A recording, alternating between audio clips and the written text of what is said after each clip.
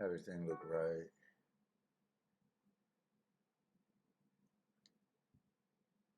Hey, what's up, everybody? Welcome to the Shake Up. It's Friday, the day before the Belmont. Let me just make sure I got everything. I haven't even sent the forms over yet. I handicapped Belmont and Gulfstream a bit today. You guys wanted to do Belmont. Let's see, let me grab this. Let's get started. Hey, what's up, Bender? Steven, what's up? Hope all is good today. Let's grab this Belmont feed. Belmont looks like I was just getting the scratches and it was taking forever. Everything's scratched. Looks like they're probably going to be a swamp over there today or something. I don't know. Just from the scratches and off the turf, it looked like it might kind of suck over there today. Hey, what's up, dude? Oh, actually, the main track does not look that bad from what I see right now. Let me just finish getting these Gulfstream scratches. Dean, you've been taking it on the chin lately? That's rough. Hopefully we can have a day and you can get work your way out of that.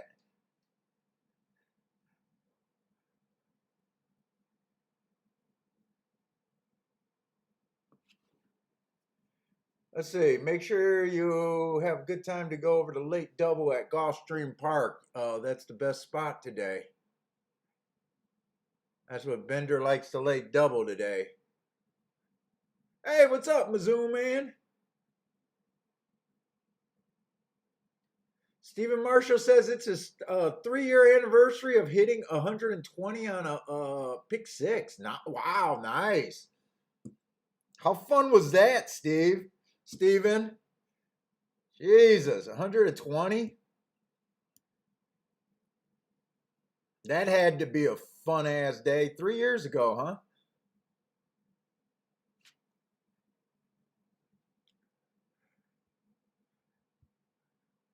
Let's see, what was I looking at? Oh, I'm still trying to get the scratches. I got most of them done for Gulfstream, but you just make sure I got those. And then just send over the form. I started doing Belmont. Fucking hey, it's a nightmare. Handicapping all Saturday's card. And race 9. I got one more scratch.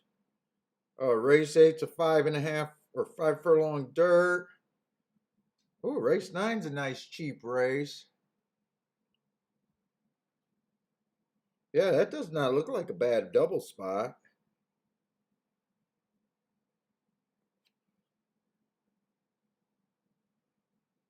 Got Fluffy is out.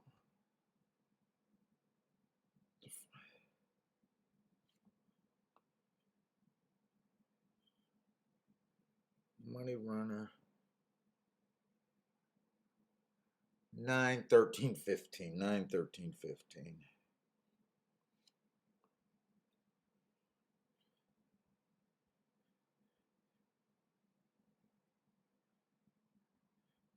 All right, that should be all the scratches. Just let me send this over and I'm ready. Let's see, Belmont and Gulfstream.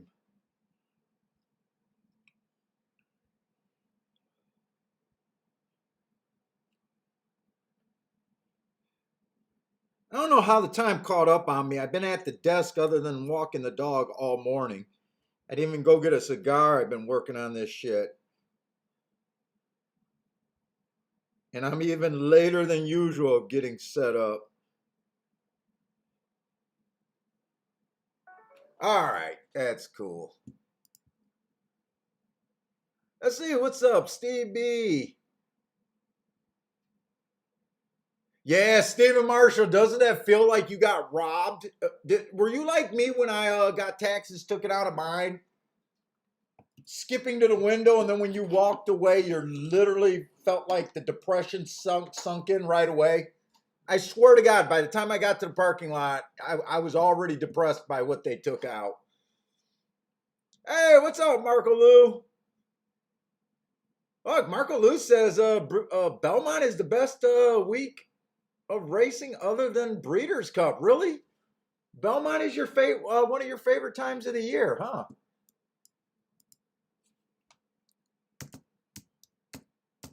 I find that interesting.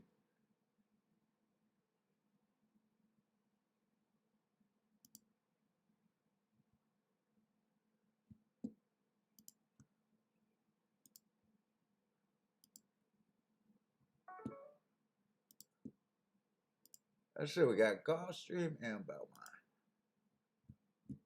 I heard a few people say that they live for the Belmont, actually. And I thought it was strange each time, honestly.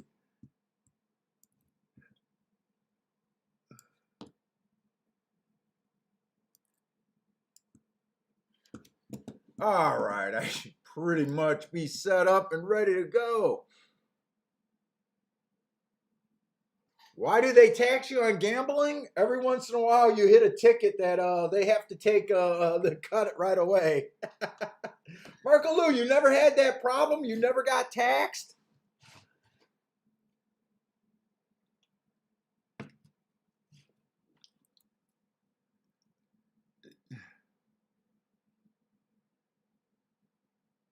Yeah, true. I get your point. Yeah, I think Canada does not tax you on gambling. I think that's one of the good things about being Canadian.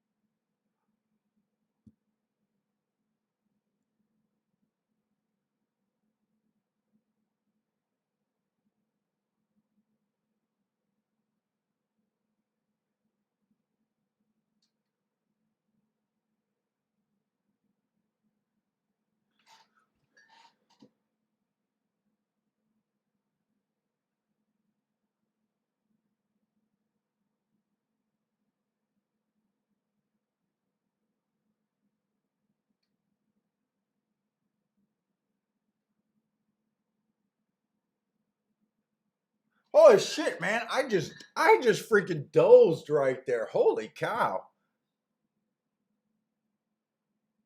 I just started to doze off. All right, we got Belmont. I'm gonna give Belmont a good try today.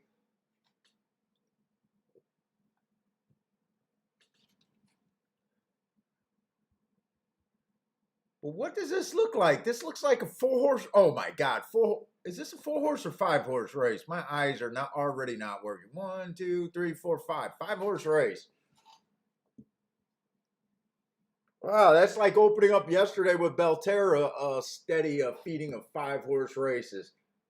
Because I think there's a four horse race in the early sequence too. All right, well, we're on anyways. Special thanks to Parsons for marking up the form.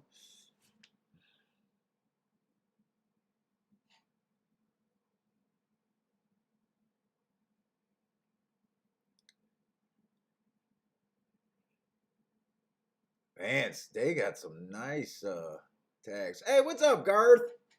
Louise, what's up? From the DR, man. I'd ask you how the weather is, but it's probably always sunny, beautiful, huh?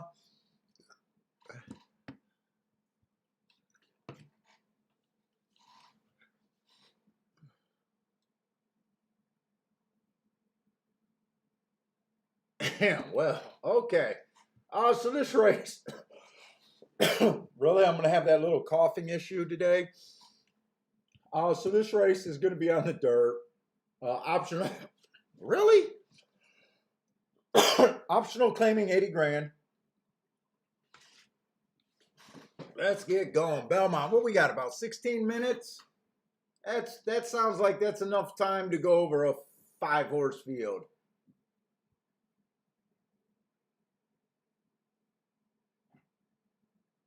You know what? I didn't do the charts this morning. Belmont ran yesterday. Let me just see something. I just want to get on page. Belmont on the dirt. My notes are saying, the bias reports are saying to be on the inside. I know this is a 5-horse race, but let me just see what they did yesterday just to get an idea. Big chalk one on the inside. That was a turf race. Don't care. Chalk one on the inside. 4-horse field. Don't care.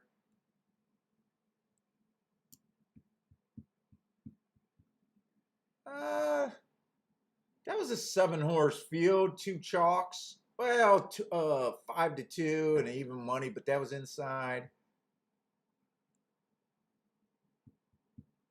Another inside horse, but he was 15 cents on the dollar. 5-horse field. Oh, Jesus, man.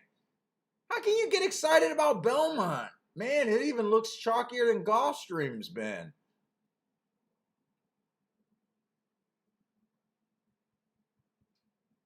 Other than that big 94 or 64 to 1 yesterday that John gave out.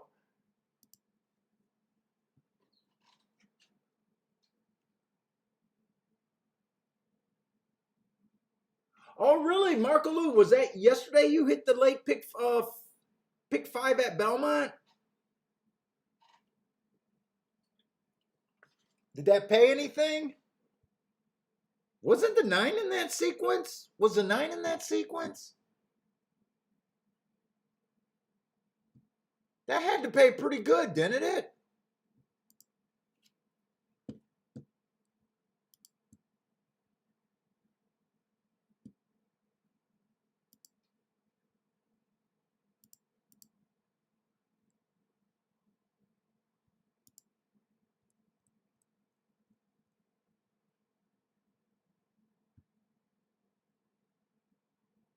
Oh, no, it didn't pay that good. 291. Oh, the 9 started out the pick 6 sequence, it looks like.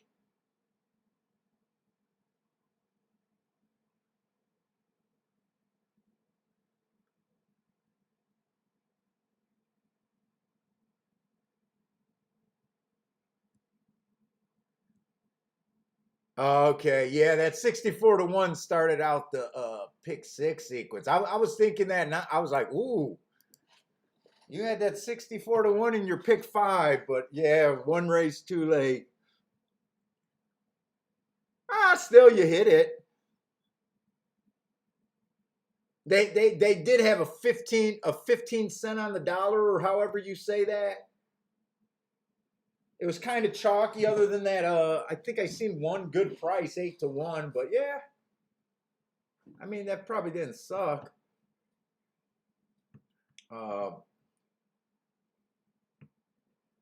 Let's see, what are we looking at? So I'm just kind of looking for the inside. This is a 5-horse field. I don't know how interested I am.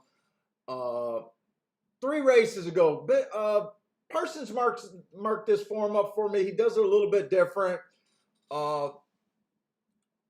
When he thinks the horse ran against the bias on both ends of it, he'll give 2 asterisks. And he might do something else a little bit different, because this race 3 races ago, he had him on it says bad rail. And he gave him an asterisk, but this horse was in the 4 holes, so I don't know why. But it was a speed favoring track.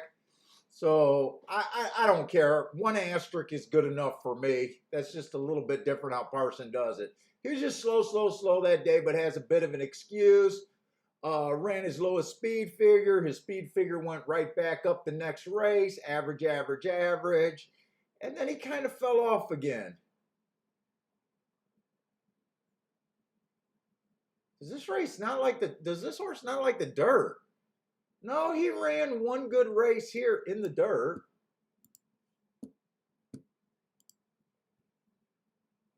I really can't explain why his last race was that bad.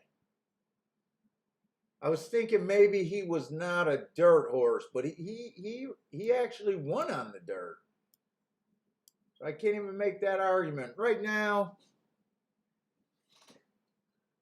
I don't know. Let's see what else is in the race. The 3 horse or the 4 horse gets exactly what he wants. He's a main track only. He drew in. 3 races ago, he was average on an early pressing day. The very next race, he won on an early pressing day. And then he came back on a good inside, won again, being fastest winner of the day. Yeah, he looks pretty good. Oh, he's the 1-2 shot. No, I guess no surprise off a 4-5 morning line. Has lots of speed too. The 5 horse. Inside of the track was good last time he ran. It was an early pressing day. He was slow, average. 2 races ago, it was an early pressing day. Just kind of average. Horse looks like he's going to be a stalker. He's stretching out in distance. Looks to be more of a dirt horse than a turf horse. So I'd say this horse actually got probably what they wanted.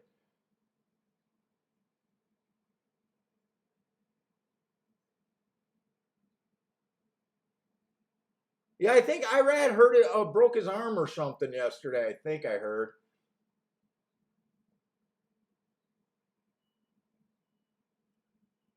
What is this horse at? 33-1?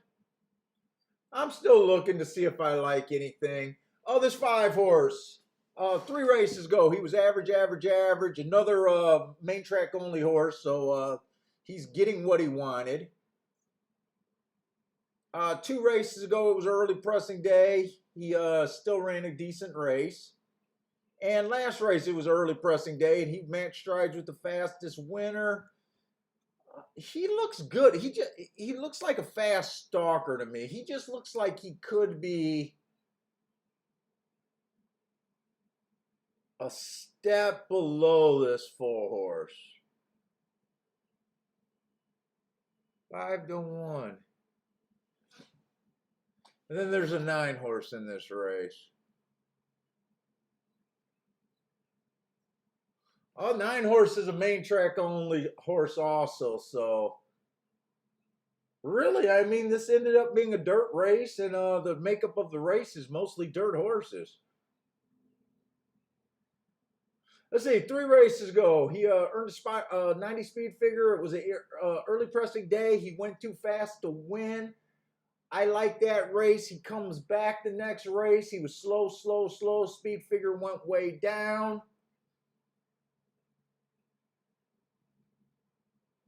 I don't really have an excuse why it went down.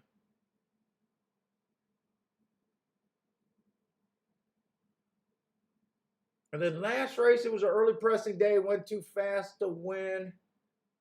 I think this horse got a little bit of some upside here.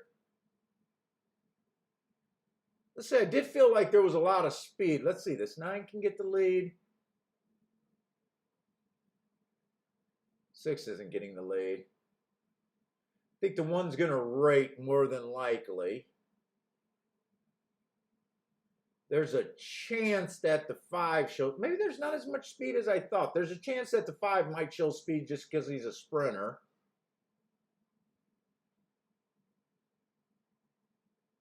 And 4 ran his best 2 races on the speed. So really the 4 is the main speed.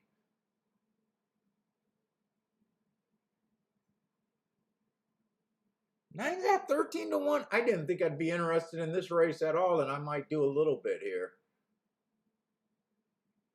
Hey, what's up, Jay? Let's see. Jay said no broken bones, just bumps and bruises. Be back in 2 weeks.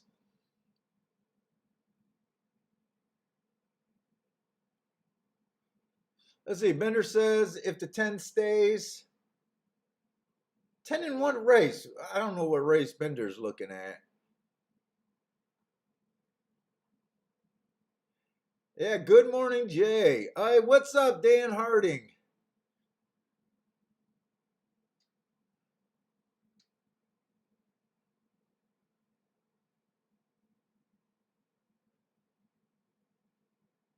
Steven said Flavian Pratt saved him in the 8th race yesterday at 8-1.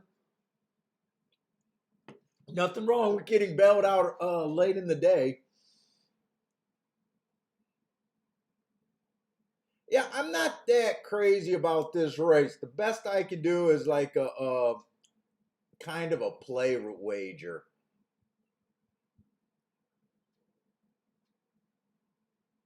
I'm a little interested in betting this 9.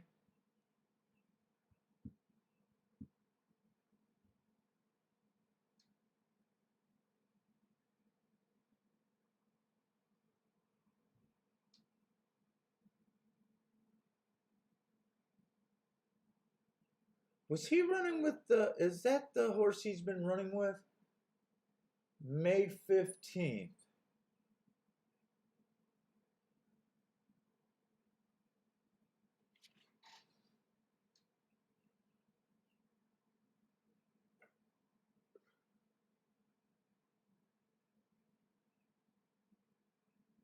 The one's coming out of the same race as him. One is 3-1.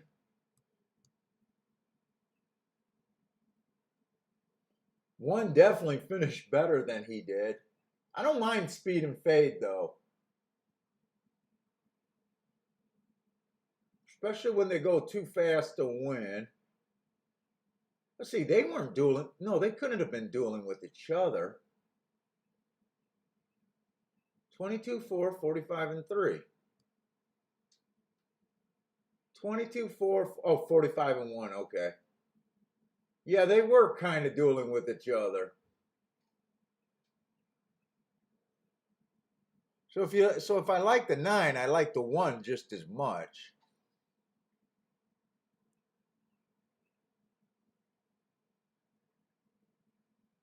If I like the 9, I like the 1 just as much.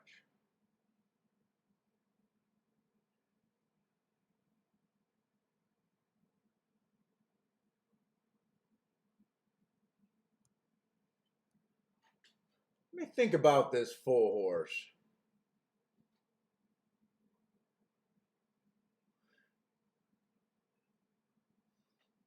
He ran away and hid both days that he had the track in his favor.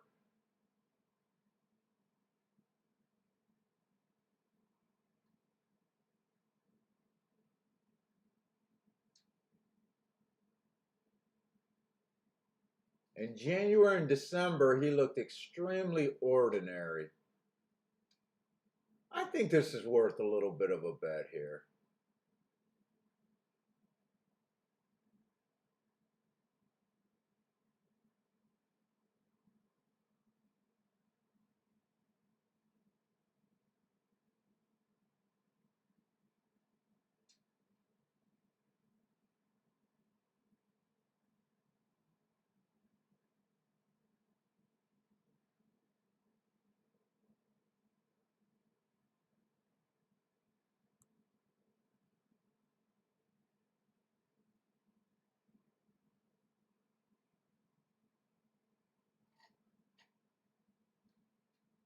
Hey, what's up, Em?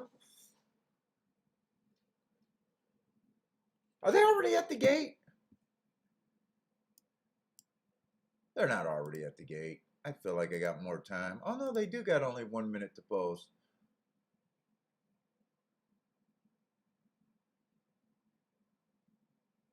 Let's see, the one's at 9-2. I think I'm going to Dutch the 1 and the 9 is all I think I'm going to do here.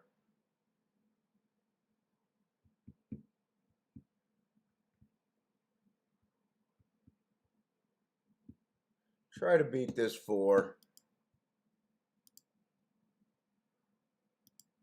1 and the 9 to win. All right. Hey, what's up, John?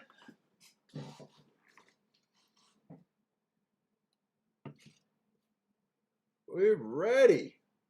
Hopefully Gulfstream card looks pretty good today. So we got a 5 furlong turf to start out the day. Then a 2-year-old race that's gonna suck. We got a route race. We got a sprint. This card does not look that bad. We got 2 dirt races back to back. I'm not as sure about the inside right now. Oh, fuck. This looks like a great card, Bender. We got another 5 furlong sprint on the turf. There is a 7-5 favorite in that one. Then we got another sprint, a little higher level than what I would like, but we have one.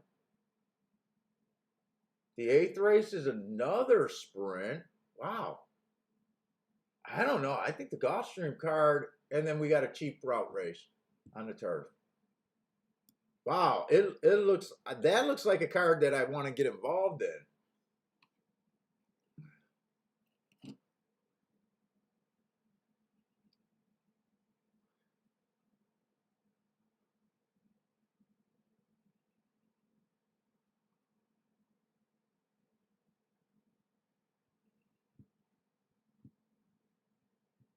Let's see. Gulfstream starts at 2 today.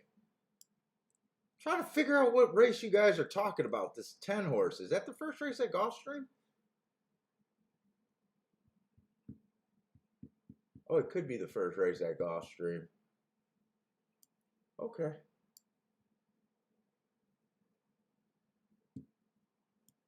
Oh, John, did you? You know what? I did not see it.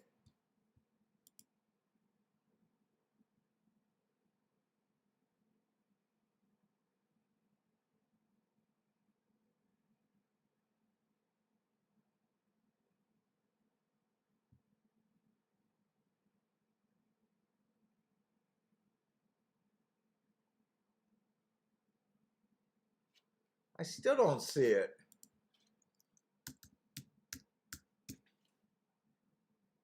Or did you mail me on my other email?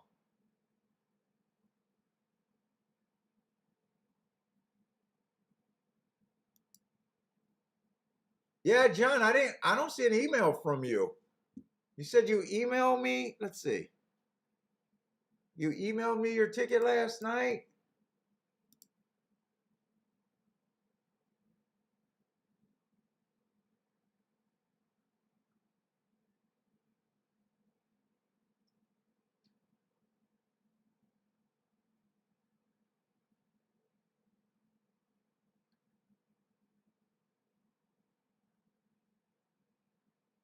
Yeah, I don't see it.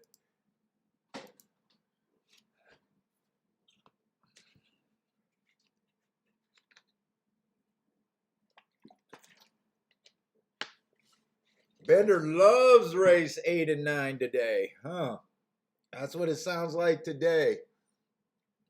Let's see. I just did a win bet Dutch in my play bet category, trying to beat this 4, just trying to get me interested in the first race. I bet the 9 and the 1.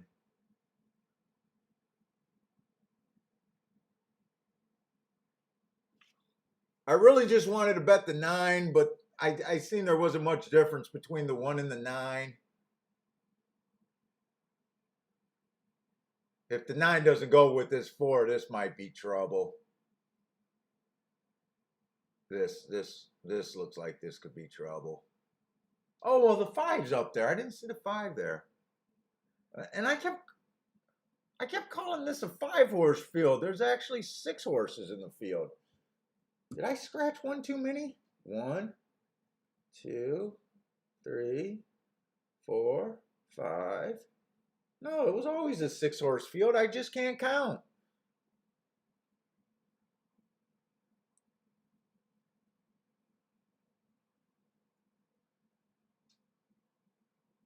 Let's see, 23 and 2 was the first call.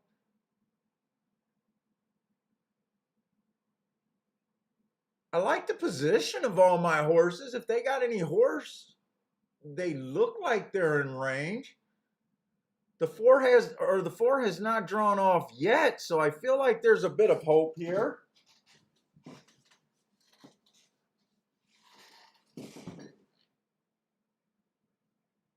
Oh, now he's drawing off. Now he's drawing off. Hope just left the building. I think the nine's going to get second at about 11 to 1, maybe. Yep. Nine's second best, but yeah, I couldn't even bet him to place or an exact, and not with the 2 to 5. Not with the 2 to 5. There's nothing I could have done there.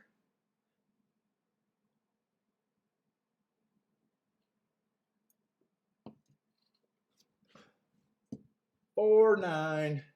4-9-5, I think he came in.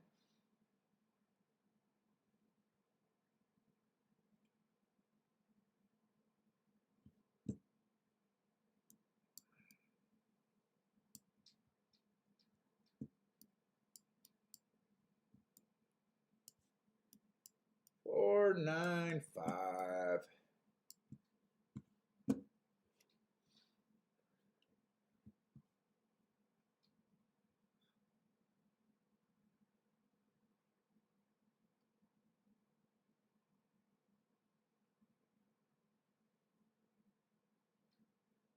Let's see, we still got a little over an hour at Gulfstream. Hey, what's up, Charles?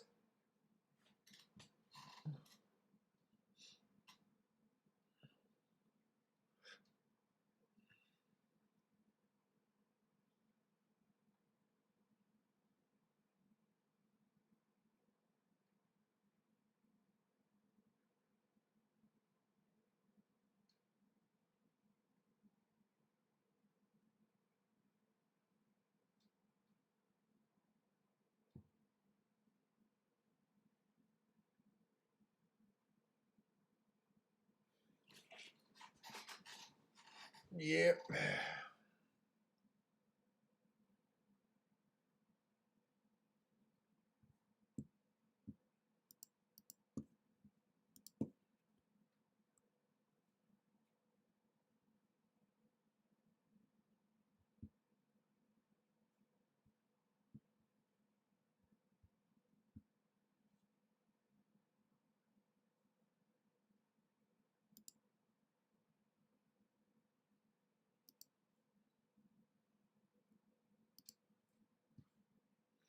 Oh my God, I gotta wake up. I am freaking. I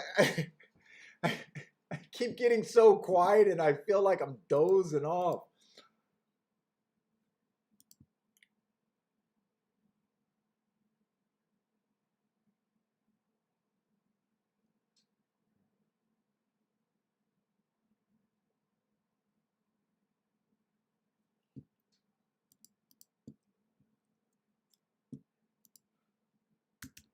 Here, give us some.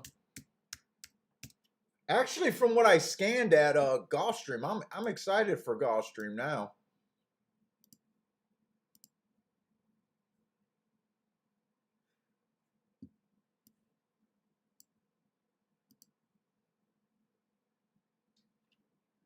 And I keep looking for it, John. I'm not seeing anything, man. Let's see, focus. No, that's my inbox.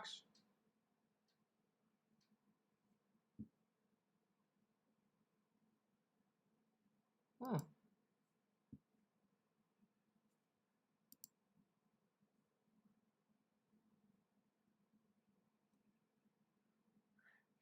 John just dying to show his ticket. I know it's a good ticket when they want to send me a screenshot of their ticket. You already know it's a good ticket. Without a doubt. You know it's not $2 across the board.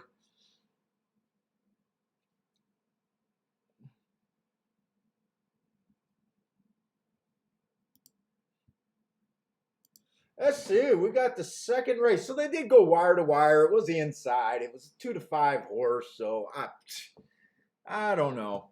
9 ran good. He was in the 6 hole. I was thinking that race was only 5 horses, but there was only 6 horses in it.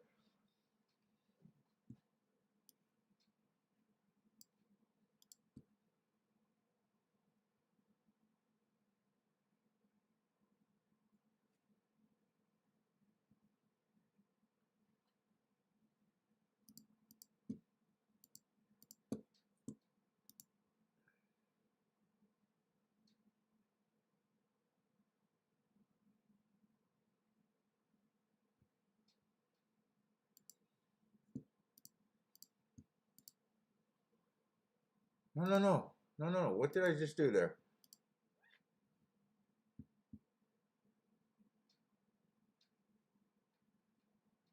What did that exacta pay? I'm betting that exacta paid $4 maybe? 4 to 1? Probably not even that, I would think, actually. 2 to 5 over 11 to 1 in a 6 horse field? $4?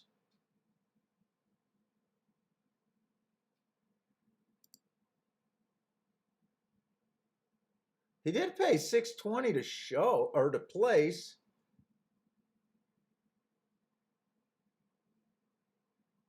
Wow, the dollar exacta paid twice as much of what I thought. I was thinking like 4 to 1. It paid $8.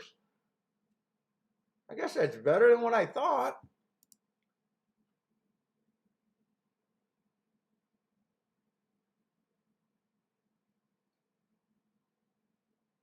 Oh,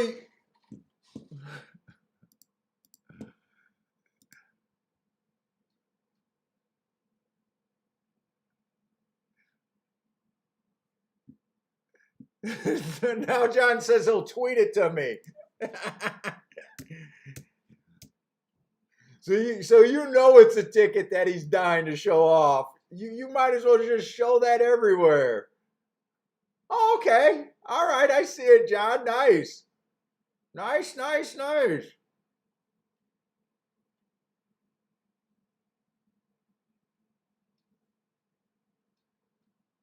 Boy, you look young in that picture.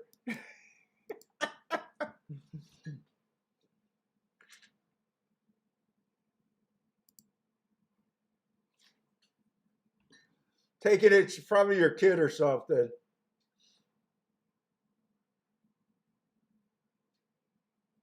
What did you like about him, John? Was there workouts or something? Were you working with an angle there? I imagine you were working with something there. I looked at the result chart and all I seen was a first time starter.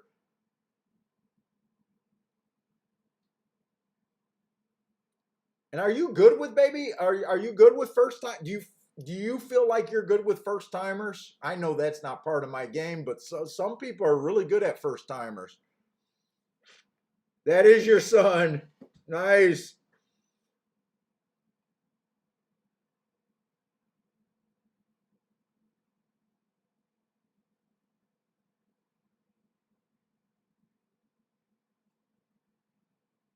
Yeah, John, that'll make up for a few days right there. That will make up for a few days.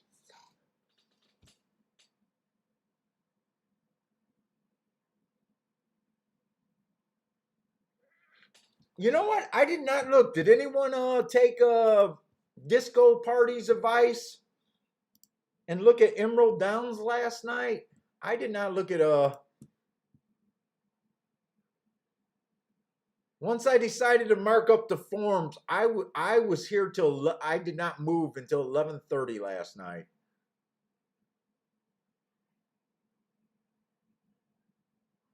Other than to take the dog out and to eat. Emerald Downs yesterday. He was talking about speed on the sprints. And I think he was. I think he also said inside, didn't he? Inside speed. I thought when he showed me it was inside speed. It was definitely speed. So the first race, 5.5 furlongs. They did go wire to wire. The horse was 70 cents on a dollar, but Disco definitely does things different from what I do. When he really likes things, he's not afraid to. I even think he bets the show, and he does not mind short prices. I think he told me before. The second race, the 5 horse won, or the 6 horse won in a 5 horse field. He came from one length off the lead, so he even said that when they did stalk, they came from like, I think it said like 1 point something average. Let's say the second race, it came in 2-3.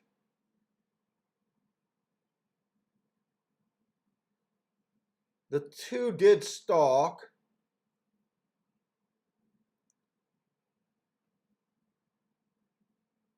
The next race it came in 1-2. The one stalked at 7-1.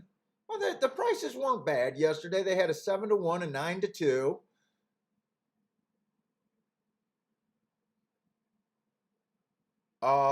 Fifth race, the 7-horse went wire to wire at 20-1.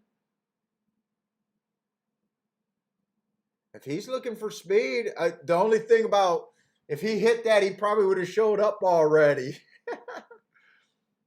So there was a 20-1 winner going wire to wire. So the prices I'm seeing aren't terrible. No one's came from more than, I want to say, 2.5 lengths off. Here's another 2-horse that came from 2 lengths off at 5, almost 6-1. And then a 3-2 exacta, but that's 50 cents on the that horse was a big favorite, 1-2.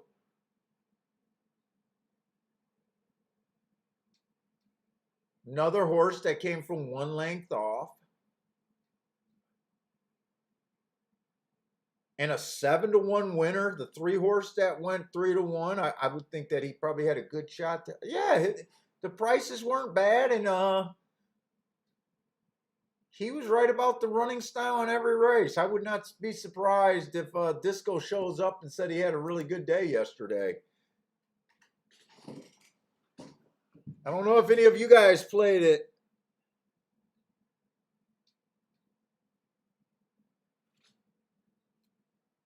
Oh, Jay was looking at it because he said speed in the rail was golden.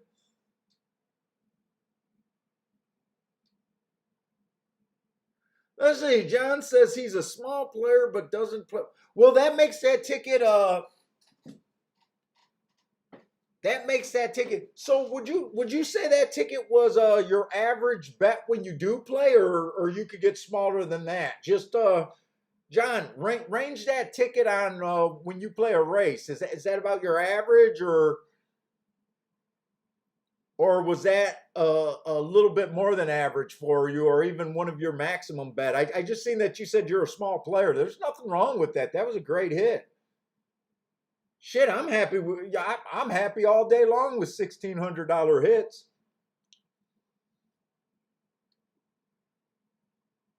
And I pointed out, man, it does seem like you do a good job picking your spot. I remember even my wife gave you shit. I was trying to say that, and then you were like, "No, your wife is right. I play a little bit more than I post."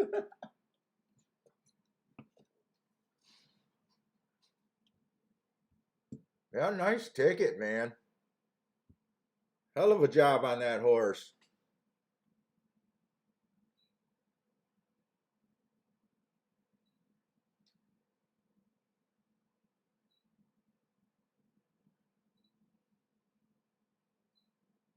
Yeah, there's nothing wrong with being considering. There's always bigger players.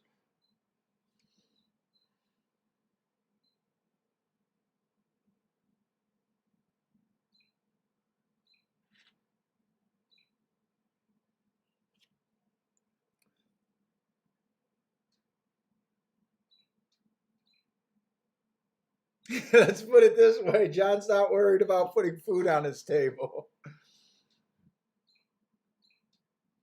Let's see. We still got about an hour for Gulfstream.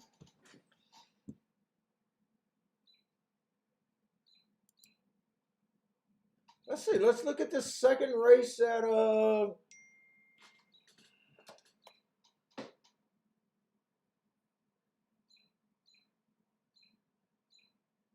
All right, man. I'm going to say it. People don't play everything I say. People don't look at everything you say.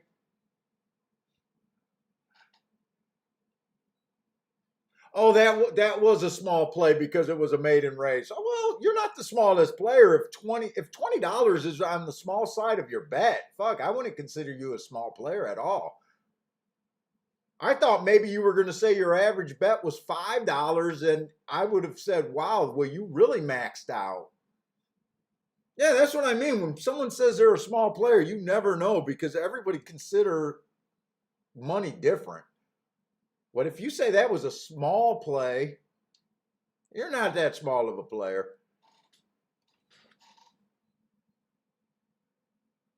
Yeah, thank you, Paul. Hey, Bender. Fuck, I shared all my shit for this all these years, buddy.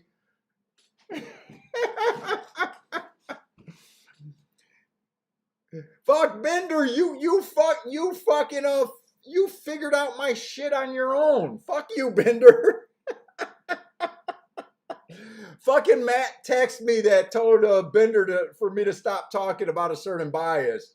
He's trying to save it for himself. I'm sorry, Bender. Fuck you replayed videos and figured out a lot of what I'm doing. Yeah, John, you're not playing with Jared money.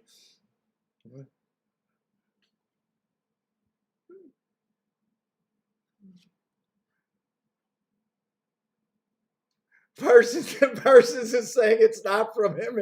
It was from Bender.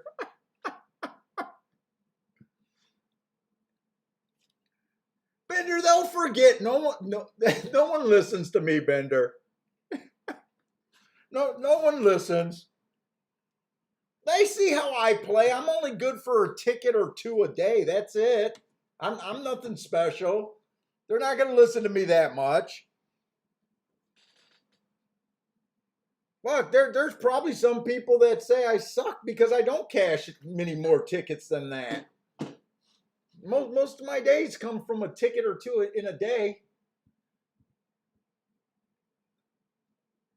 Let's see. We got the second race at Belmont. It's gonna be off the turf. Uh, let's see. Do we got more horses? There's five. Well, there's four, five. Six. Okay, this race is not as terrible. There is a 1 to 2 in the race, but at least we have a number of horses. So might as well look at that.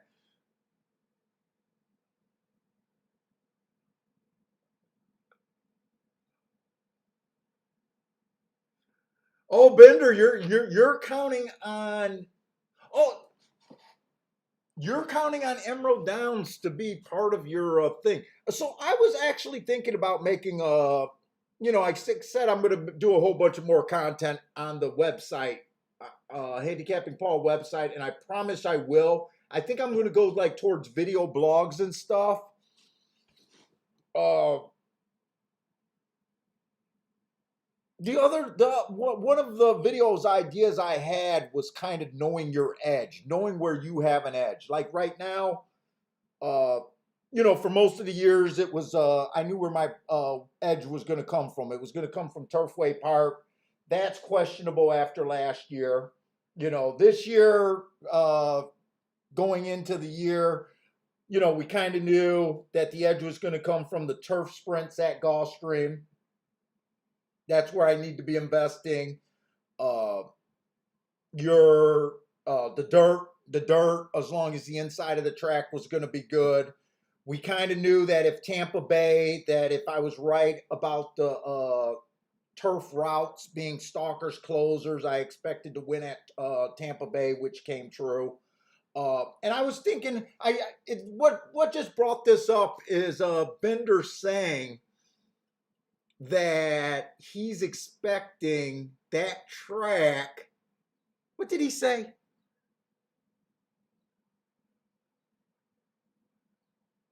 He expects that track to be part of the difference in his year maker. Because he spotted something that if it's very important in horse racing that you recognize your edge and get most of your play in on that position. So that's one of the things Bender made me think of that kind of subject that I've been toying around with the video that I just been trying to sit down and make. And you can almost, in a way, map out. And if you're right about the calls or the biases or your edge, it's kind of hard to mess up. And you'll be able to see as you track throughout the day, well, from what I just said, where my edges were at, if I was losing, and you could go back and see, wow, you're playing too many turf sprint or dirt races at Tampa Bay. Notice that wasn't part of my edge. I avoided it, but you could see if you were having a lot of losses there, that's not part of your fucking edge. You know, you'd be able to recognize pretty quickly if you were playing those turf sprints at Gulfstream as well, which, you know, that seems to be the only thing I've been hitting lately since this the 1 through 3 on the dirt messed up. But it's very important to know kind of where your edge is, and all of us, our edges are going to be probably different, and some of us might not even have them, and you got to develop them. You got to find them. You know, I say look at your if everyone's paying on the computer right now, you should be looking at your ROI, even if they're all bad ROIs. Some are going to be worse than others. Get away from the super bad ROIs and concentrate on your less ROIs and bring those up. But in this game, you really got to find out and kind of already know where your edges are at.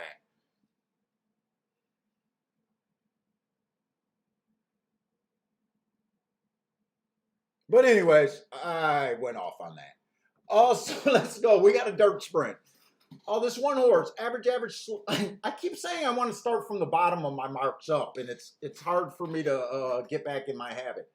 3 races ago, this one horse, inside of the track was good. I think he ran against the bias that day. He was average, slow, which is surprising because that was actually his best race he ever ran, according to the speed figure.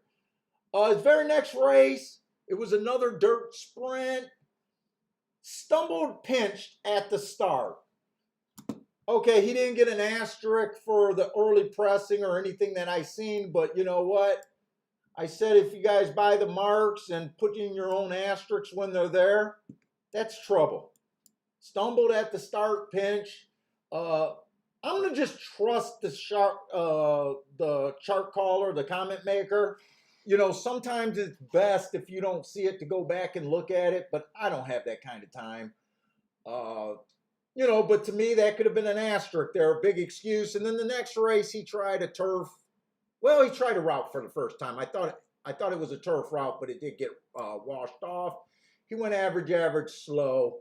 So his best upside is probably 75, maybe even a little bit higher, because he did run against the bias that day. Little tricky with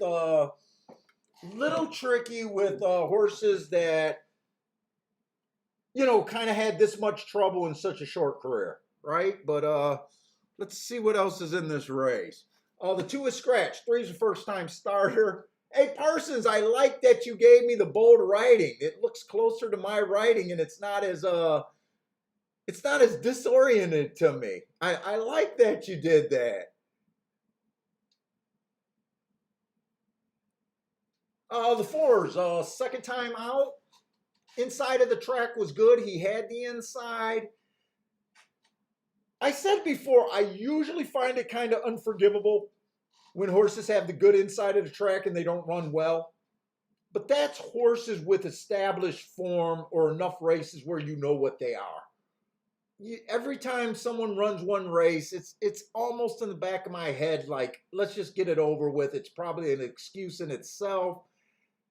I can't get to this horse. More than likely, I would want to downgrade this horse because I thought he had a good inside, but fuck, you can't do that because you just don't know what this horse is even of. There's not enough running line, so it's tricky. The 5 horse, another second time out, kind of the same story as that one. It was a speed favoring track. Steadied at the start, didn't have any speed, whether it was a steady. I just think he wasn't able to run his race. Wouldn't be surprised if he improved. Kind of hard to figure out how much you should be able to improve after trouble. You just don't freaking know. Be kind of hard for me to bet him, but if he won, I would not be surprised. The 9, exact same story. Exact same story. Speed track. The only thing is, you always got to check us and read the comments. And know yourself when a horse deserves asterisk. It was a speed favoring day. Horse had no speed, bumped at the start. Should have gave him an asterisk. Not a big deal. We're supposed to read the comment and spot it on our own. If I'm going to say if the mark maker makes a mistake, because usually it's me. I make those, but same story. I mean, I probably the horse is going to improve, or he could be a piece of shit and be dead last like he was last time all the way around. I don't know. Not enough reason for me to put my money anywhere right now. Oh, the 10 horse. 3 races out. This horse has actually ran enough races where we kind of get a pretty good idea where he was. First 2 races didn't look like much. Actually, first race out ever wasn't that bad. 65 speed figure, came on, finished 4x1. Probably bounced the second time out. Or he didn't like the dirt. Okay, maybe he didn't like the dirt. Could have been another reason why he didn't run well, but I don't have those races marked. Then he runs 2 70s in a row. So the first race we're looking at is 3 races back. The inside of the track was good. He was on the outside. I would have expected him to run close to 70 again next race. That was a 1 race sample. On the dirt, that could be why he took a little bit of a dip, or, I don't have a comment. Maybe the rail was bad. I don't know, but,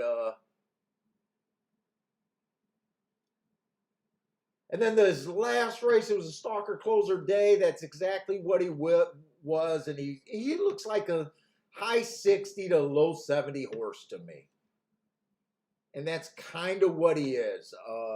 I have no idea. I kind of think I said I'm a little interested in the inside of the track today at Belmont, but other than that, I have no thoughts how this track might be running. 12's the first time starter. I got no game on them. And we got the 13 horse. Like I always say, his first race out 3 races ago, it was an early pressing day. I would have gave him an asterisk myself, but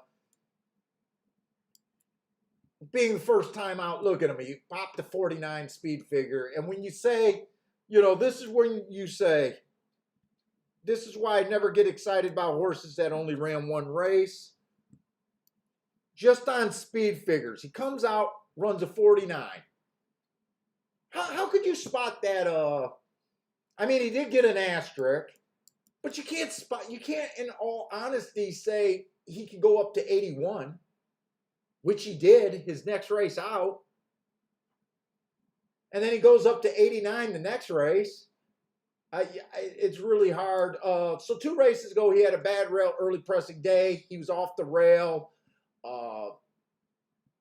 He was kind of a presser 4 lengths back. That's a decent race. Average match strides with the slowest winner average. Then he comes back and runs again and tops his another 80-some speed figure. Who probably to me looks like the horse to beat. I can understand why he's 2 to 5. 2 to 5 is completely over fucking bad. But for me, just to find a play for myself, it's very hard for me to want to go too much here. I think the 1 has a little bit of upside. I could be reaching, but at 9 to 1. But I'm not willing to play it with myself. Any of these horses that only ran 1 race, but I'm just not willing to play this race. They're getting in the gate. Oh, who's this? Oh, I've seen this new chick over there at Gulfstream. Let's see. John Wilbanks likes 2 long shots, the 3 and the 9. John, you're giving out 2 horses in the same race. That's not you, man. That's not you. Good luck, John. I'm messing with you because I'm shocked to see you say 2 horses. We call him Big Dick John because he just puts his horse out there and that's it. And he makes some big balls calls. Yesterday, if you guys weren't here, John gave out that 9 at 64 to 1 yesterday. And I think the first time I called him that, it was like on a 17 to 1, 18 to 1. But anyways, guys, Belmont's off. Good luck here. Let's see if Marco Lou says he likes the 1. Stephen Marshall has the 10.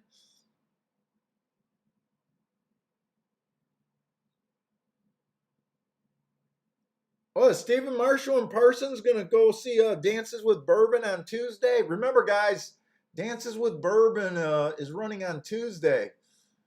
Parsons horse, and some of you guys in the chat room invested in it.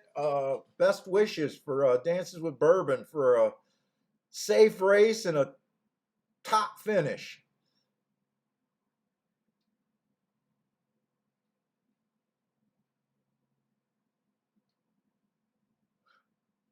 If they beat this 13, could we say that it might be looking good inside today? I mean, the numbers on the bias report definitely bears it out. They just ran and hit away from a 2-5 at Belmont.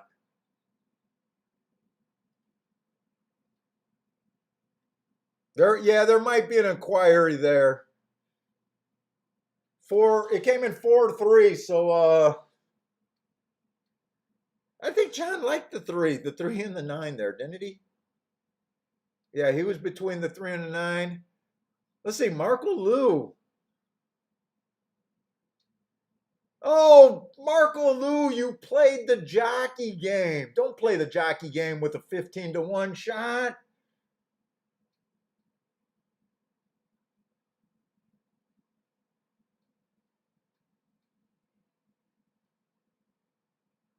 Marco Lou, were you talking about, were you just talking about the 4, or were you considering betting them and that's what made the difference?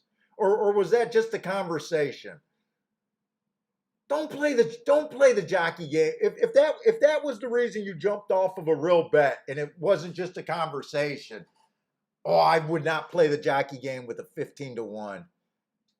And John's 3 was 30-1. John's handicapping, man.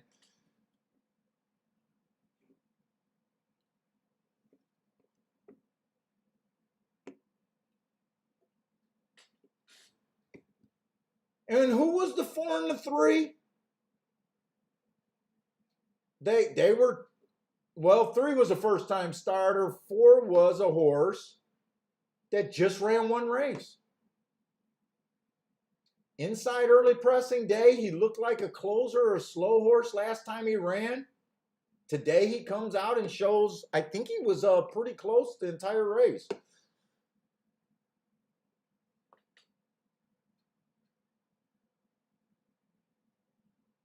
Oh, you were never on the 4. That was your conversation. I just seen you talking about the Kendrick Mooch on the 4 angle, and I was just wondering. Okay, so that's, or I was just wondering, or was that the other race? That could have been the other race.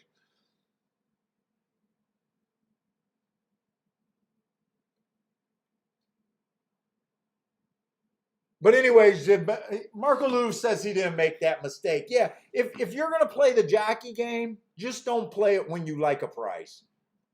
Play it between, when you're between logical 6-5. I would never play the jockey game, but don't assume these guys are always making the right choices.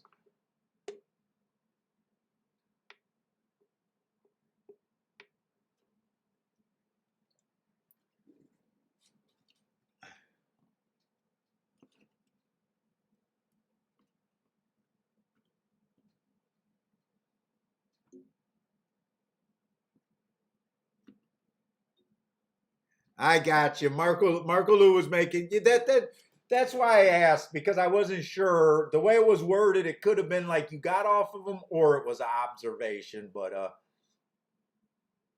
dude, my observation, the notes are the bias reports are really saying at Belmont on the dirt, sprints and routes, you want to be inside. There's a little bit.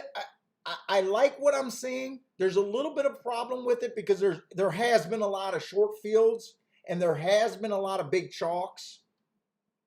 But it seems like every time a race is catching my eye there, it is on the inside. I mean, the 4 was in the 3 hole because there was a scratch, and the 3 was in the 2 hole. And the 12 and the 13 ran well, but if you consider that the 12 or the 13 was at 2 to 5, running fourth is not running well. Anything less than a win at 2 to 5 is not running well.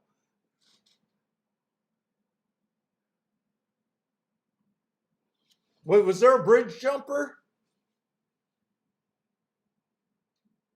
Uh, Probably a bit. Those don't look unnaturally high, right? Those don't look unnaturally high. Let me look at that again.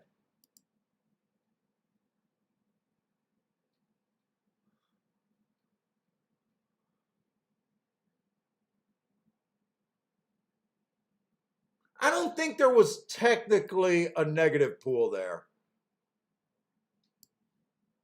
Do they show me the pool?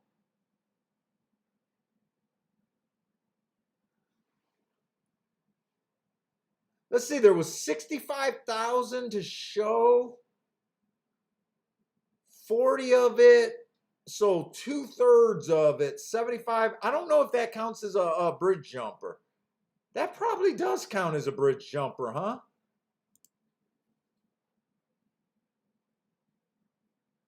Hey, what's up, Elliot? Yeah, I think everything, when I was doing the scratches, everything looks like it's off the turf at Belmont today.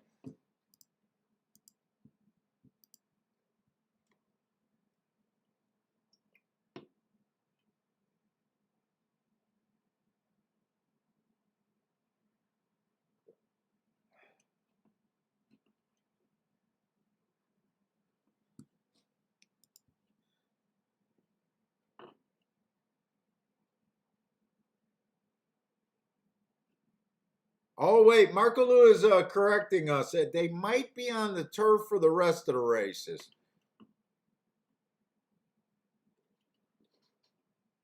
There was a lot, you know what? There was a lot of changes, but a lot of them were because jockey changes because of Irad getting hurt.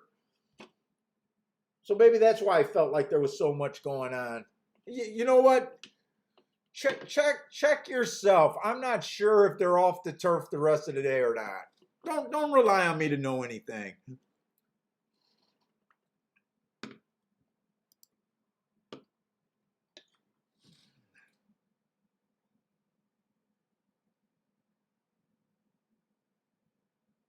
Okay, you guys are saying the 5th and the 9th race are on the turf. Okay. Thank you. And Gulfstream's about 28 minutes away.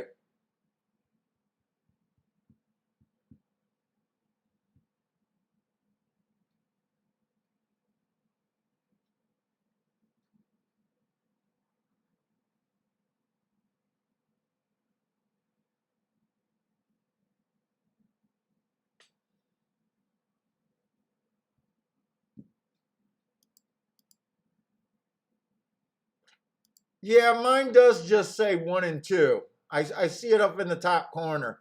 I usually go to Equine Edge to get my changes and don't really look at them on my ADW. I had to glance at that to see.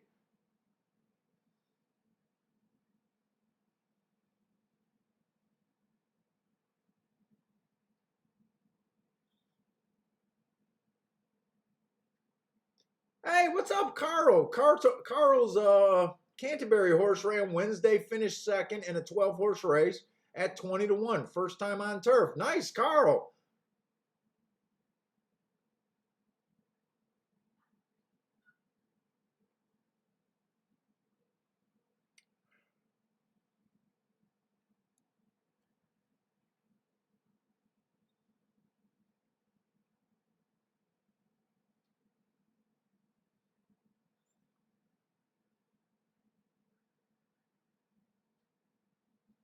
Let's see, which one of these races are supposed to go off first? I'm thinking probably Belmont goes off first.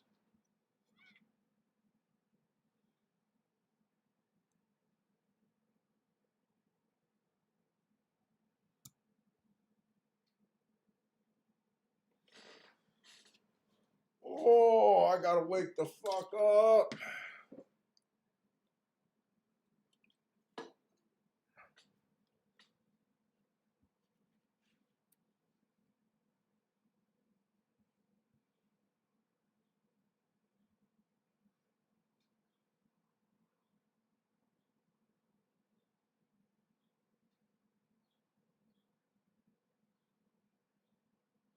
You know what? I'm going to Gulfstream. I just seen this as a 4-horse field.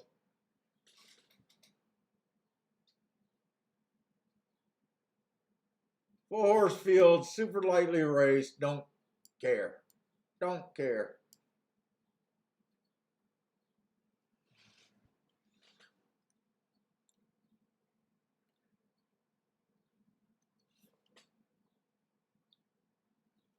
Let's see. Gulfstream first race is going to be 5 furlong on the turf. Seems like the only thing I've been hitting lately is these turf sprints for the most part. Uh, you want to be on the lead or within 3 lengths of the lead at the first call. Plain and simple. If they come from 5 lengths out to beat you, you just got unlucky. If it happens in more than one day and there's another race, play the closers in the last race. But they're closing at a terrible rate over there. So it's been fairly simple handicapping. The times that it gets rough is just trying to decide if you're going to beat a favorite with that fits, or if there's just way too many front end speed. And you'd think closers would win, and it still seems like one of the speed horses will still win. It's just choosing the right one. It's been crazy, and that trend's been going on for about 3, maybe going on 4 years now. I'm having a hard time keeping track of them. But anyways, this one horse inside early pressing day 2 races ago ran against the bias. He wasn't inside, and he was on the farther side of being a stalker. Rushed the gate, probably enough reasons. Slow that day. Did improve his speed figure the next time out. It was another early pressing day. He was barely in the range, 2 3/4 after the first call, so he was in range, but I don't know. I need to see more of this horse, and I want to find the speed first. The 2 horse, we're going back 4 races ago. That was 5 furlong sprint, slow, just the wrong running style. Just the wrong running style. 3 races ago, it was an inside early pressing day. He tried to be a closer, and he came from the 7-hole asterisk, but still, wrong running style. 2 races ago, speed favoring track, just wrong running style. And last race, he actually tried 7.5 furlongs, but just average, slow. I don't know. He probably has a better chance going 7.5 furlongs than winning than he does finding a day that this track is going to close for him to have a real shot. I think he's a prisoner of his running style. The 3 horse, first time starter, I can't get to him. I just got no game with him. 4 horse, first time out. That was a 1 race sample. Just looking at it, we know that you need to have speed or at least closer than 7 lengths off the lead. Says he has a slow start. Next race, speed favoring track. He was super far back. Kind of hard to put a horse in a running style after only 2 races, but we got to go with something. He probably doesn't have any speed, and I'm not interested. The 5 horse, 4 races ago. What was that? 1 race sample. So that was I hate route to sprint, especially at a turf. It's even worse on the turf. 3 races ago, average, slow. He's not even fast on the turf routes. 2 races ago, just average, stalking closing day. He was technically a stalker there and didn't have anything. And average, slow last race, still kind of being a stalker. I just don't like him. I can't get to him, and if he wins, I'll just be shocked. 7 horse. Slow, 4 races ago. 3 races ago, inside day, early pressing. He was on both sides of that, on the wrong side. 2 races ago, speed favoring track, has no speed, asterisk. I mean, this is another horse that spots the field 5 lengths. They just don't win enough. Was there any horse in this race so far that I haven't shit on?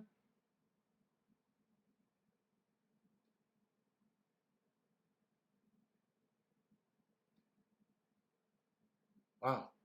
No, there hasn't been a horse that I haven't. Let's see, this 8 horse, 4 races ago. He had the right running style while dueling. It was a 1 race sample, but that does not look like a bad race. 3 races ago, it was early pressing day. He was an early presser. Uh, right running style, legit fractions in both of those races. That day was really fast when you consider he went 21-3, 43-4, was only 1 3/4, 2 lengths off the pace, and I still gave him a slow that day. That day, the track was just blazing. And they were still front end running. So 2 races ago, it was a stalker day. He was a stalker, just missed speed figure, barely dipped, but just missed there.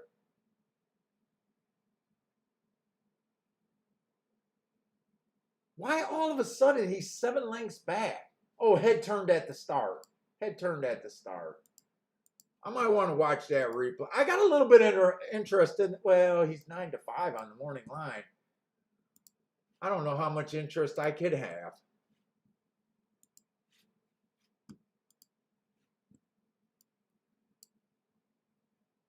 So last race, his head. We'll watch that replay. Yeah, I got plenty of fun. I got more time than I need.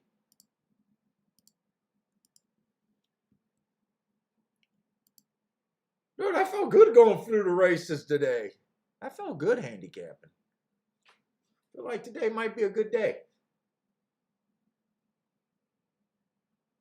What was that, Grand Union? I want to watch his last replay. He would have been in the 1 hole.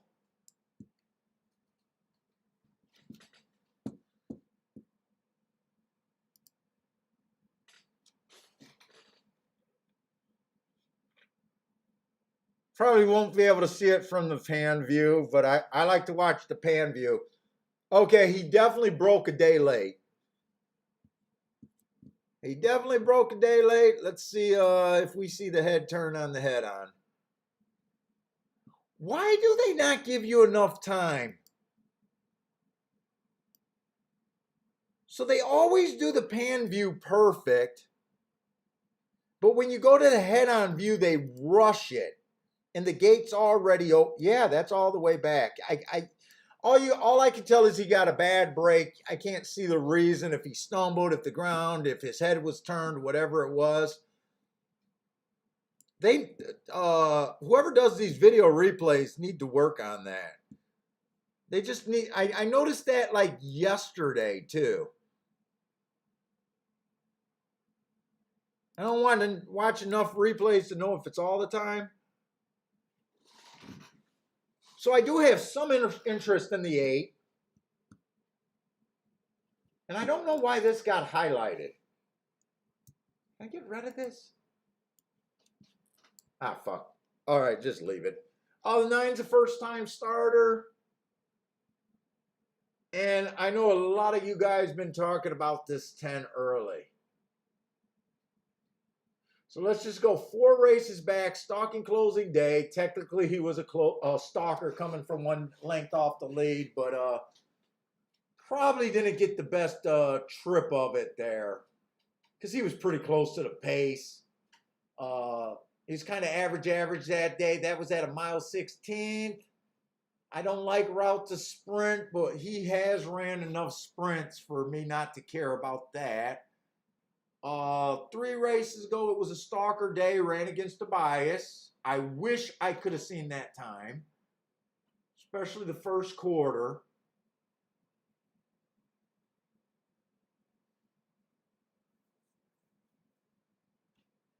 2 races ago, early pressing day, he looks like he was trying to get the lead, just probably wasn't good enough that day. Right running style. Average, average, slow. I mean, yeah, it makes a lot of sense. Why do I think him and the 5 had to run together a couple times? Because I think I remember the 5 being called Grand Union on May 16th.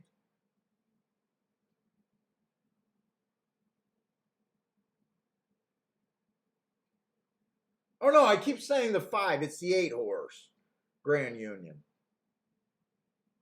All right, so I do like the 10 with a lot of you guys. The 10 did beat the 5 last race. Or I keep saying the 5, I mean the 8. The 10 did beat the 8 last race. But that was the race where the 8 completely missed the break. I honestly can't separate these 2 horses. I think the 8 and the 10 are probably the 2 most likely, unless one of these first timers have speed. That's about as far as I can break that race down.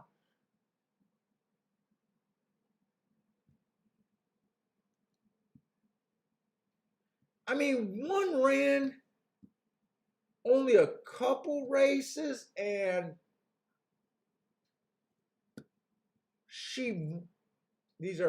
he might be showing speed. He might be going that direction. He might be one that could show better speed with the class drops. Or more just being nicely raced. He just dropped for 50,000. But I'm with you guys on the 10. I think I just can't separate the 8 and the 10.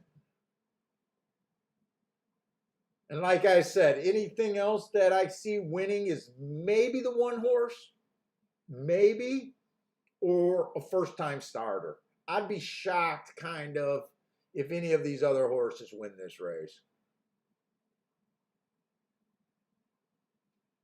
And there's no room for doubles because next race is just a 2-year-old race.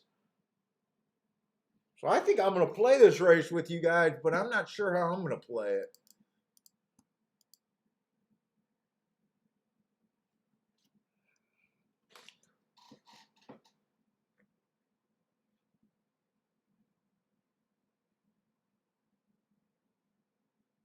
Let's see, what is Carl saying? So did a lot of people,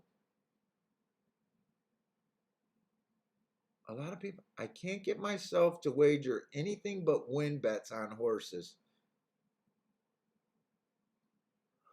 Oh, I think he's talking about his 20-1 that ran second last night. That was Carl. And I think they're asking if he had a place bet. Oh, did Jay hit that bet? I just hammered the exacta. Thanks.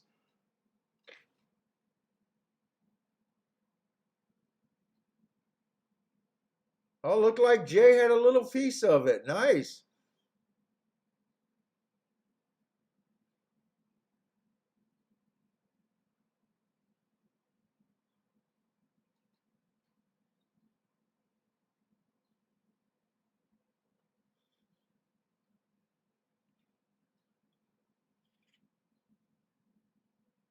Hey, Carl, should you have had the exacta?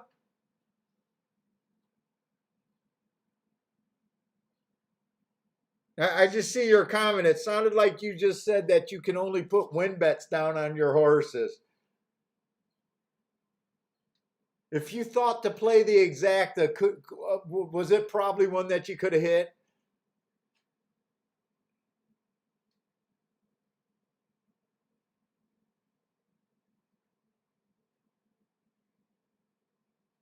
Let's see. I did not even think. Oh, they're still loading for the third, or not loading. They're still getting ready for the third race at Belmont. You got about 5 minutes there.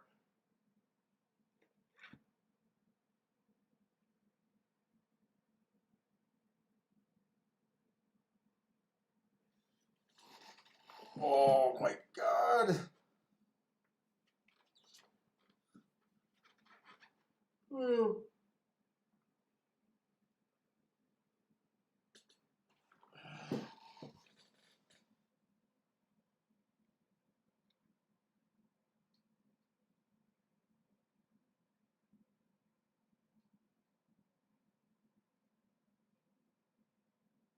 Let's see. We still got about 11 minutes for Gulfstream.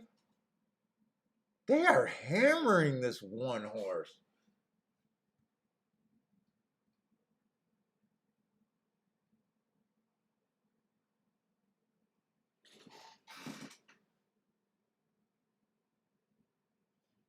Now he just ran on May 2nd. I gotta decide because right now I'm just not really willing to bet him. He's one of the bigger question marks in the race. Let's see, he just lost. He just ran on May 2nd and he just lost to someone in this race. Let's see. Let's see who he lost to.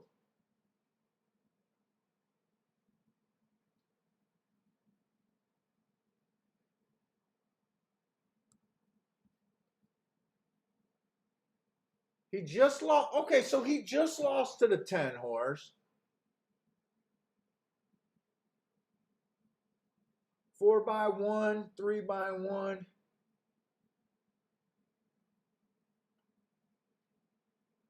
You know what? The one does have enough speed here. And he has a huge comment, troubled. And you know what? Look, I got to watch that race now. Because I kind of was thinking there was only two horses, but thought the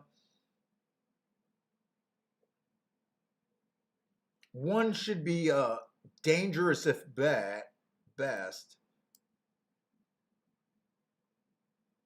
He's taking a lot of action. Not that I care about that.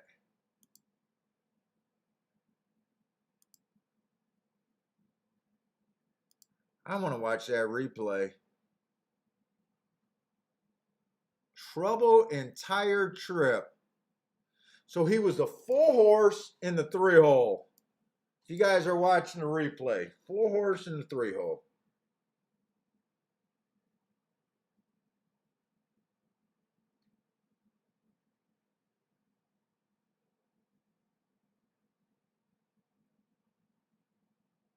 Oh, I got to hit play.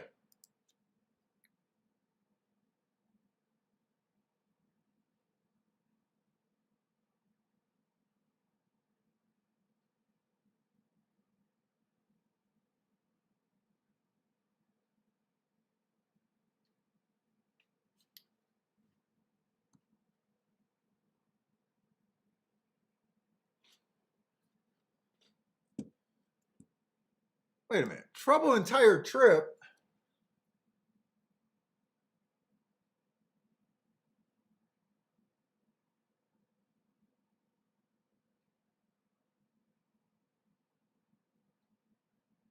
Oh, he did get steadied there.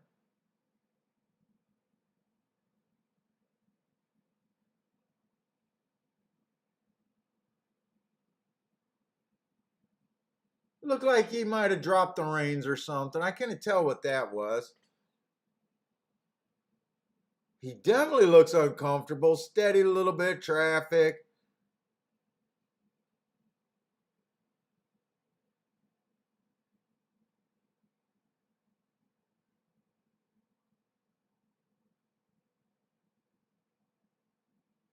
Steady. Wow, he did get a lot of fucking trouble. He got a lot of fucking trouble.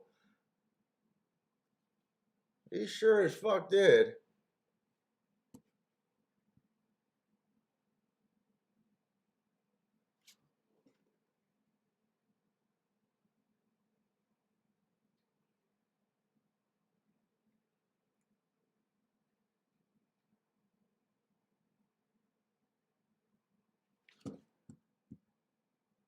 The 6 is coming out of that exact same race. Or I'm sorry, the 10 is coming out of that same race. I got to look at his replay now.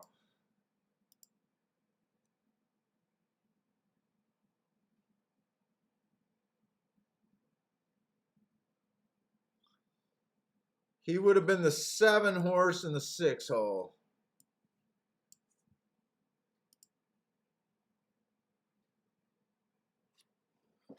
Yeah, you guys that are all on this 10, I don't know. It did look like the one had a lot more in them. But you know what? The 10's 5-1 and the one's being hammered here.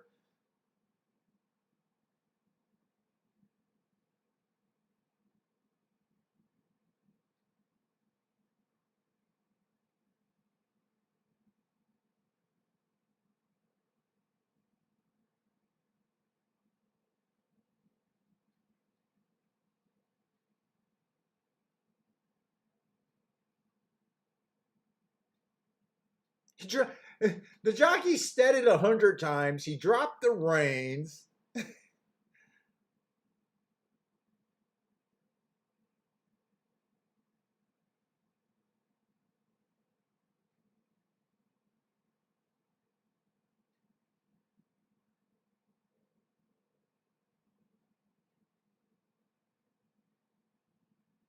You know what? Your 10 was in that same race, and he got in trouble too. He got in trouble also. He got steadied a few times. Came back and improved off that race. That's this race right here.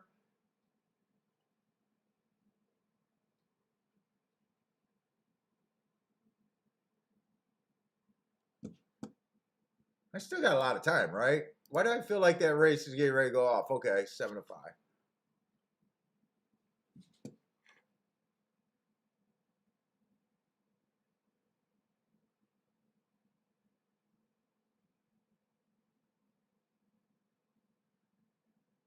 Oh, not sure. You're only worried about your horses.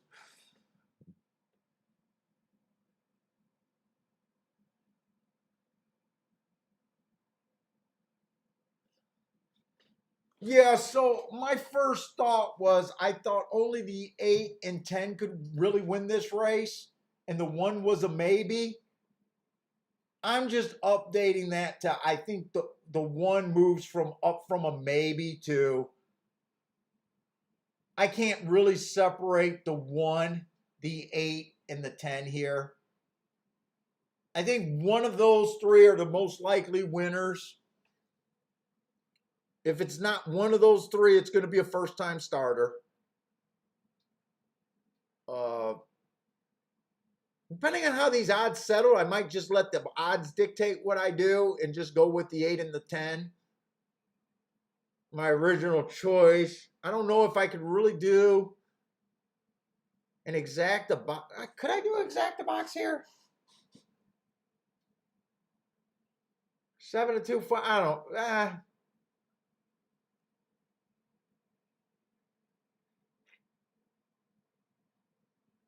Hey, what's up, Earhand?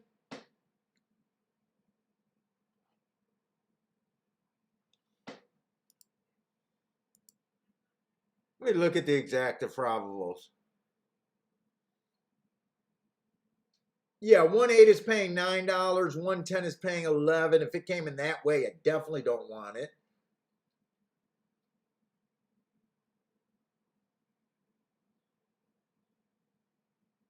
That can't be right. 8-1 cannot be paying $74.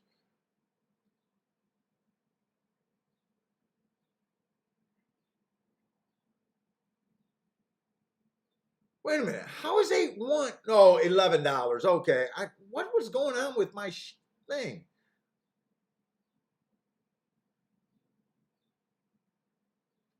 Yeah, I can't box those because if the 8 wins, if the 11 or 10 comes in second, that's 11-1. If the 8 wins and the 1 comes in second, that's 11-1. So I got 4 crappy tickets out of 6. No, I can't box the exacta. Can't play doubles. It's a 2-year-old race. Can't play a try or super because I never play those. So really the only thing I could do is do a win bet. I just said I can't separate those 3 horses. If I let the odds do it, it would be a win bet on the 8 and the 10. Right now they both flash down to 7-2. They're in danger of going to 3-1 or lower. The 8 just went down to 3-1. If I Dutch 2 horses at 3-1 and win, I'm only getting even money. because one of them has to lose. I got an opinion about this race, but I don't feel like there's a real betting possibility here. Unless one of these horses' odds get ignored in the last flip or two of the board, I right now I'm leaning towards I got to sit out this race.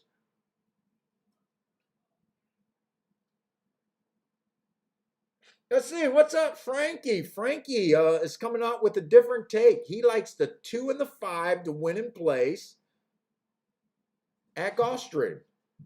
That's a different take. 2's 40 to 1 and the 5's 11 to 1. Good luck, Frankie. Are those the 2 first-time starters? I think the 2's a first-time starter. Did he just go both? Oh, no. No. Two's a horse. 2's a horse that comes off the back end.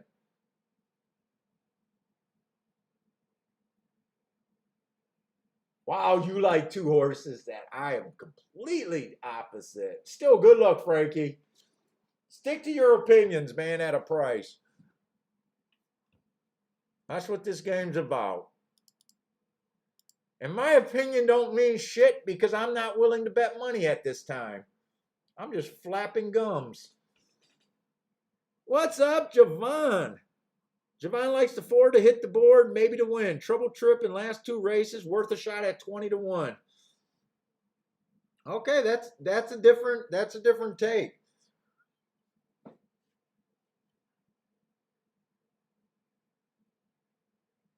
Yeah, lightly raced might be able to do something. Tough call, but if the odds are right to you, that I could see you making that bet. Yeah, the 8 went, so I couldn't even did that, Dutch. The 1's 3 to 2 right now. The 8's 2 to 1 right now. And the 10's 7 to 2, and that's where the best part of my opinion's at. And then, like I said, if one of those 3 don't win, I think it's a first-time starter, and I can't get to nothing else. And I'm not willing to take a first-time starter. I got nowhere to go here.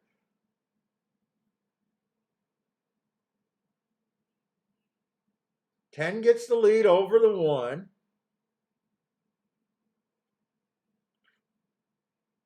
Eight's a little farther back than I thought. I think a lot of you bet the 10, so I'm definitely pulling for the 10 here. He's the best price, and he had a lot of money on him. And of course, he fits the profile I was talking about. 21 and 3, that's kind of what we expect. No surprises here. It's just, to me, the matter of who gets the lead. Come on, 10. A lot of you guys love this 10.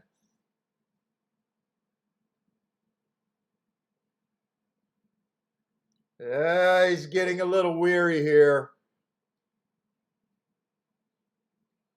It's going to be 8, 1, 10.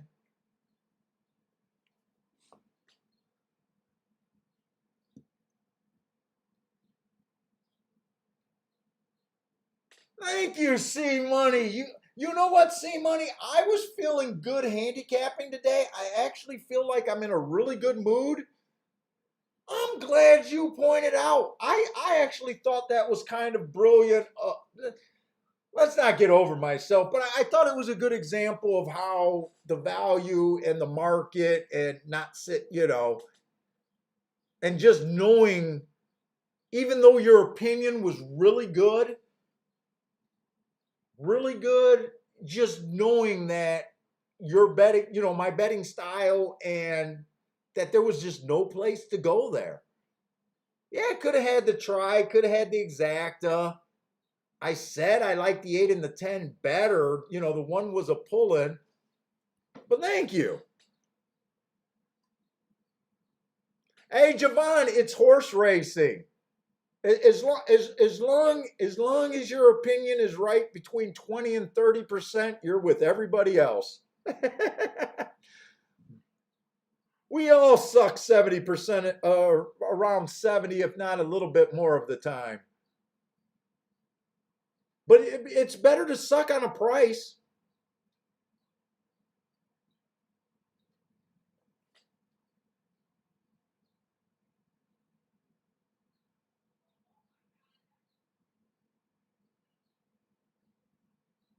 Let's see what the hell happened over there at Belmont.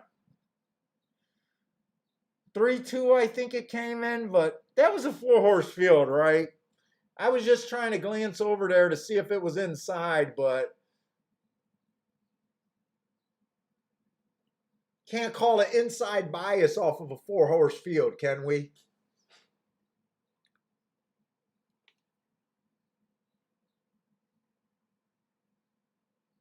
Yeah, it is rough. Especially, see money, especially if that ends up being our only good opinion of the day. That'll be really rough. But I still don't know how you could extract enough money here to make something happen.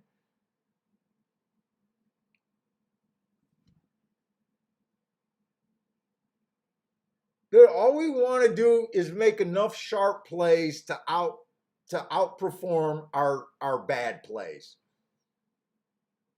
Everybody's capable of sharp plays, and we're just as capable. We're just like a jockey. I always say a jockey, all the jockeys are capable of giving a brilliant ride and then coming right back and giving a bonehead ride. We're the same way with the way we bet our money or our opinions in a race. We can look brilliant and then go to looking terrible right away.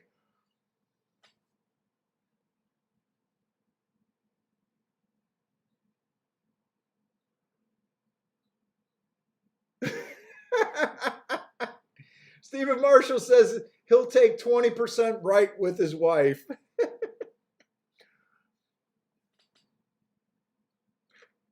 Oh, Churchill is running early. I didn't realize Churchill was running early today. I don't know why.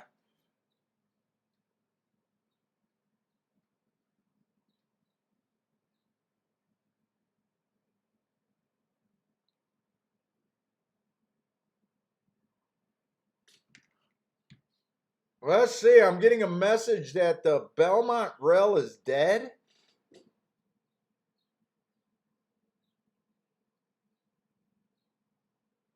We'll watch the replay. I thought everything went on the rail today. Well,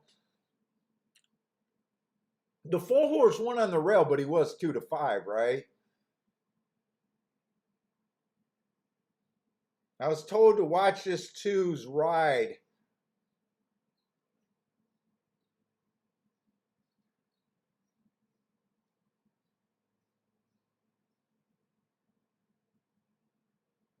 Let's see. I'll be right back. I gotta go bathroom real quick.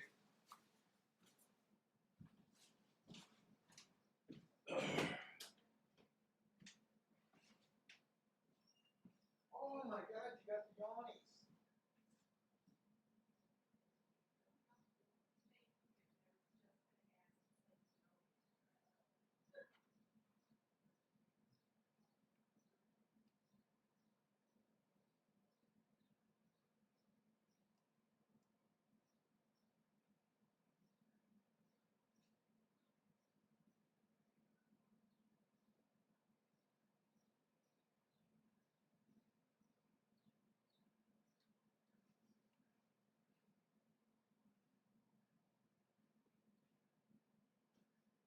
Oh, Mama's on the phone.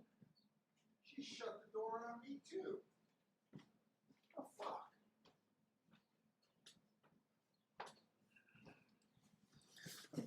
Oh.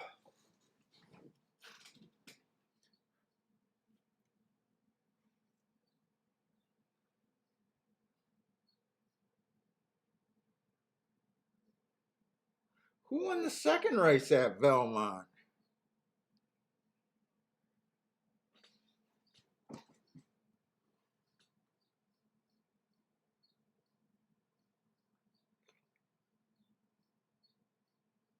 Well, wait a minute. Didn't just the 4-3 ran in the biggest field at Belmont? And weren't both of those horses on the rail? And weren't they 30-1 and 15-1 or something like? I don't know. I've seen horses run on the rail, or were they off the rail? I think the 3 and the 4. Oh, excuse me. I think the 3 and the 4 were both on the rail. Let's see. We'll watch this replay. I mean, no one knows that we're just trying to use our skills to guess about these rails and stuff. Just our experience and what we believe. I don't know. I think I feel like the rail's good just because that 3-horse got nipped at like 30-1 by the 4-horse. And I'm pretty sure those horses were on the rail for most of that race. I'm pretty sure of it. Hey, what's up, DC?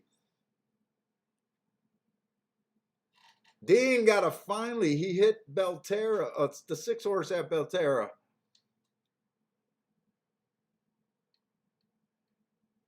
Let's see, Chanel Whiz Guy, what's up? He has a play in Pimlico's 4th race.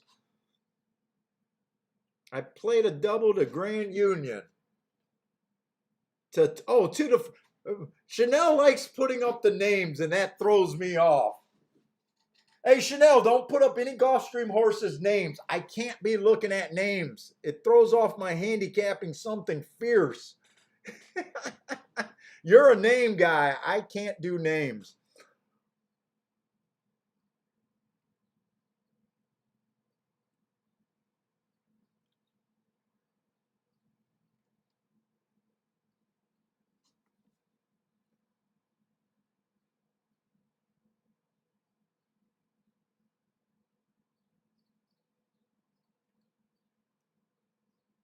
Yeah, definitely. Mizzou Man says he thought the 2 just faded, but he's willing to watch it again.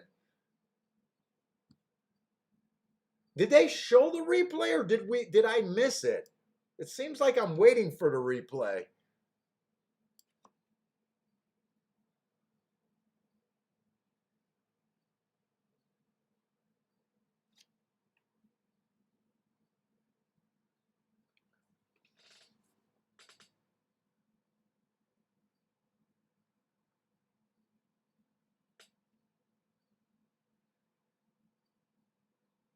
Ladies got their hats on over there at Belmont today. I think I heard to get on the track it was like $300 for general admission for Belmont tomorrow. I don't know if that's right, but that's what I thought I heard.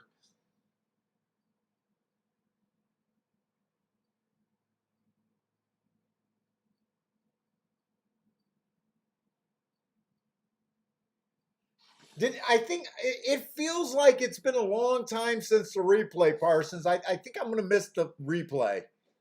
It feels like yeah, there's 11 minutes to post. I must have missed that replay.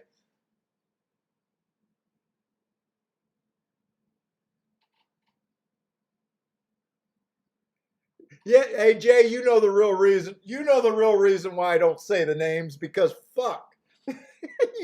I can't read good enough to say the names.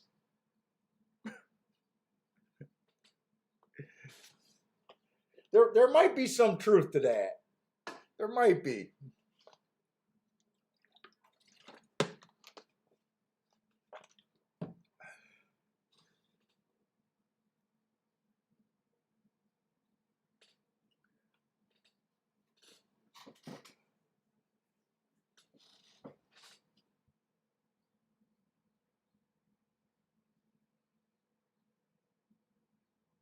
Let's see, where are we at? So well, it does look like Belmont's gonna go off before Gulfstream. So Parsons marked up these forms for us. And I know you guys wanted to do Belmont. It's so easy for me to try to get away from it, but let's keep going with Belmont. The 4-horse made it special weight, so we're gonna have a bunch of who knows. You'll probably hear me keep saying the same thing. This 1-horse, Inside Stalker Day, last time he ran, he got an asterisk for being too far back. Got off a bit slow, probably some trouble there. Slow. I just can't get to the horse. One way or another, I can't get to. I wouldn't be shocked to see improvement. 2's a first-time starter. I don't even claim to be average with first-time starters. I'm terrible. I ignore them. The 3-horse. 3 races ago. It was an inside day. He had the 8 hole. It was a stalking closing day. He was a stalker, but he went too fast to win. I absolutely love that race. He earned a 60 speed figure that day. He comes back, improves by 29 points. But it was a 1 race sample. I can't tell how good it was. It looks good just based on speed figure. I'm talking about speed figures because I'm showing how my marks work with the speed figures. If you want that, to me they tell a much better story. Why that horse earned a 60, and then why he was able to improve to a new high, and then why last race he kind of fell back. It was a speed favoring track. He didn't get the lead, and I thought he was at a disadvantage. Definitely looks interesting. Wow, 9-1. Definitely looks a little bit of interesting. It's going to be a dangerous field. I think he's interesting, but I already know that I'm expecting to see a bunch of lightly raced horses, 1 race or first time starter. The 4 horse is being hammered. Inside of the track was good last race. He was in a 4 hole, put up a monster number, running against the bias, earned a triangle. Did kind of get a slow pace to start off the race, but sped it up at the finish. Horses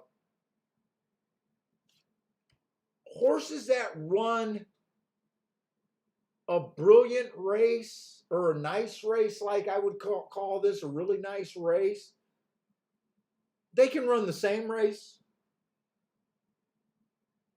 They can improve off of this race. And they can also just bounce like a rubber ball and just regress off of such a great race. To me, he's just extremely overbet at 4-5, but right now I'd say, yeah, he probably deserves to be first choice. Right now I got the 3 horse kind of as my second choice in an extremely dangerous field. The 5 and 6 are just first time starters. The 7 horse, he's just been running kind of the same slow average, slow kind of race, kind of having, not like biases, excuses, actually being a kind of the right type of horse that day. I'd be shocked to see him win. The 8 horse, 3 races ago, Rail was bad, right? Rail was bad, average, earned an 83 speed figure. Then he comes back, pops a 95 speed figure, new high after the excuse and everything, average, just missed for the win. And then he's still at an 87. Inside of the track was good. I kind of expect this horse to run a decent race. He looks like he can be, wow, he's 7-1.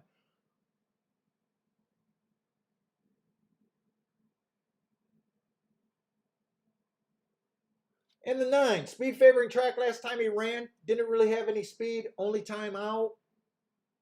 Who knows? This horse could be loaded with speed and improve greatly next time out. Did get an asterisk, wouldn't be, like I said, this race is just too dangerous for me. The only scenario that I ever play a race like this, well, there's a couple. If I'm feeling like just really too full of myself, I might take a shot with the 3 and the 8. In the other race, only other scenario that I play this race is kind of just if it's a tournament mandatory. And it'd probably be on like the 3 and the 8. But other than that, there's just too many unknowns this race for me.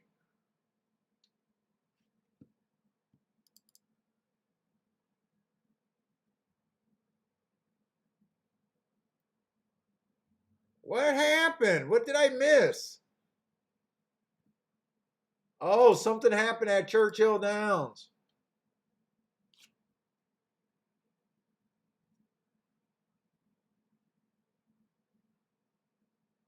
Horse broke through the rail and the jockey never got off the turf. Hopefully.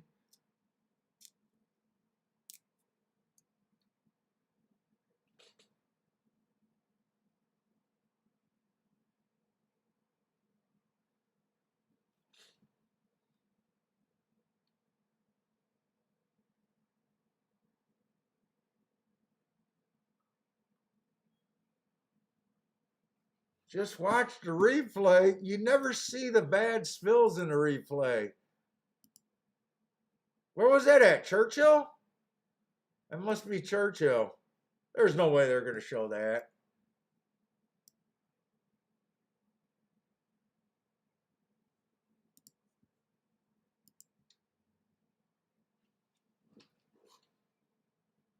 Oh, they're calling a race a no contest. They had horses pull up and everything, huh?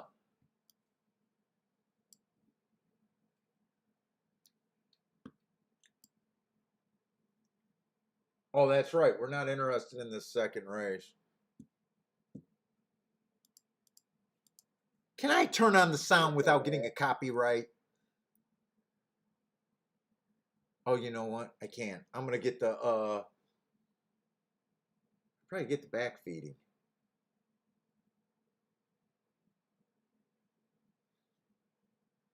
Hey Charles, I have no idea what that does for your pick four. I think you said you had a pick four or something.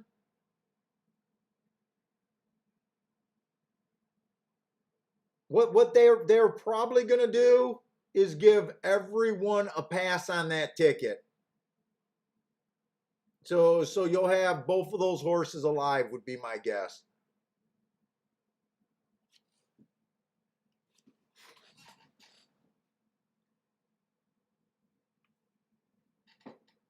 They just showed it on Fox again. I got my channel on TVG. If I had it on Fox, I would have ran and rewounded it myself.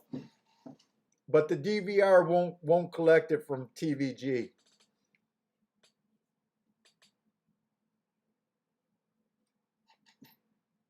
Yeah, Parsons kind of agreeing what I said. Everyone gets an all in that race. Hey, what's up, John? John Hamlet.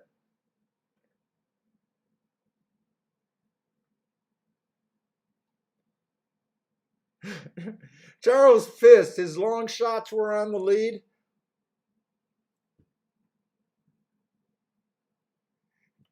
If you had a crystal ball and you seen them fade in the near future, you'd be like, okay. All you could say is that you were winning. No contest.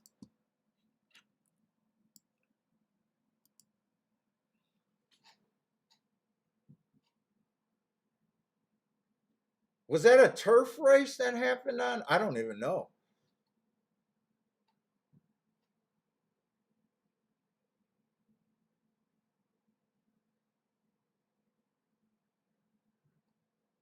Well, it looks like a nice day over there in Kentucky, and those stands are empty.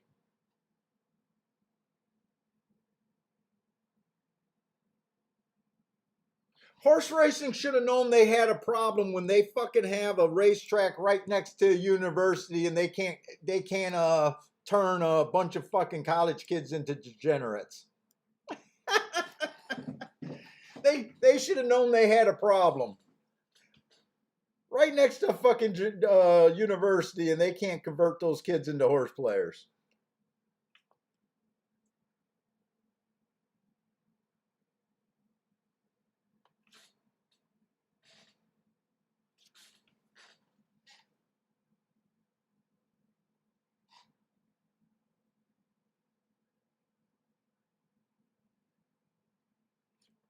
Oh yeah, Twitter.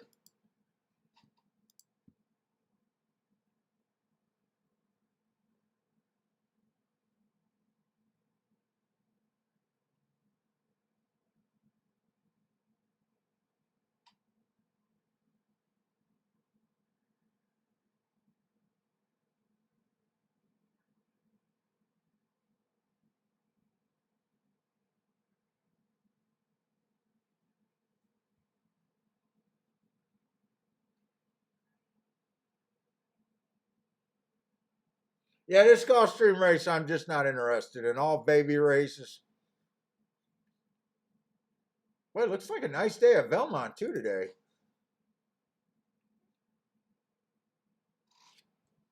We still got about 3 minutes for golf.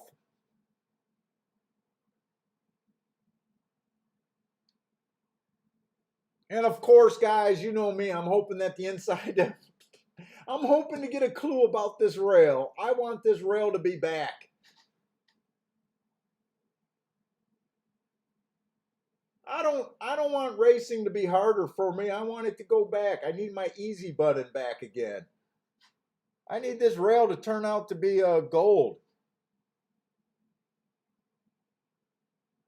I need those days where it was just, yeah, we're going 1, 2, 3, 1, 2, 3. 1, 2, 3, 1, 2, 3.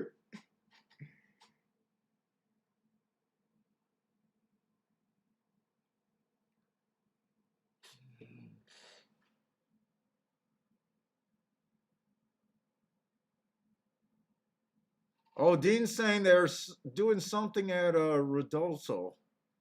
They announced that they're raising their purses.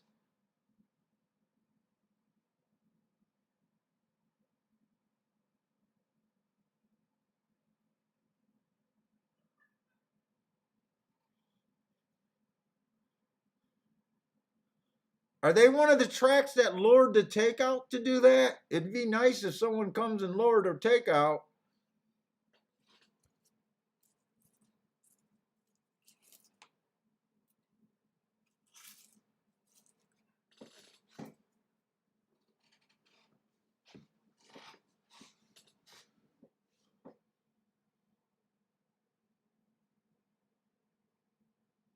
See, Money says a lot of kids from Skidmore College and Saratoga Springs become degenerates for the summer. Dude, I'm talking about real degenerates. I'm talking about mom and dad. I took my book money and I blew it on the horses. My funding from the government came through.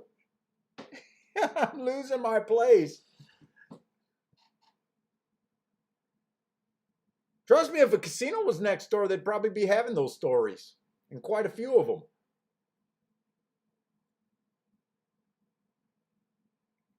And Dean says they think they lowered the takeout over there.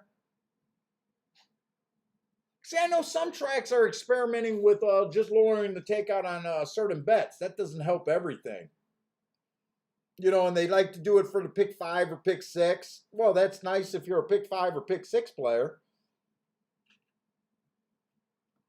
I think you'd get a bigger impact if you did it on the smaller bets. But, you know, of course, they probably wouldn't want to do that.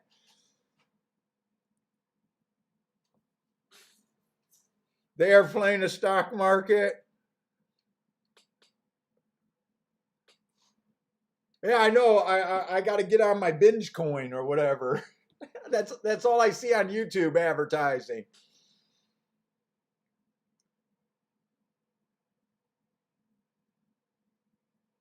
What are you doing with your life? You should be on your Tahiti adventure. Making money from home is easy. I need an internet guru.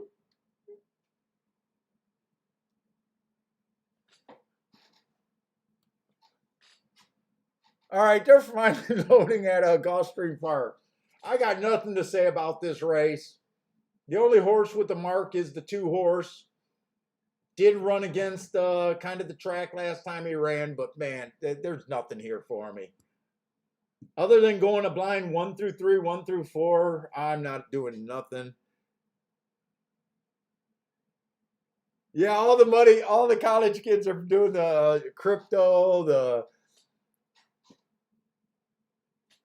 I gotta get an Instagram account. I need some girls in bikini for the shake up. I need to rent out a helicopter, maybe a couple yachts. Shake up money. I could promise $10,000 returns.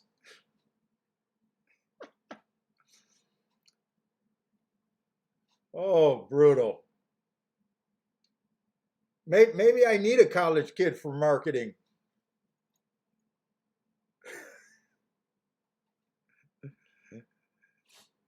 Let me see. I'll go on Google and get me a bunch of prop money. I can have a whole bunch of bands over here.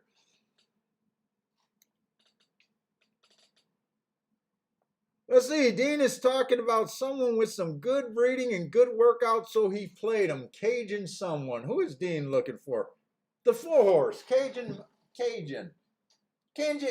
Mandate. I think I could say that name.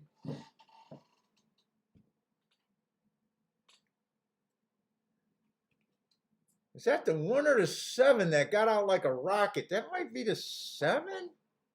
Is that the 7?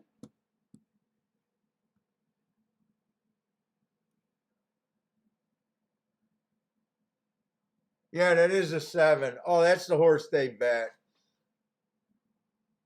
21-3. He's going pretty good. I think they can catch him possibly. Maybe I'm an optimist. Can this one catch him? No, no. There's no catching him.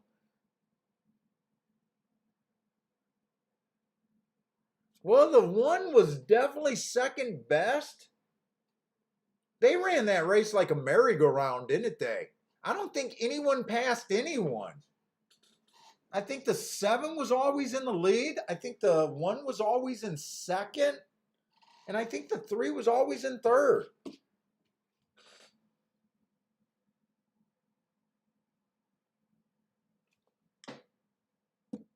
Wire to wire, easiest to winners. I can't take anything from that race.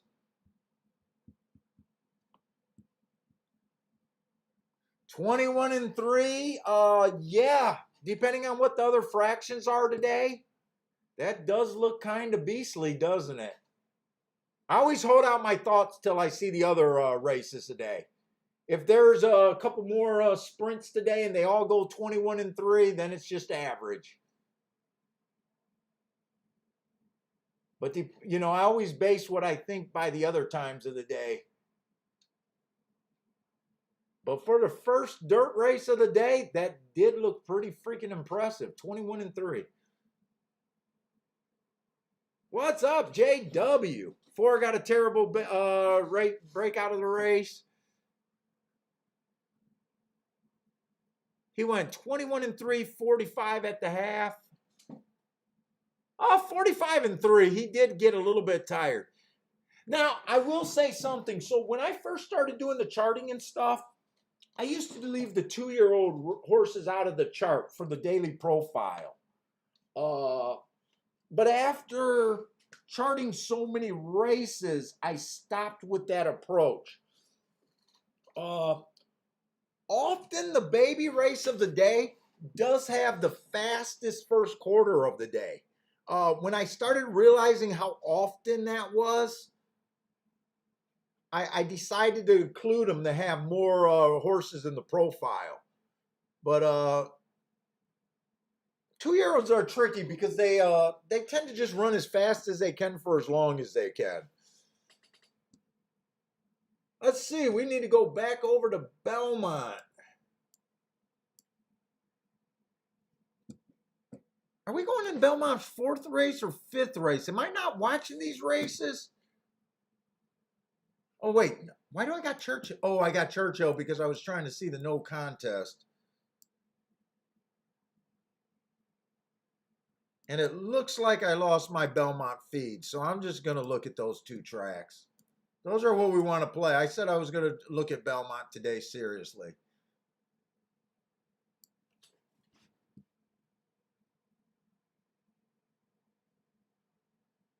But I did miss the 4th race, right? I did not see the 4th race. 4th race was a race we handicapped. And that's off and official. I know I didn't have a play there, but I'm guessing I probably missed the replay. Let me at least look and see what the results were. 4th race results.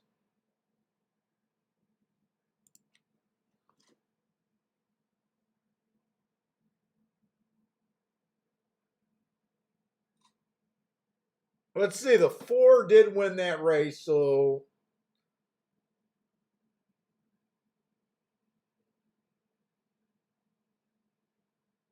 9 got second.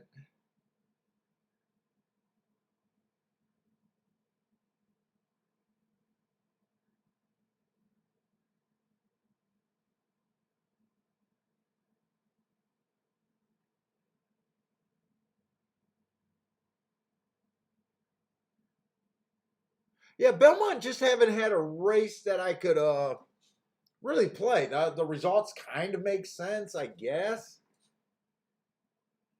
I did play one race there though. Ran second with an 11-1.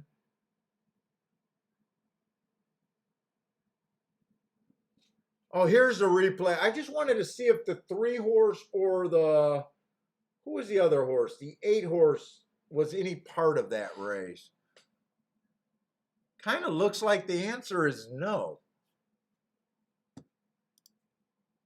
Kind of looks like the short answer is no.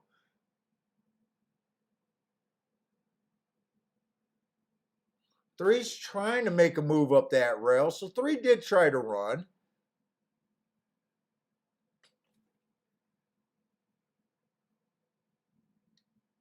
And 8 did make a move.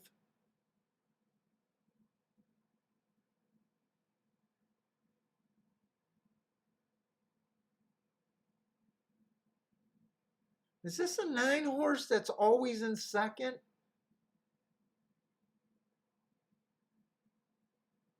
Yeah, the 9 horse is the horse that was always in second. The 8 looked threatening for about 2 point something seconds, and he just flattened out. 9 horse ran good. 9 was always there. 9 actually would have won the race if the 4 wasn't in the race. Yeah, I mean, that's why I stay away from those races, kind of. It's just, and 9, we said, I mean, we said the horse could show more speed. He ran against the bias, but I can't bet him. I can't do anything that race. So the 5th race is supposed to be on the turf today.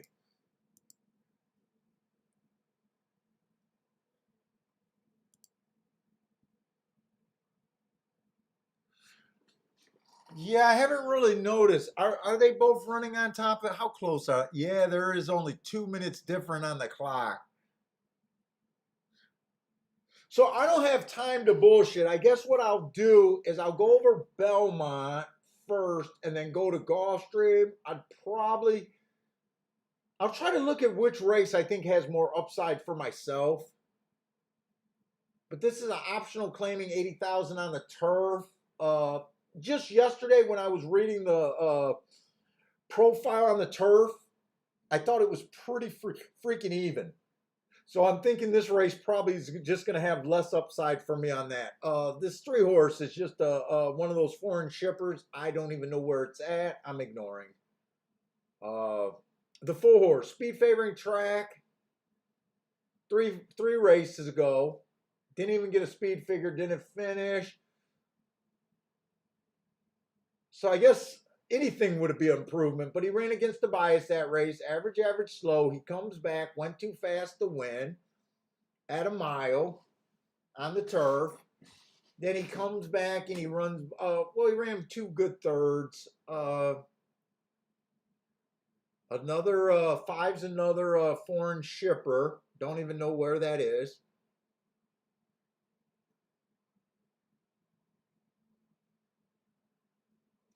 Let's see, the 7 horse, 3 races ago. Matt Strides with the fastest winner before giving up at I actually like that race.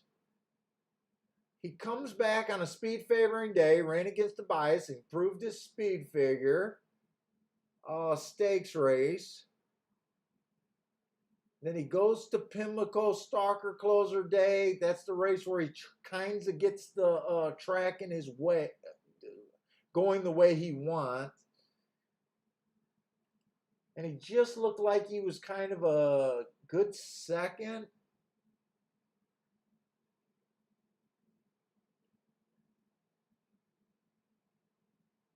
I don't know. The 8 horse broke his maiden first time out. Average, average, average. Next race, stalking closing day, kind of ran with the way the track was running. Did okay. Didn't quite get in position at the top of the stretch.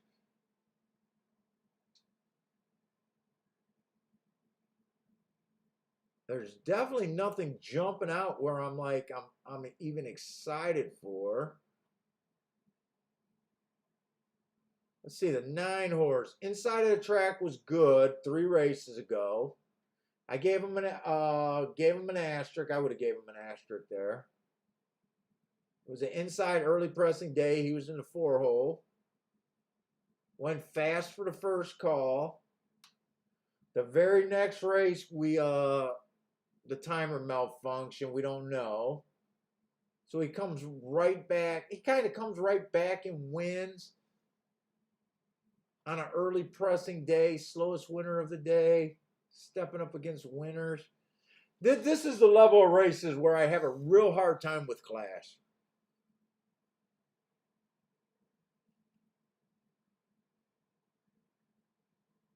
Who are they betting here?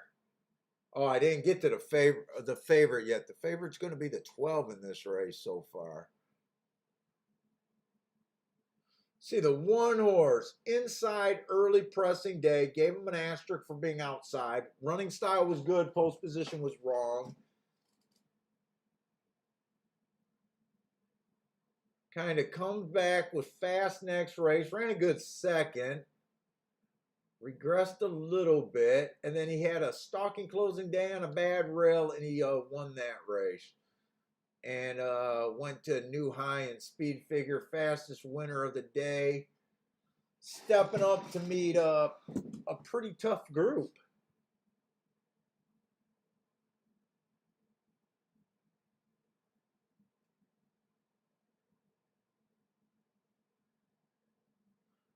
The 10-horse won first time out.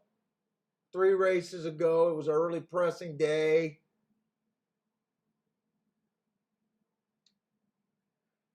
I'd say might have been at a little disadvantage. It was also a grade 1 race. I probably no shame in that race, really. You really know if this is a grade 1 horse at that time? I don't know. Then he gets outside on a day the rail was bad, got in position.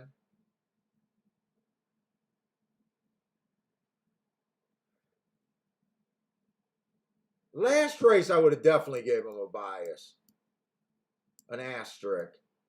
Last race, it was an early pressing day, and he was a closer there. I think that explains that race. I think that race is a throwout race. Do I like anything here?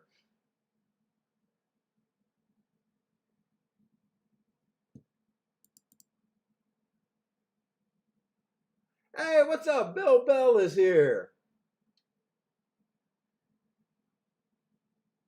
How did Monmouth go for you last week? I know you were talking about going to Monmouth. I know the first couple days, our theory about speed just dominating and holding on did not work out too good. I was watching the results. I didn't play anything. But I was definitely watching with you, Bill.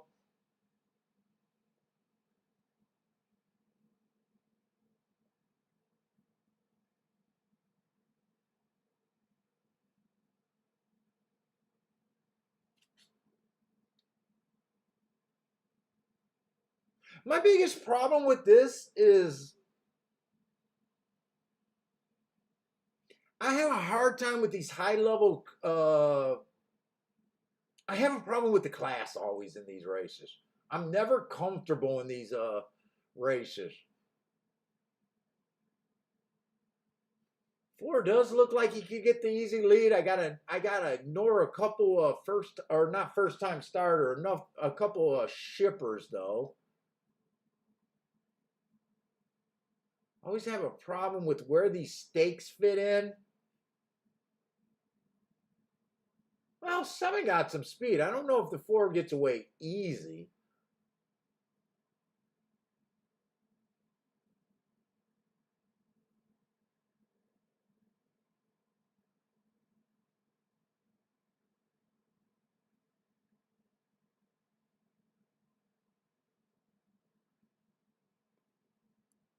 Did I ever make it to the 12? Why don't I remember the 12? Oh no, I made it to the 12. The 12 is the, oh, 12 was the favorite.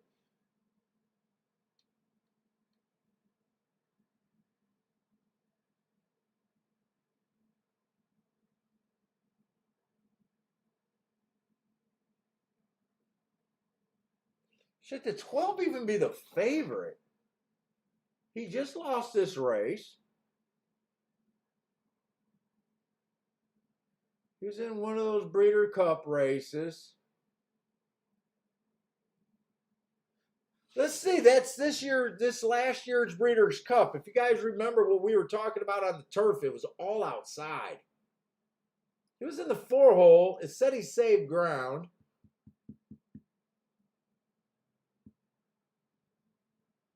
I'm giving him an asterisk for that race. I'm still not sure how much I like this horse or not. He just ran with the 11 horse, beat the 11 horse. Wasn't a ton of difference between those two, but they did beat him. Let's see, I'm definitely going to want to go look at Gulfstream.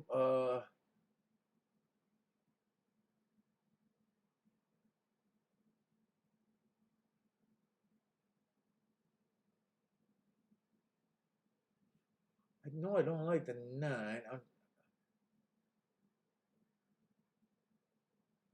The 8 horse ran with them too. It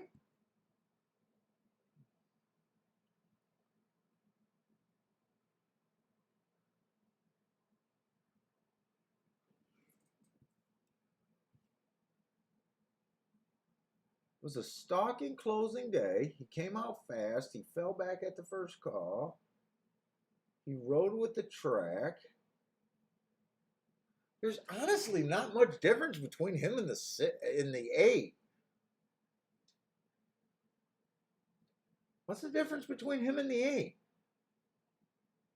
Just the price. But I'm not even sure if either of those really deserve to be chalked. I feel like there's a bet here.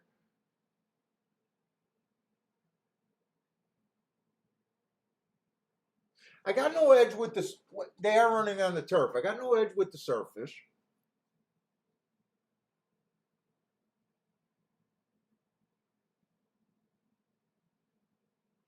Hey, what's up, Greer?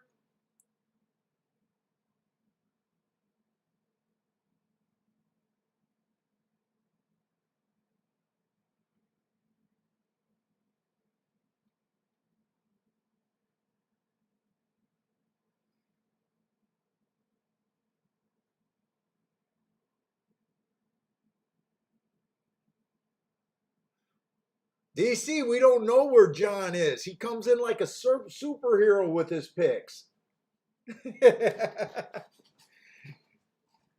John comes in with like a superhero, man. According to the form, it's I think outer. Oh no, I think it's inner turf.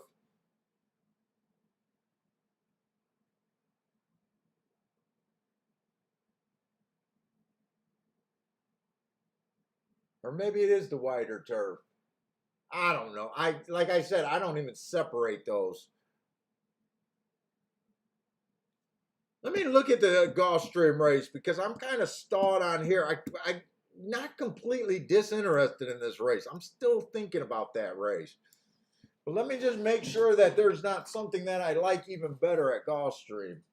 It's going to be another turf race at kind of the same level. Yeah, I don't think, Bill, I don't think there's much difference between that 8 and that 12 at Belmont. I don't think there's much difference there. Yeah, Garth. We're gonna try. We're gonna try to have Chase on. I talked to Chase this morning. Wolf of Long Street. Wolf of Oaklawn. We're probably gonna try it Thursday.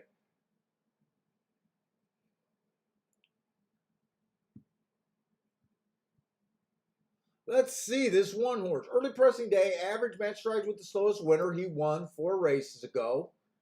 He came back Ran against the bias, kind of pretty much ran the same race. This horse is just in sharp. This horse, the speed is holding. He runs his race, same race every time. 4-5. Ugh.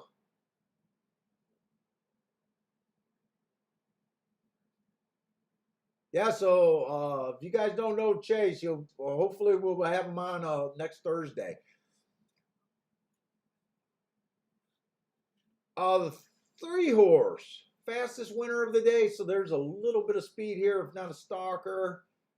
Ran against the bias 2 races ago. Came back and won right after that as the favorite. I mean, there's some things to like. It does look like the 4-horse looks to be a little class disadvantage there.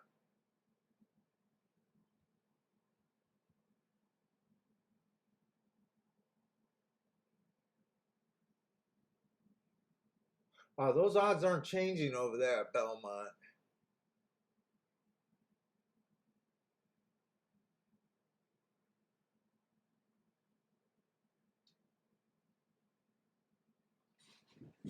Let's see. Did I end up with the 5 or the 6? The 6-horse. 4 races ago, speed favoring day.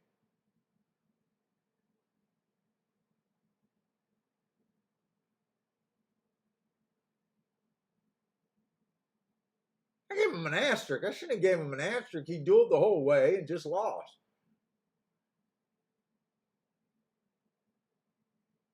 3 races ago, early pressing day, asterisk. I don't know why he broke so bad.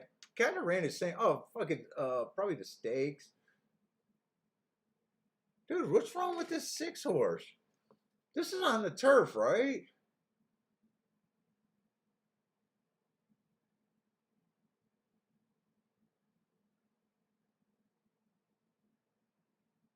Well, I gotta believe the better odds are at the other race.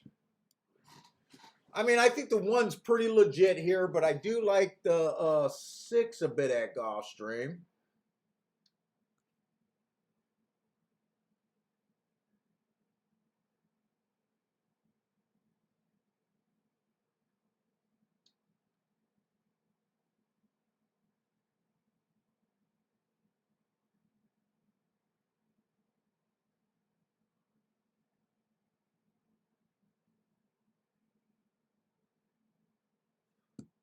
I'm still messing with this Belmont race. I'm still playing with this race.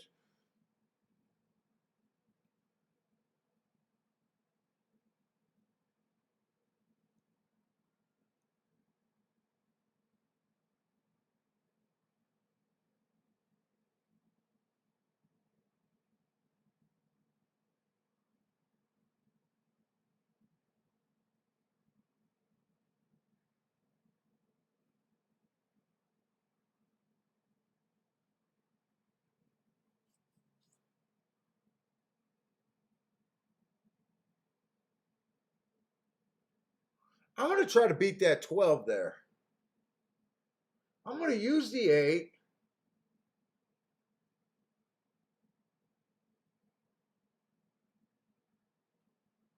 I think I'm going to use the 8 and the 4.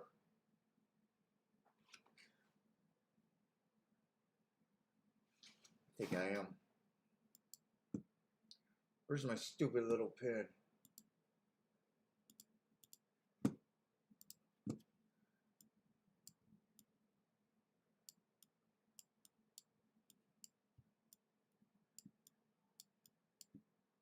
Eight, 4, 12.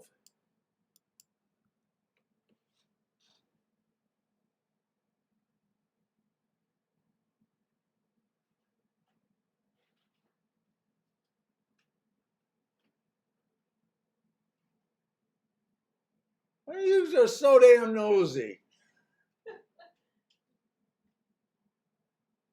It's either that or you were trying to stick your butt out at me. I'm not sure which one.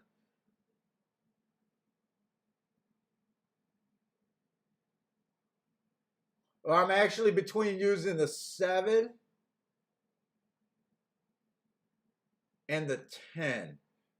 I'm not sure which one I like. Bet fuck, they're both long.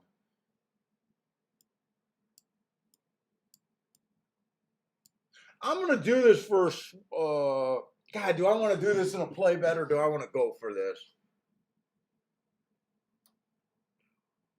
Oh, it's not on top of 5 horses. It's on top of the 4.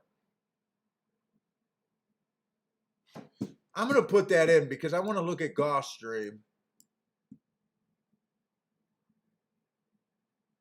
Let's see, Belmont. Make sure I'm at the right track. This is the 5th race.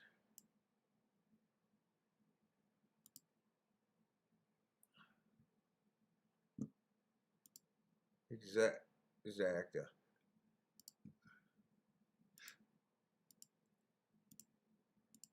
4-8-4-8. That's 12, not 1 and 2. 12, 7, 10.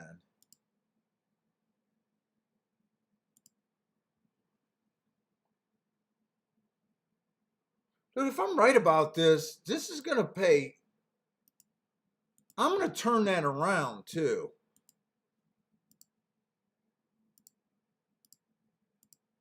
But I'm going to turn it around for half.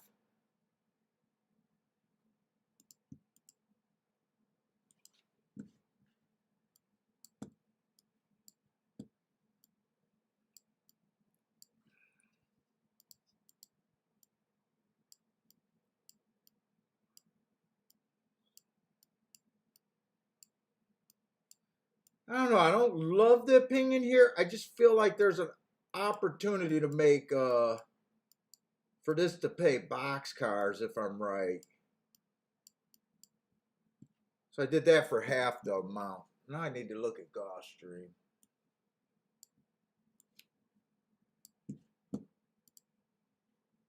Fuck, they're loading in Gulfstream. Who did I like at Gulfstream? I think I liked the 1, which I don't think I could have done much with.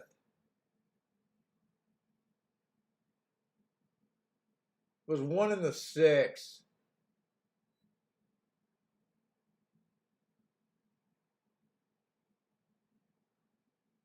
Yeah, it was 1 in the 6 there. I got nothing in that Gulfstream. They're off.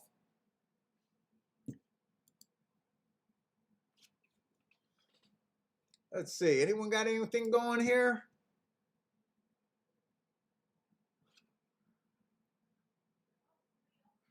Cole likes the 5 at Gulfstream. What's up, Cole?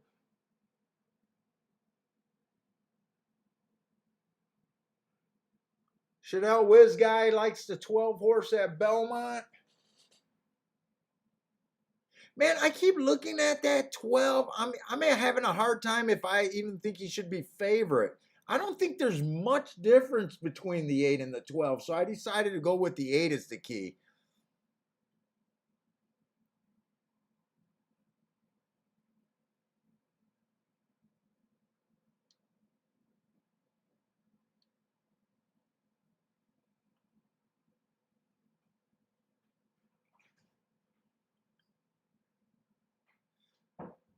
This horse went 23 and 4 at the first call at Gulfstream and 48 and 2 at the second.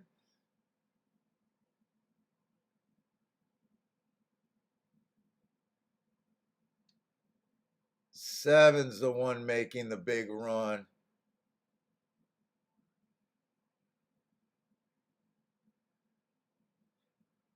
All I thought was in that race was the 1 or the 6.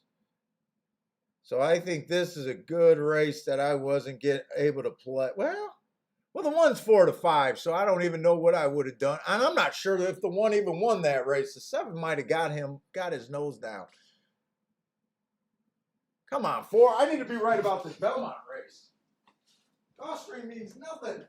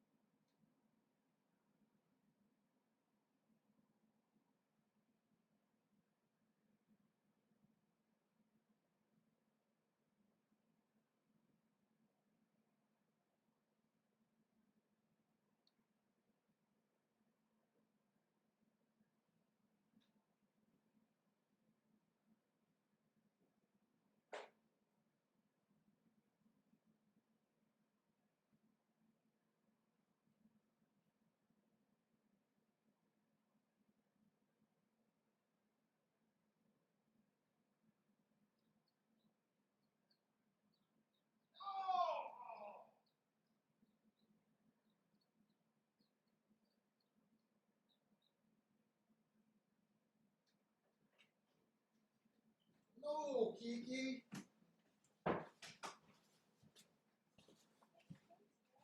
Ah, the 11 beat me out of that exacta. I don't think I used that exacta. 4 ran good. He just wasn't good enough. 12 did win that race. What the hell was the 11 horse?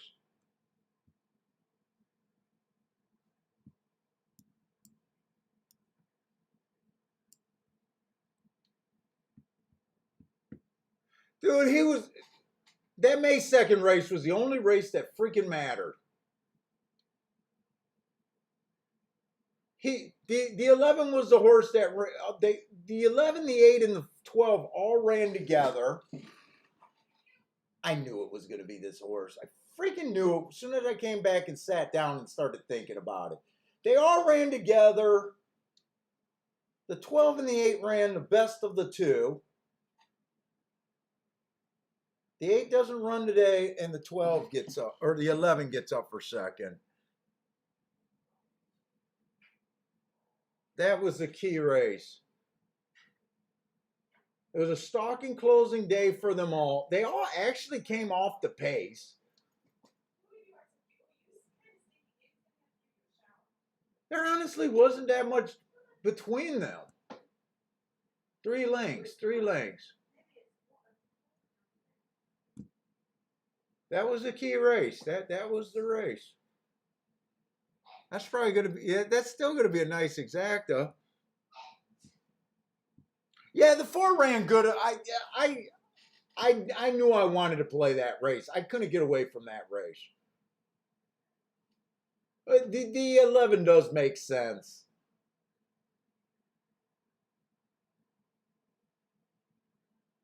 The 11 definitely made some sense. I even knew it before. I didn't say anything about it because I just felt pretty safe that, oh, he ran the worst of the 3. It was a stalking closing day. He had the race going his way, and he just didn't get in position. But, oh, there wasn't much difference.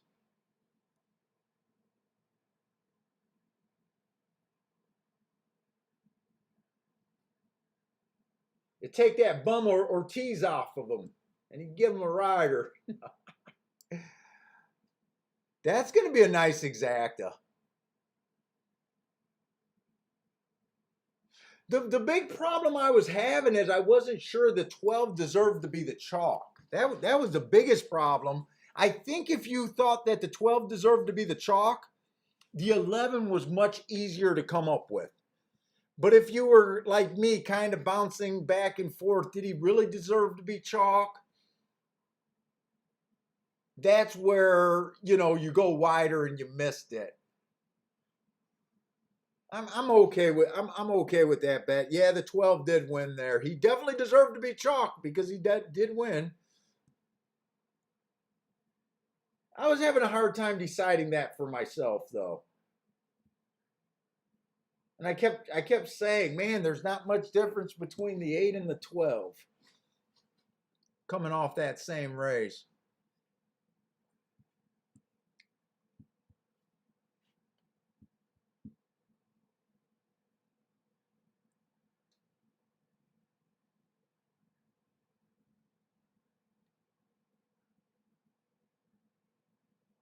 Thought I had a shot to backdoor that exacta, but that 11.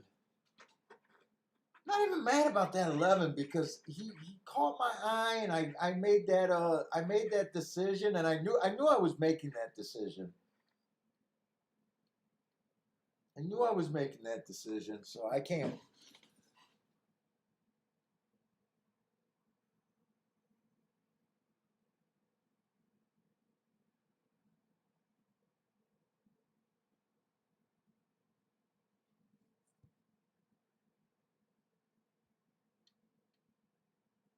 I felt like this race could pay, and it still paid. That exacta paid 48 to 1. Was definitely the right race to go after.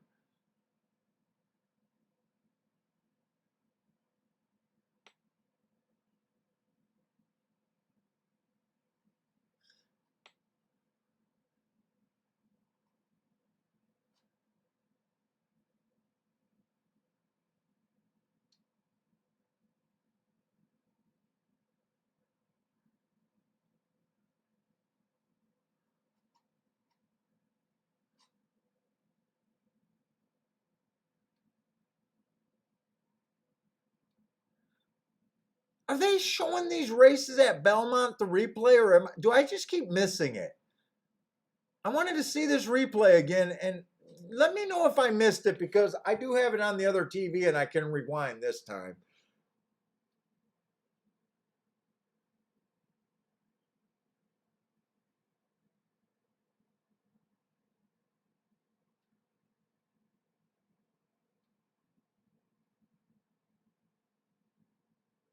Let's see, 4 had the lead the whole way around.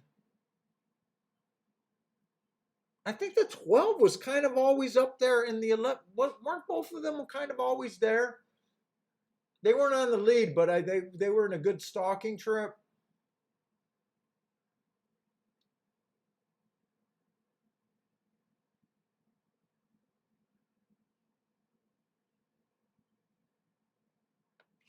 Yeah, I'm not complaining about the 4 getting beat for second or third. I don't feel like there was anything wrong. I took my shot and that was it. I think the 4 did everything he could.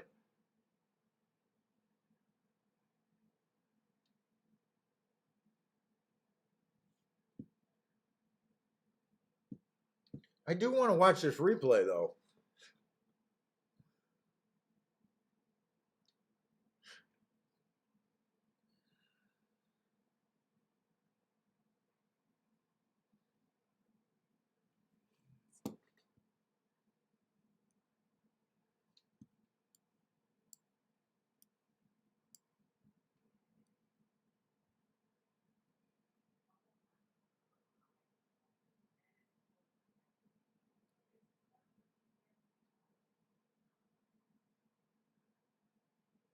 I'm gonna go in the other room. I feel like I missed that replay.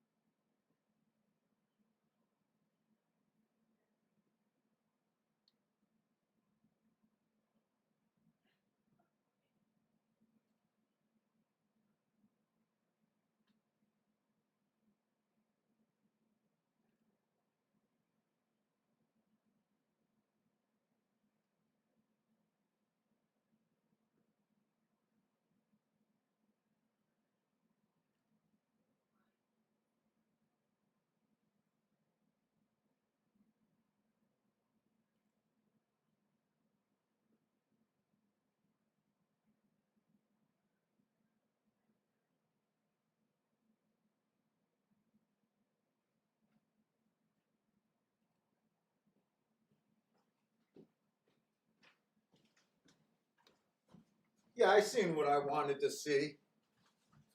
Yeah, they were 1, 2, 3 all the way around. Oh, here's a replay. Okay. 12 actually broke out the gate first and let the 4 run by. But when I was rewinding, it was pretty easy to see that it was 4, 12, 11, kind of most of the way around the track. I think the 11's right outside of that 7 right there. Okay. So they stalked. They stalked. Like I said, I felt like I wanted to play that race.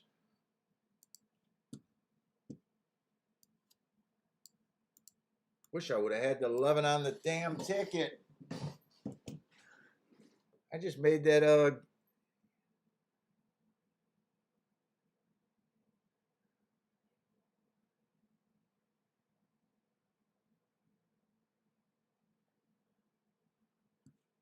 yeah, I don't find that I don't feel like that was that bad of a play there.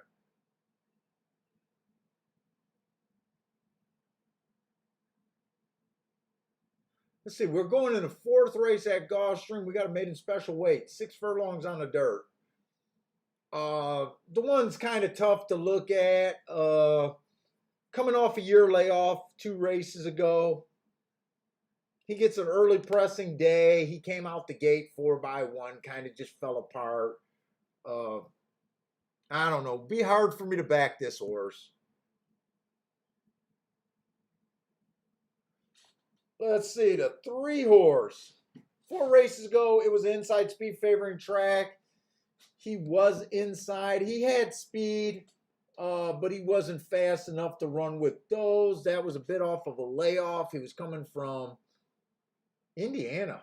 You know, I don't see many Indiana shippers coming from Gulfstream, that's for sure. Still ran third that race.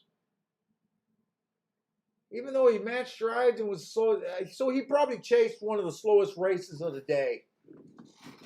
Very next race, improved a little bit on the turf. Speed went too fast to win. I definitely like that race. Came back, stalker day, dueled, tried to go wire to wire or battled for the lead. Went fast for the first 2 calls. I like that race, so I kind of like this horse. And last race, it was early pressing day. He was just average, but he's been running about the same race.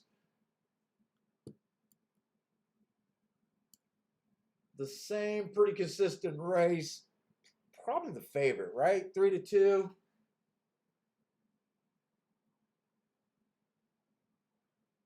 Let's see. The 4-horse coming off a long, well, wait a minute. What am I talking about? Going 4 races back, he was coming off of a long layoff. No, 4 races back was a layoff. I'm saying everything wrong. So 3 races ago, he came back off that layoff. Inside of the track was good. I gave him an asterisk for being in the 7-hole. Comes right back. Runs about the same race. Inside of the track was good. I gave him an asterisk.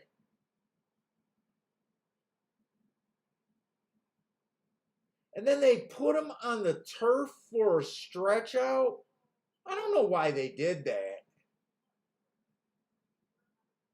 But he ran about the same speed figure. I just don't know why they switched on this horse.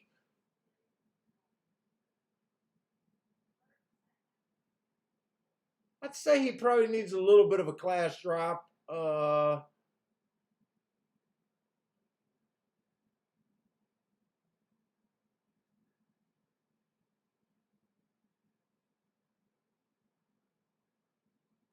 5's a first-time starter. 6 only ran 1 race, stalking day, too far back, shut off at the start. He has excuses, but I can't just bet 1 race sample and know anything. Oh, the 7-horse, early pressing day last time he ran, or 2 races ago. Slow. First time he was out, broke slowly, probably lost all chance there. Comes back, they decide to try the turf. Yeah, I can definitely see why they're betting the favorite.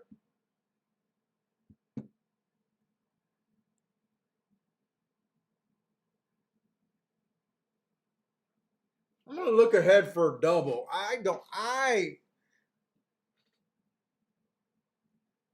do feel like the favorite has a pretty big advantage over this field. And he's probably not going to give the double much bump, but let's see if I even like anything.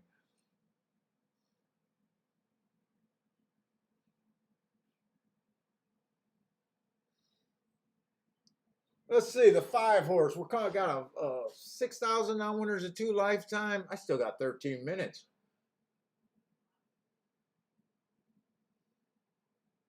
4 races back. Rail was bad. He had the bad rail. Slow. He already got an excuse. He comes back and wins his very next race. Slowest winner of the day. Then he gets another track. It was early pressing day. Excuse.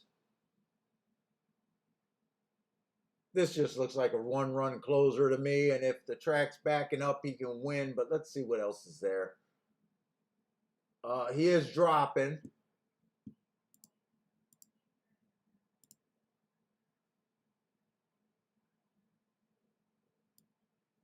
I don't know if I want to call that a real drop or just trying to find his level. He broke his maiden for 12.5. He went up to 20,000. Probably didn't really belong there. He just dropped to 12. Didn't do anything there. He's just trying to find his level. The 2-horse, he is a $6,000 claimer.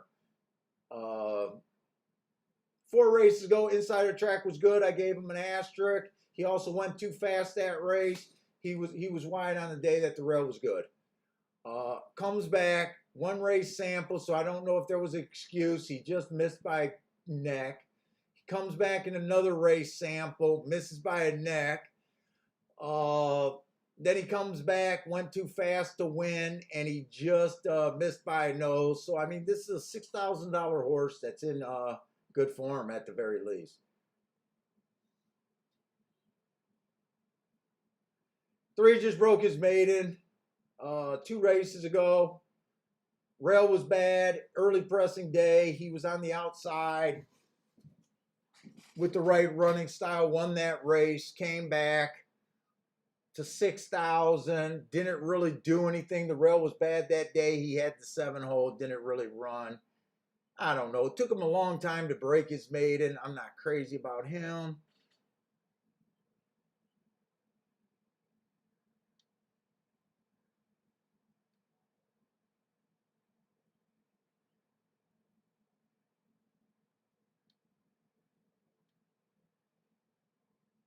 Well, 4 looks like he could be a little bit interesting. He's been running over there at Tampa at 8,000. Got a little bit of an excuse last race. This horse is either, I don't know about him.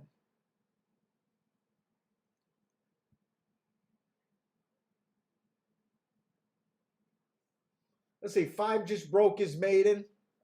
First race out, he ran on a bad rail, comes right back, wins right after that easily at 7-2. Improved his speed figure. Now he's stepping up.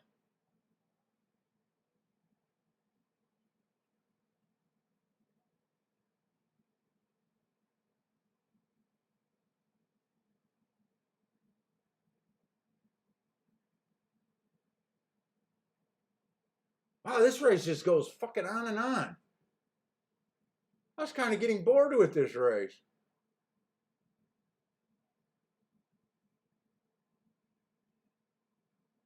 So wait, it looks like some of these $6,000 claimers are the better horses in this race. Wow, I like the 9 horse a bit. 12-1 morning line.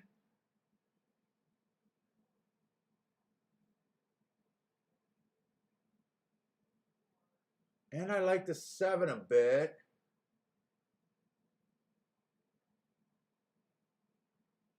And I definitely like the 2. Let me see if these doubles are worth anything here.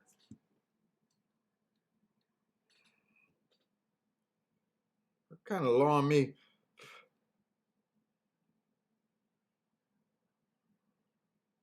Like, I think I'm going to be interested in the next leg.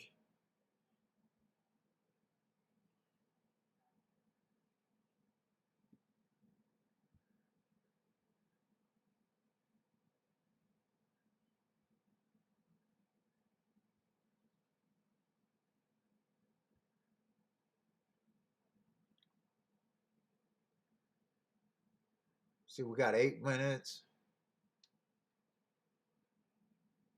John likes the 5-2 double at Gulfstream.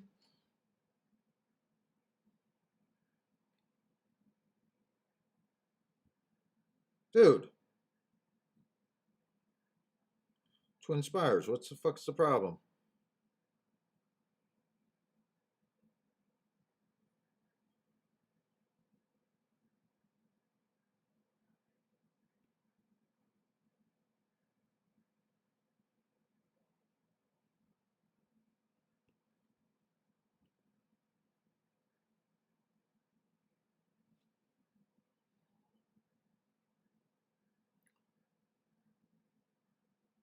Out of 3's going back up to 2-1 here. I'm curious to see what kind of odds this.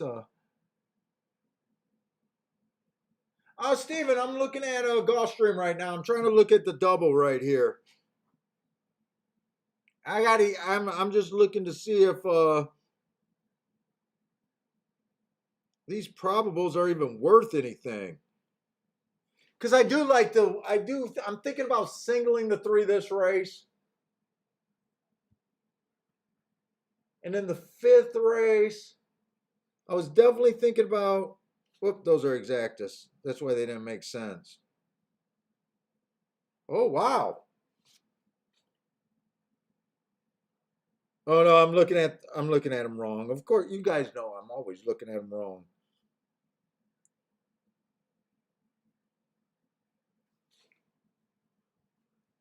I do like the 2 next race. That's only paying $13. That's normally what I don't play.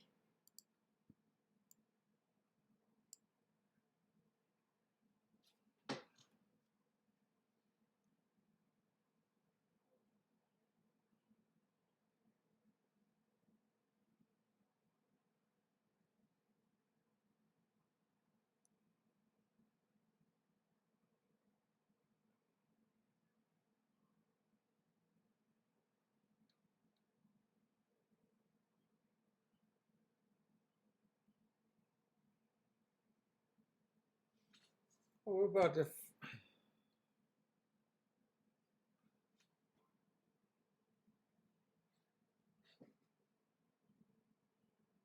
I like the 2, and then I like a bunch of outside horses. But we know for the most part, Gulfstream's not. You don't want to be outside. Even wondering if this bet is worth it.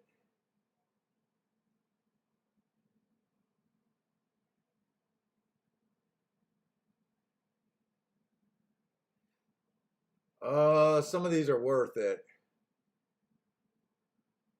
You know what? Actually, I don't have to spread that far to bet what I like. The 3-2 is only paying 12 to 1. But the 3-7 is paying 55 to 1, and the 3-9 is paying 54 to 1.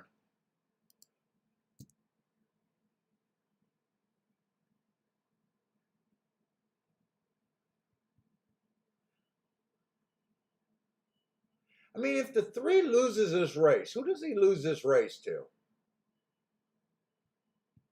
The 1 has to go back to last year's form. Maybe, possibly.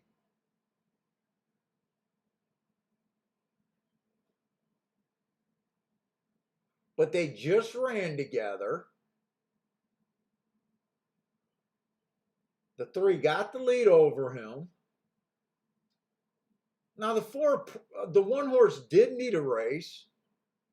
He came out decently fast where if he takes a step forward, I can possibly see him doing it. 6 to 1. Do I see the 4 horse beating him? No.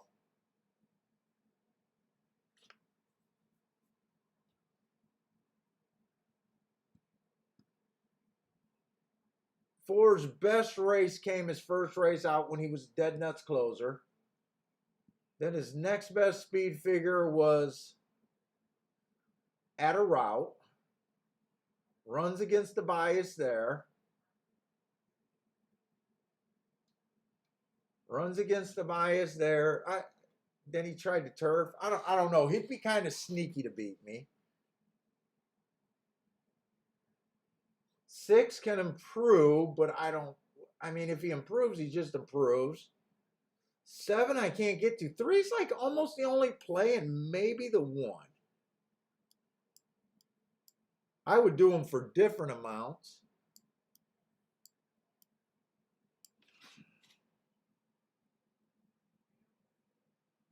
Three to the 2 is still paying 12 to 1. 3 to 7 is paying, well, 3 to 7 did go down to 27 to 1. 3 to the 9 is paying 53 to 1. They are dropping. Okay, the 5th race. The 1 would have to close to beat me. I can see it because I do think there's enough speed. But I really like the 2. The 2 can also rate. I don't see it from the 3. I'm against the 4.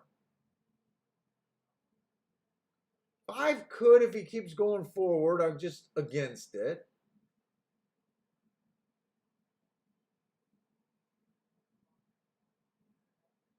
I'm against the 6.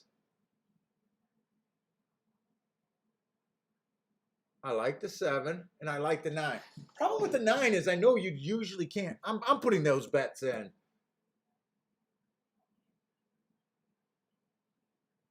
Doubles. Can't bet the win or nothing. Well, 3's at 2-1, but I don't bet that to double.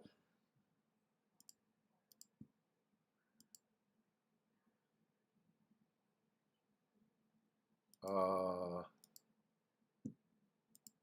I in the right race? Oh, I'm at Belmont. Jesus Christ, I'm wondering what's going on.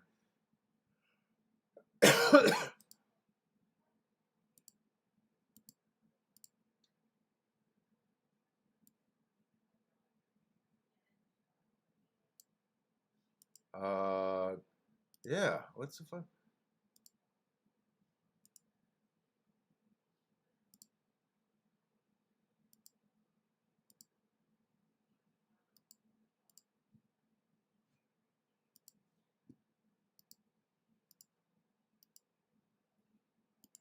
And I am playing the doubles 3 more than the 1. I mean, I think I see everything that can beat me from my point.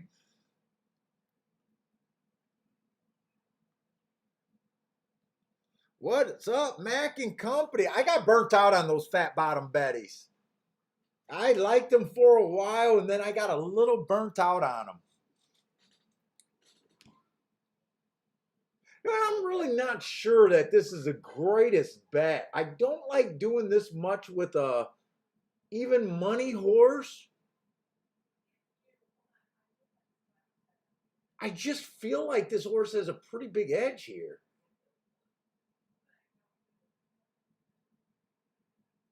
Famous last words right there. In the long run, you're probably just better sitting out in this sequence.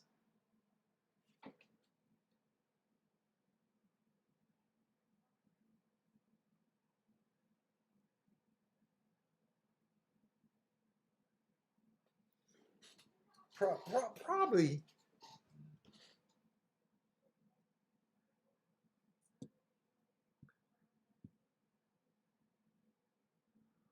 Oh, Stephen Marshall lit up.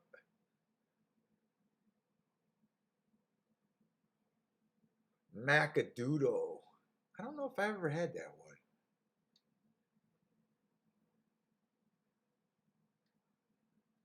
Oh shit, we still got Belmont. I'm so caught up in this Gulfstream race. I don't know why I'm so caught up in that race too, by the way. Let's see. Let's look at Belmont. Miss Belmont. We got allowance. What do we got? Allowance 80,000. Non-winners a 1x. It's just a 1x. Nothing special. 6.5 furlongs on the dirt.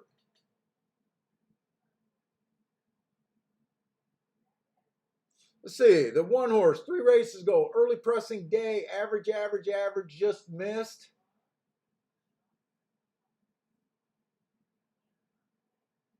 I don't think that's a bad race at all. 2 races ago, he was on the slow side. Oh, he tried the turf.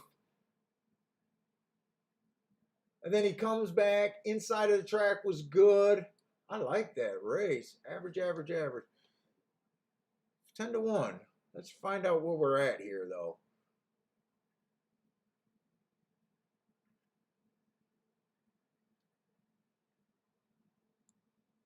This is a state bred. Okay, I wanted to make sure of that.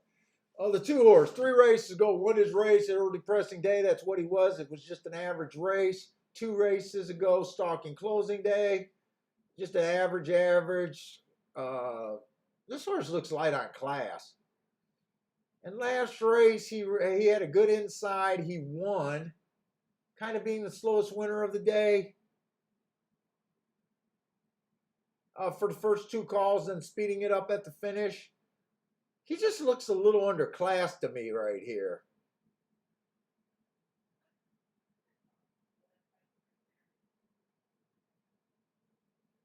Oh, this 3 horse. 3 races ago, ran on the outside when the inside was good, still went decently fast. comes back and proves this speed figure on an early pressing day, I would have gave him an asterisk that day too. Just missed. And then last race, inside of the track was good. He had the track going his way and couldn't win. Still ran his upper 80 speed figure.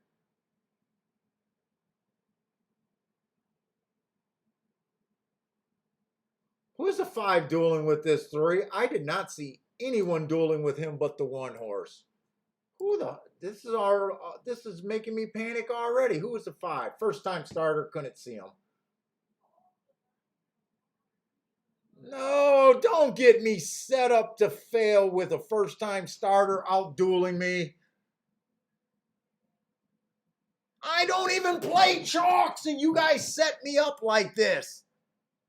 Go suck a dick, Gulfstream. I got set up on this. I should not have played this damn race. First time starter, out duels. All right, it is what it is. I make a bad play. That's what you get for betting even money. There's no such thing as a free race. There is no such thing as a free race. That's what I get. Fuck you, Gulfstream, and fuck you, Paul. That's what I get. That's honestly what I get. 3 would have won for fun if there was not a first-time starter in that race. But you know what? You deserve it when you think you got a free pass at even money. You deserve to get beat like that. John hit that 5. Nice, nice, John.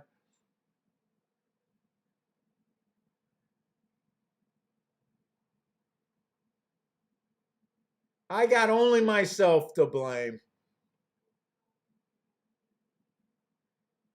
Rex, first time starters just aren't part of my game. That's why I'm saying it. I deserve to lose that race. I really do. I took a super short price, handicapped the race as good as I can get, but I should have never took that price. Should have never took that price. I just thought I had a huge edge. There's no such thing as a free lunch in horse racing. It goes against everything I say about being odd dependent. It really does.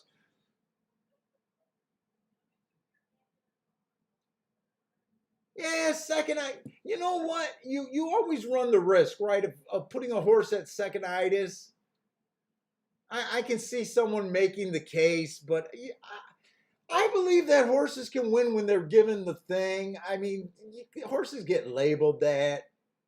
It was just a bad bet taking him. And you seen how many times I went over all the scenarios?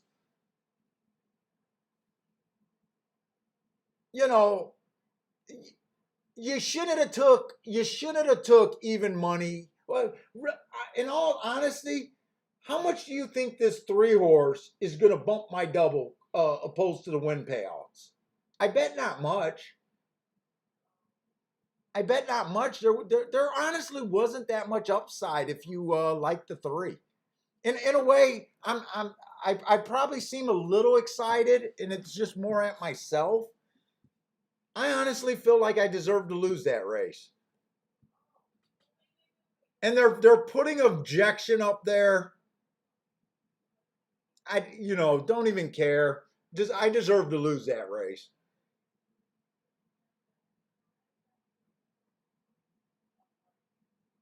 Mackey Company, dude, I'm not gonna cheer to get put up on an even money horse that I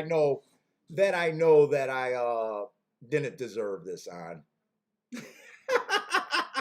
Paul's praying for the secret 3 objection. Oh, let's see. I'm still trying to get through at Belmont. Are they that close to the gate?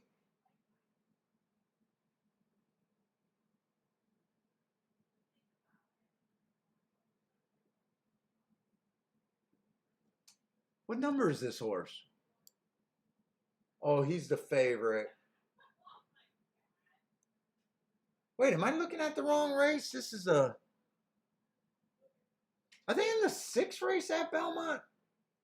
Oh, I'm looking at the wrong form. I'm looking at the wrong form.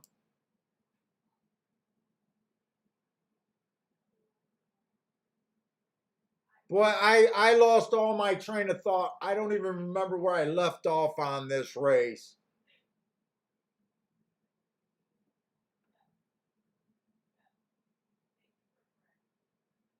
Shit, in a way, isn't that six the best marked horse in the race?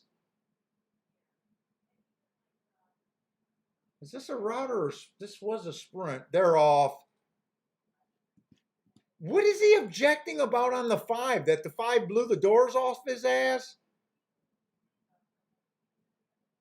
That the five was sitting. Oh, stop it. I seen where they bump around the turn. Stop it. Stop it. If you didn't want to crash into the fucking horse, don't let the horse get in front of you. You got front speed. That's not going down. That's not going down.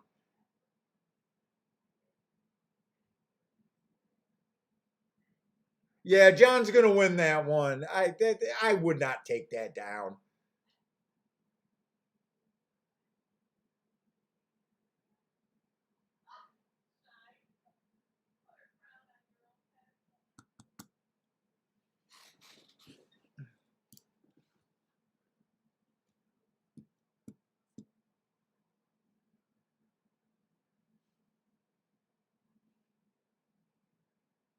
Holy shit, did that one come back and catch that four over there at Belmont?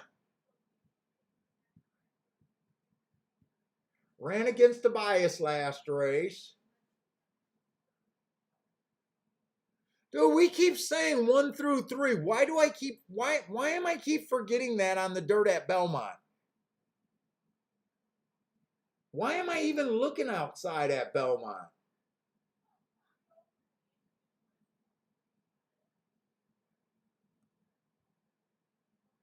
Four's 24-1. If you had this four, this is a heartbreaker.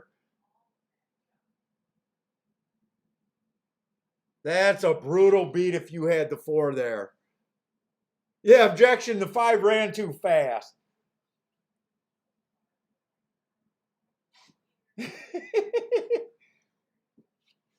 Dude, I can stomach that beat because I know how bad of a bet it was with my theory. You know, if it wasn't that I had the overall philosophy to kind of avoid horses like that, you know, to me that's a terrible bet. And remember, I look at bets as personal. You know, so it might not be a terrible bet for someone else, but for me, with my overreaching philosophy of avoiding races like that, horses like that, not willing to take a free square, to me, it was a terrible bet. Stephen Marshall, if you had that four, Mac and Kump, that's a brutal beat. That is a brutal beat. That is an absolute brutal beat.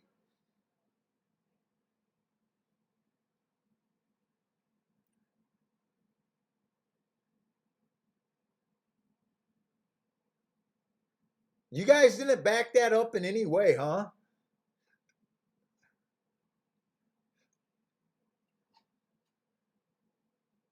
Dude, that beat was so bad. When I seen the four get that lead at deep in the stretch, I stopped looking at it. I don't think I realized that the one beat him until they were showing like the replay of him crossing the wire. I was shocked he got beat.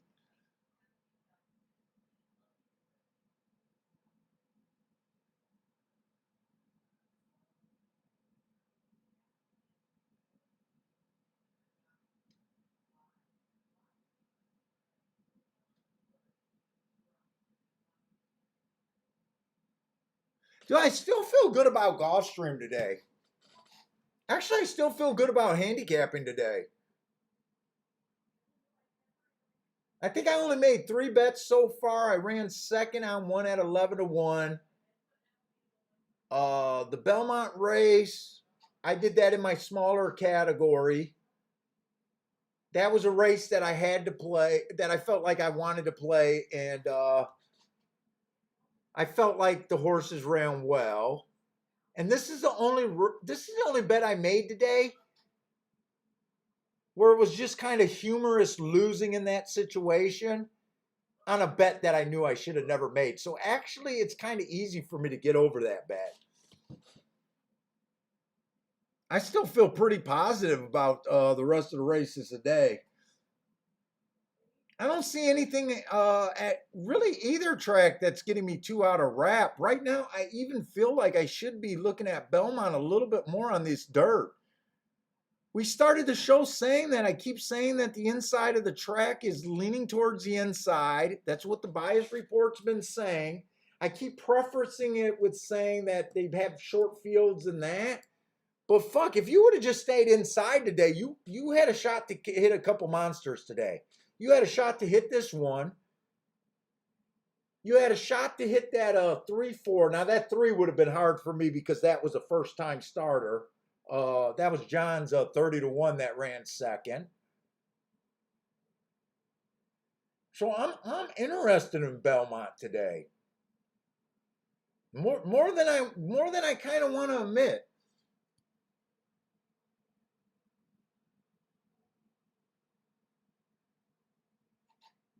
Belmont or Marco Lou did, Marco Lou had the one in the Belmont. Oh, if it was alive.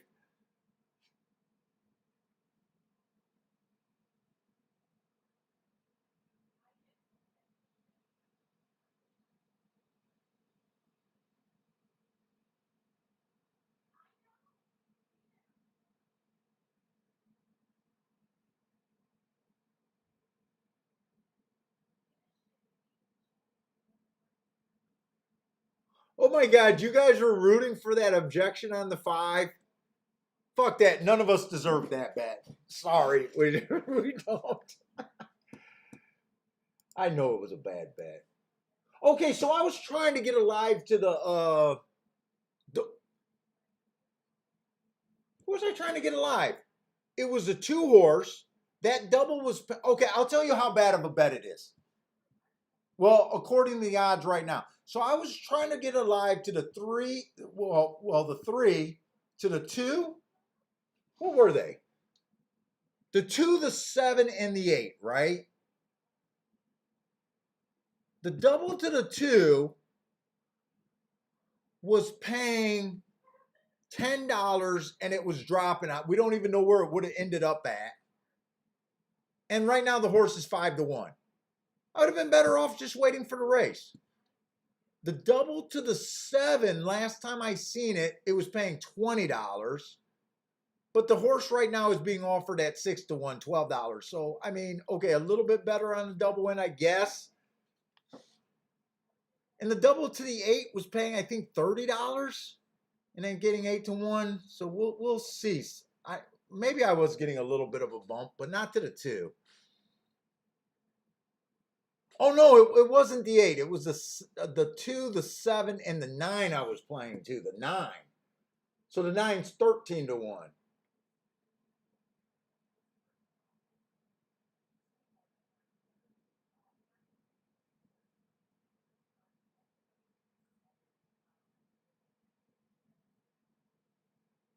Stephen Marshall says, Paul, the last 14 or the last 15 races at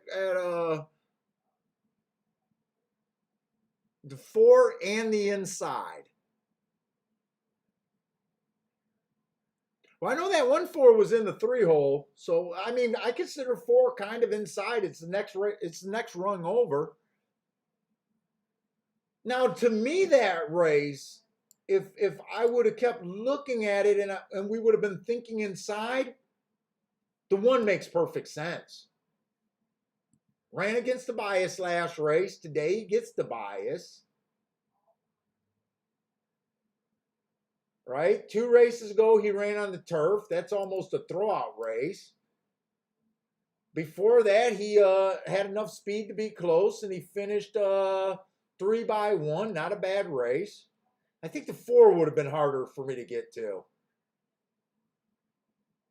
He just had 1 race, early pressing day, average. Could improve, could regress.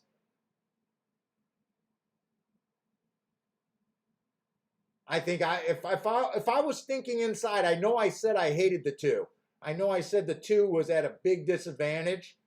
So if you were just boxing the 3 inside horses that you thought could win, or you know, minus the horse that you hate, it's basically a 1, 3. 3 did look good. 3 looked good. And the 4. I mean, the races make sense with that in mind.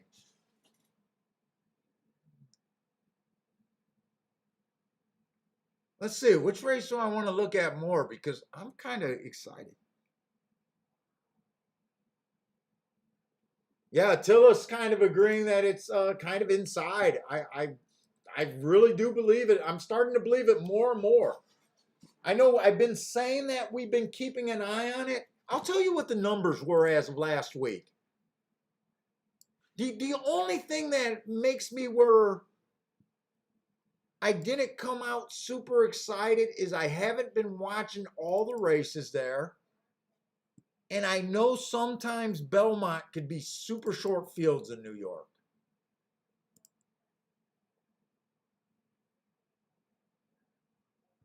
So on the dirt sprints for the meet, 78 races. No, 76 races as of Monday of last week, or this week, Monday of this week. There's been 76 sprint races. 61% has been won from post 1 through 3. That's for the entire meet. That's from 422 to 531. Last week, 44% came from the inside. So overall for the meet, 61%. Last week, 44. Dude, 44 you're excited about. Fucking 61% is insane. If that continues, that's the number where you say it can't possibly stay 61. I will admit that's a number that you would say it can't possibly stay that high.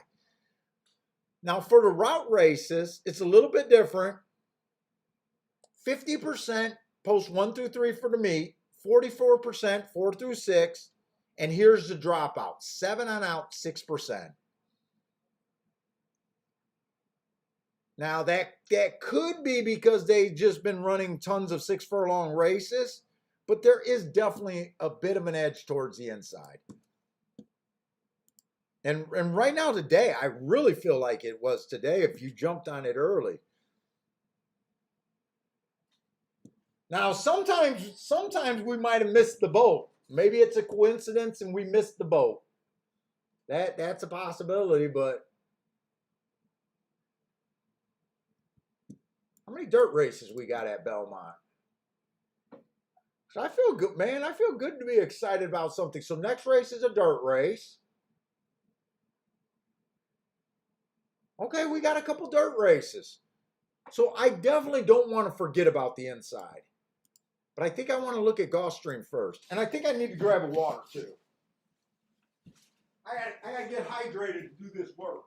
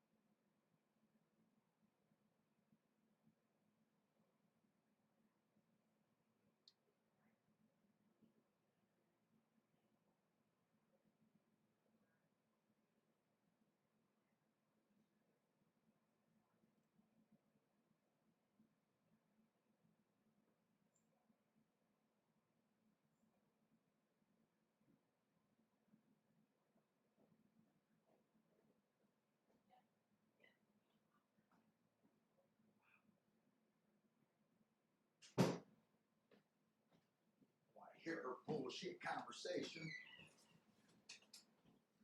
All right. I decided to go with an energy drink. Hey, you know what, Jay? Yesterday was a bad day for the tic-tac-toe board, mainly because the first 4 races we weren't even interested in. And I don't know why I didn't make it today.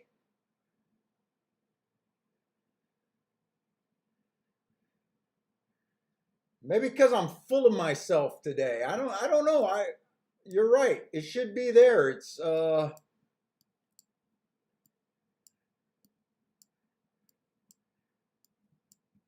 It's a better habit to get used to than not.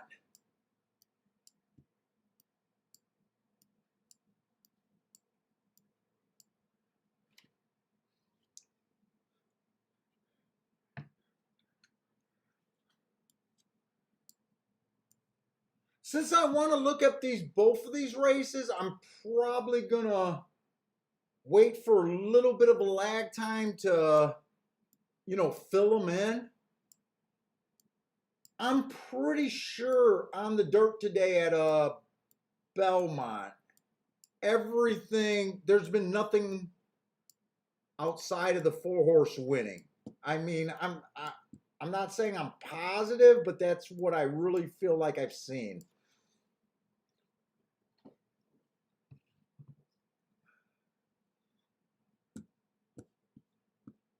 So let's make this a good Friday.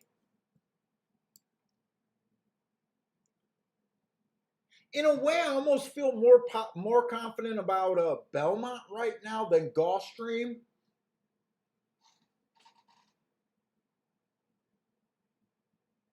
This race at Gulfstream, I was trying to get alive to the 2, the 7, and the 9.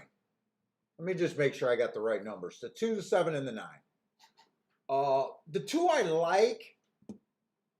The 7 and the 9 I also like. But you guys that have followed me long enough, you guys know that the 7 and the 9, I usually do not believe in that far outside post position. I'm a little bit nervous about this bet. And what I might do, let's just put it this way. No matter, okay, so it does seem like when the rails not great, like it hasn't been automatic the last couple weeks. I will admit that. It hasn't been as automatic. But what's never good and what's never automatic is post 7 on out. It seems like whenever Gulfstream favors to the outside, it doesn't really favor the outside. It favors the middle, 4 through 6. And I really got to think, if I want to continue this bet, I'd be making another bet that overall kind of goes against my philosophy, including that 7 and the 9 in this situation. I already did it once that it stung me when the 3 horse got beat. I admit that was a terrible bet. If you believe in what I believe. I'm going to look at the 6 race first because we do love the speed and the profile there. I'm confident with that profile.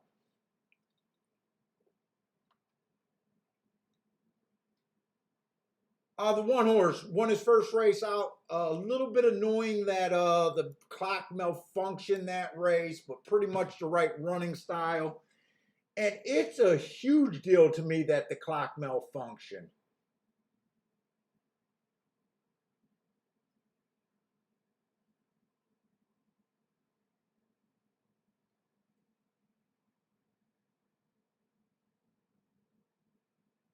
And something just caught my eye, and it's completely weird.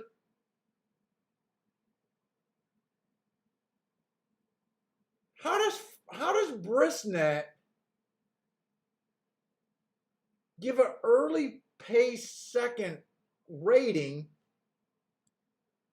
when they don't have the calls? And if they were able to give it because they do have the calls, why the fuck don't I have the calls? Why try to fill in the blanks? If they don't have it, you don't have it. That's weird. I don't know why they would do that.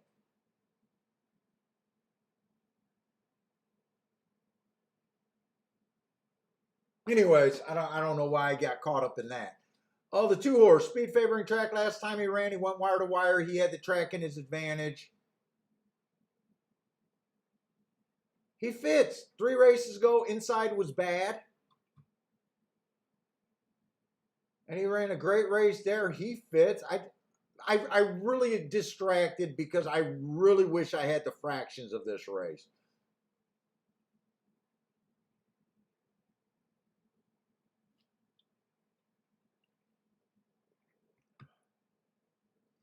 The 4 horse, 4 races ago. Early pressing day. Came out 1 tick slower than the fastest winner, average. Okay, so kind of fit the profile. Oh, he was the winner of that race. Fits the profile. Then he comes to the speed favoring track, gets an asterisk for that. Slow. Comes back, another slow race, but he fit the profile, just wasn't good enough that race. And then he really fell out of it when the inside of the track was good and he was in the 4 hole. So I'm kind of getting mixed stories on him. I'm still bothered by not having the running line on that 1st horse.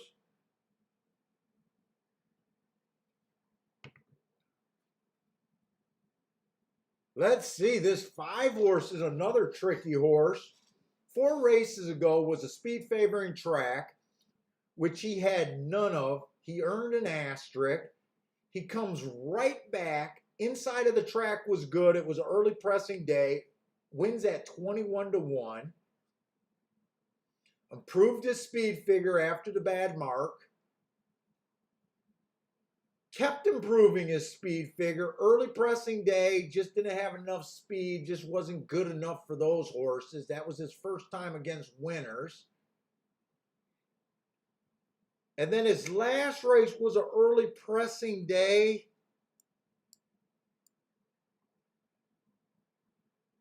So the only time this horse had speed was on an inside early pressing day, the day that he won. This horse right now would be a complete toss to me right away without this race. I'm just going to use my theory that the only reason he showed speed was the inside was good and there wasn't much in the race and he won at 21-1. But his overall work says this horse does not fit the profile. He's tricky.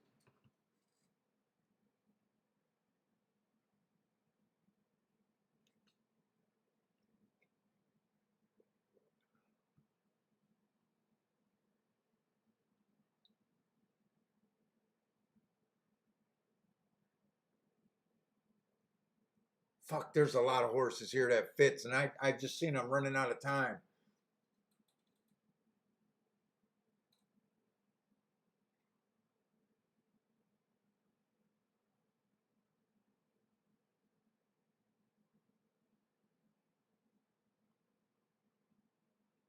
The 8 horse definitely fits this race, this next race. But he's 7-5. You can't play the 2 to the 8, probably.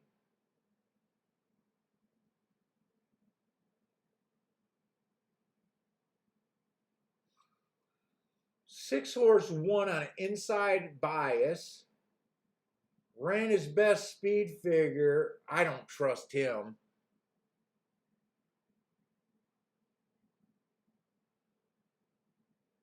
Five horse has some little upside. So I like the 5, the 8. I think I'm running out of time to look at this double.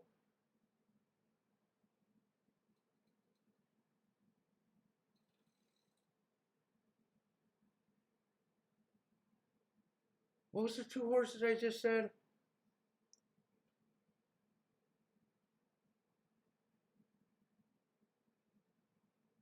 Was it? Did I just say 8 and 5? I just said I was playing against this. Fuck, I just confused myself.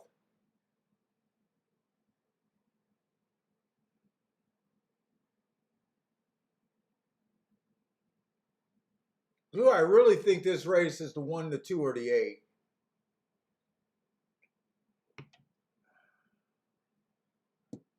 I don't think I'm going to be able to look up these doubles, and those doubles are danger of being chalky.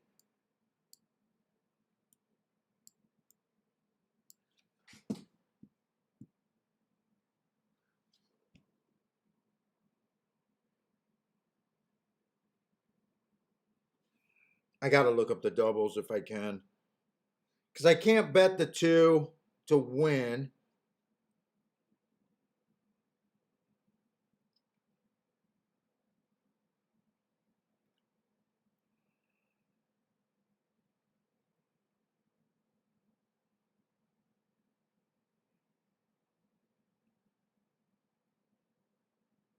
Two to the 8, you can't play. 2 to the 8, you can't play. 7 and 9 to the 8. You can play the 9 to the 8. This is the only one. Where's this?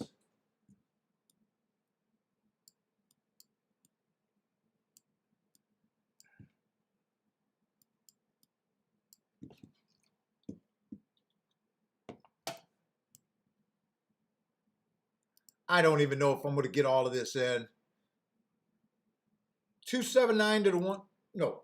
Yeah, 279.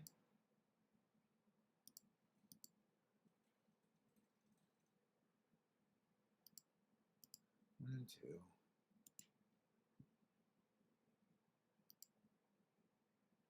Okay, that one's got to go in. And then just 9 to the 8.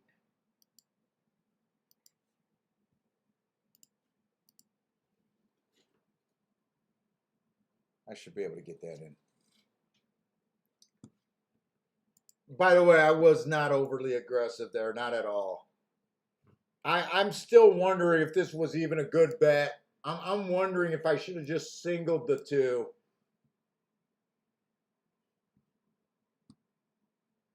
I'm just not sure about that inside outside, but I am more sure about it at Belmont. So Belmont, I probably should have looked longer at Belmont.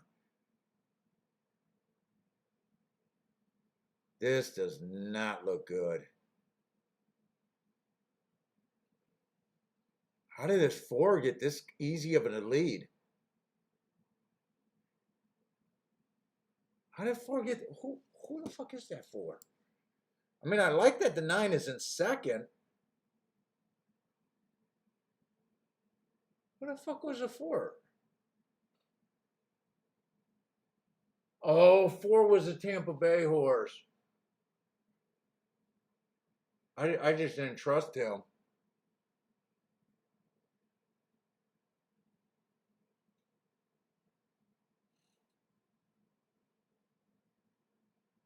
Is that my 9 in second?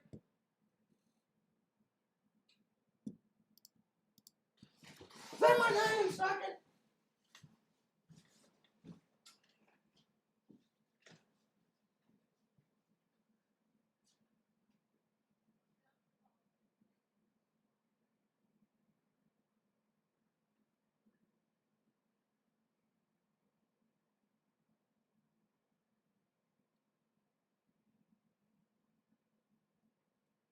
Get this 9 home.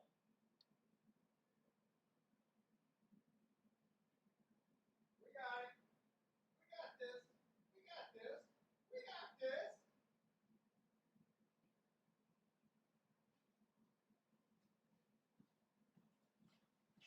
We go. Okay. We'll take that start. I apologize. I really wanted to look at this Belmont race and get started on that. Russ hit that exacta. Nice. Yeah, that's a good start for the double. By the way, if that 3 would have won the last race, would have hit the double. I'm hoping John played the double with his 5. Because we were trying to get alive to those 3 horses and 9s. I think 9 was the longest by far, wasn't he?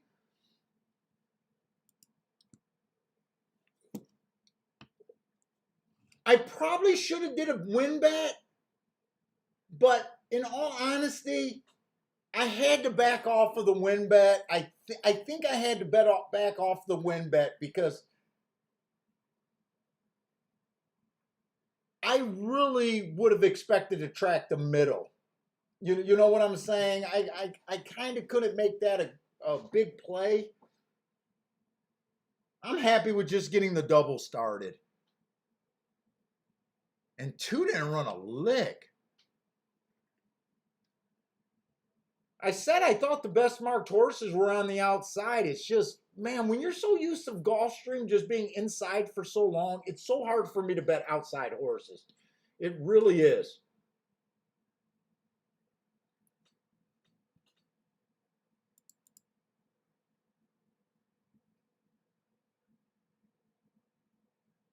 Let's see. Rennes Du had the 9 to win in place and the exacta. Nice. Hopefully we can get through on that double.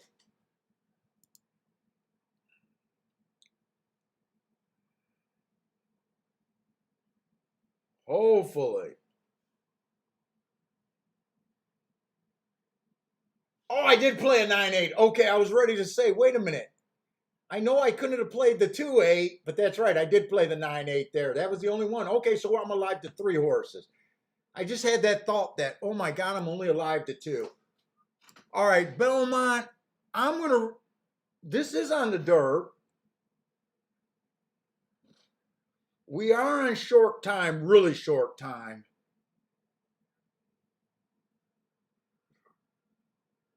Now, the problem here is the inside horses just look great.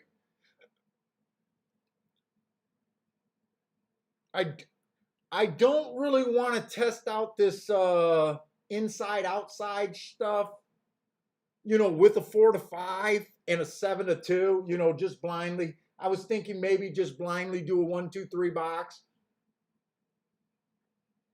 But 4 to 5, 7 to 2, if that comes in, you're dead in the water. I'm going to watch this. There's another dirt sprint race right after this.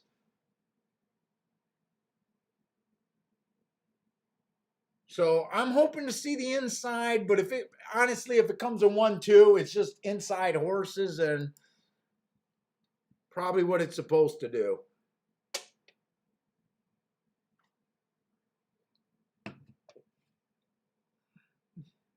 Marco Lou, are you trying to get me to stop believing in biases as much as I do? There's a method to my madness, man. Just let me be. I feel like Marco Lou's trying to convince me that biases aren't really there. I don't know.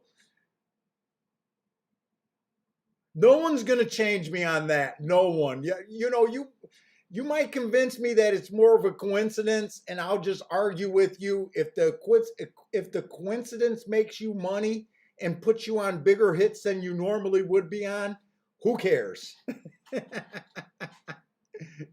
I'm okay with just never even being a bias, and every time I hit, it's just a coincidence. I'm perfectly okay with that.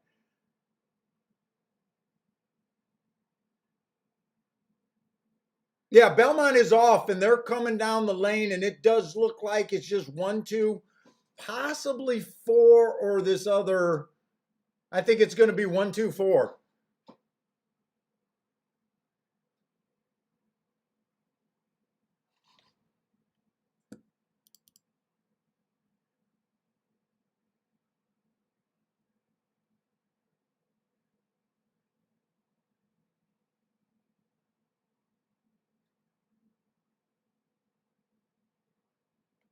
Oh, Parsons St. John's bet on the 5 that beat the 3 horse, tailed him and hit the double. Okay. People are giving John his due, and they should. Dude, if someone helps you guys in the chat room, man, give them a shout out, man. Let us know if you guys are trailing someone's bet. Give them a shout out. Makes people feel good.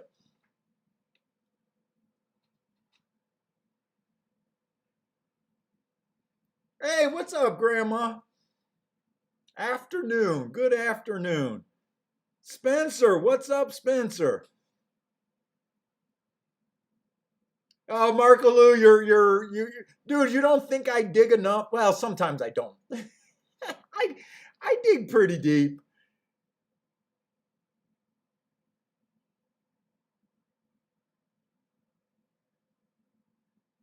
Yeah, I will agree with you, Marco Lou.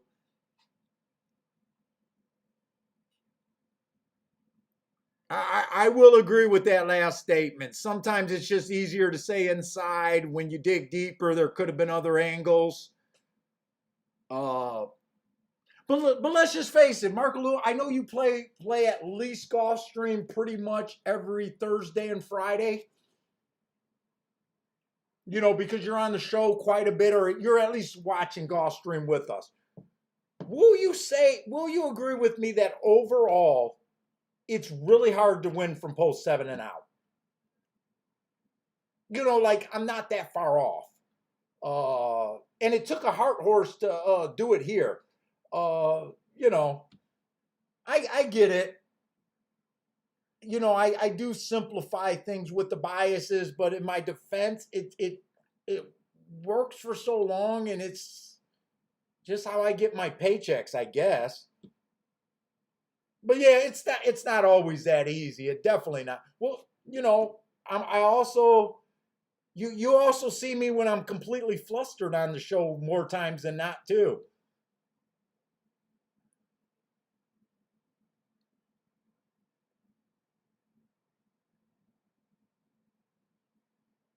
Yeah, I will admit that the inside for the last 2 weeks have not been automatic. I will be the first to admit with that.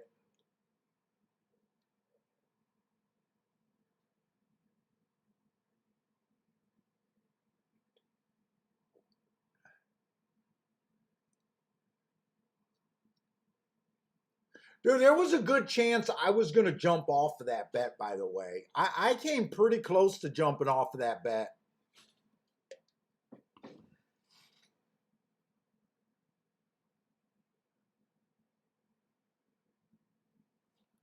Yes, Marco Lou, this game is about digging deeper and having something you can believe in. I absolutely agree with you.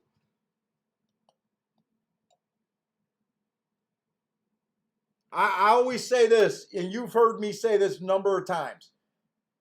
If your handicapping starts when you come to the track and you just fold the paper open and you think that you're good enough to outplay all the other guys that does the same things and read the exact same books you do, to me that's just crazy. That's crazy talk.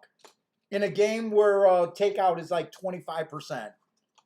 If you're not at least trying to figure out a way to dig deeper than the other people, or demanding value or something that makes you look at it different, to me, you're probably going to have at the very least mediocre result. And if you're able to beat the public playing that way, imagine what you could do if you had a little bit of more information that you dig.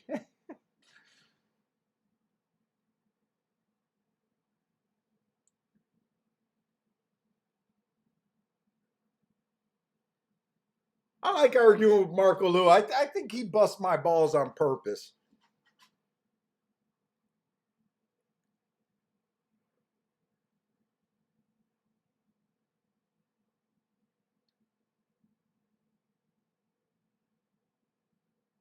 Oh, Marco Lou, I absolutely agree with you. My notes last week, I definitely thought it was a stalker track last week.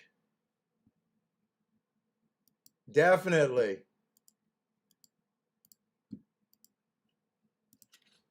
And I think Speed started doing a little bit better like Saturday and Sunday.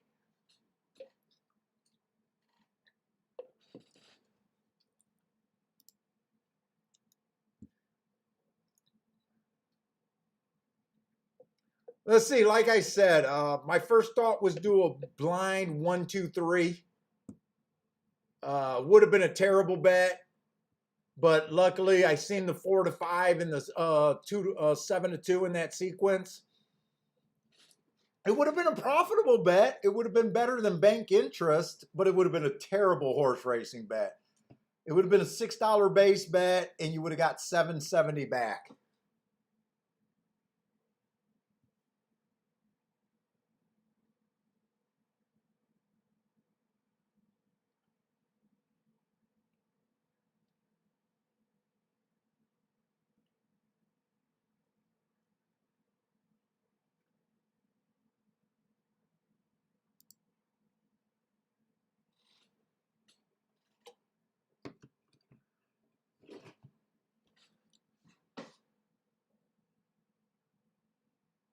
Yeah, 4 ran extremely good. I was scared to death when the 4 outbroke the 2. I don't know what happened to the 2 there. In fact, oh, 4 was a Tampa Bay horse. 4 was the horse that I was on the fence about.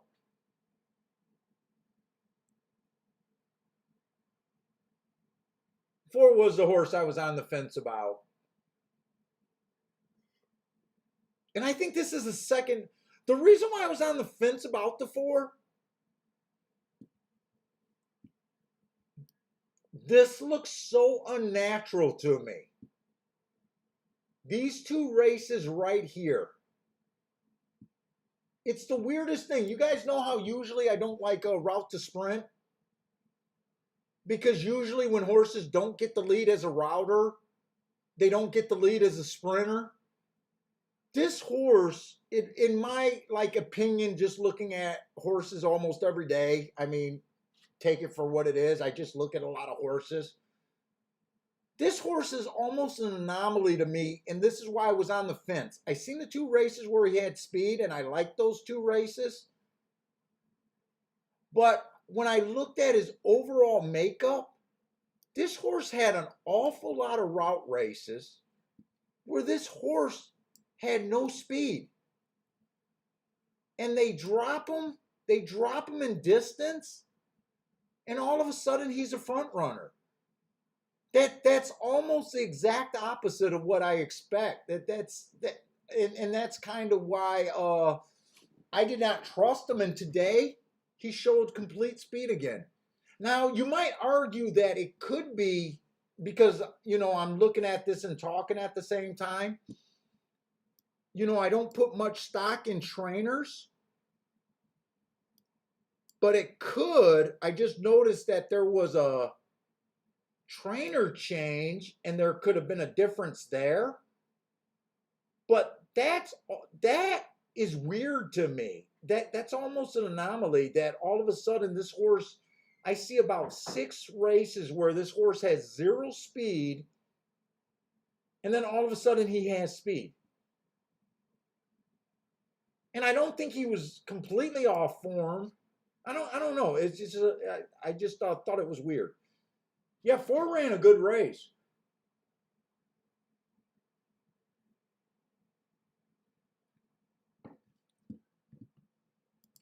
Hey, what's up? Not sure.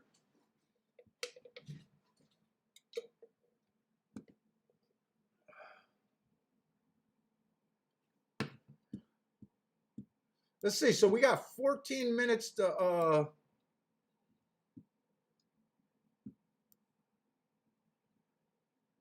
Gulfstream. Let me see the wheel pace.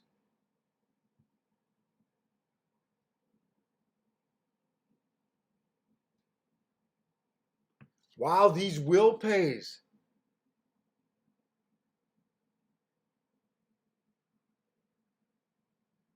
Wow, the wheel pays are a little. I'm at Gulfstream. I thought maybe I was at Belmont. The wheel pays are a little disappointing, I think.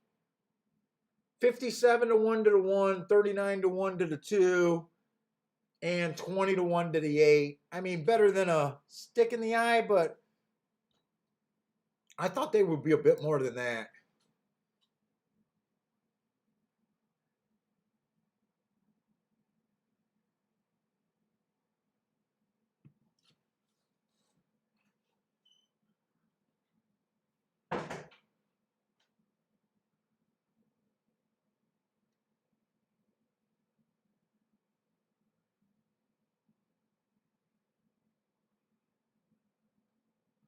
Oh, Bill Bell's off to Monmouth Park, man. Good luck. Good luck and have fun. It'd be nice to see some live racing. Are you guys saying it's storming at Belmont right now? Has something changed over there? I don't want anything to change over there.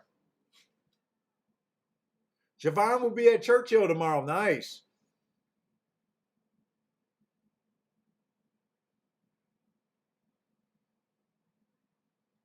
Oh shit, driving the new Corvette Sunday. Nice.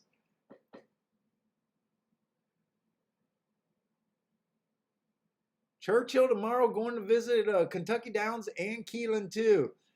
Then go drive me a new Corvette. Nice. Hoping for decent weather.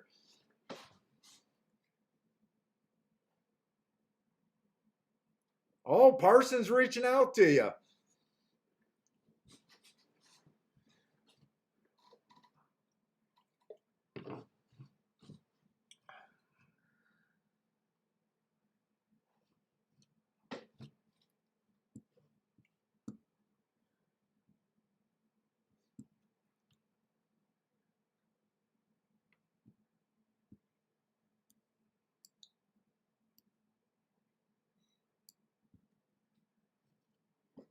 Let's see. I'm going to try to look at the 8th race first at Belmont. So we got another 7 furlongs on the dirt, right? Just got to make sure it's on the dirt. It is a grade 3. I'm normally not that interested, but if it's going to be inside,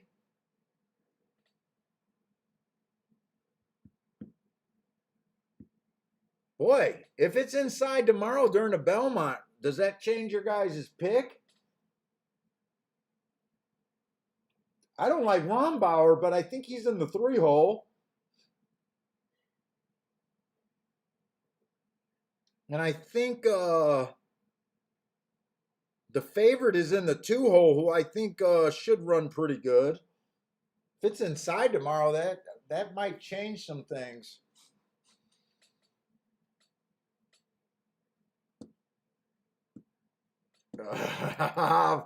Javon is flexing with his new Corvette. I'm not a car guy either. My wife's a car girl, but we love our Challenger.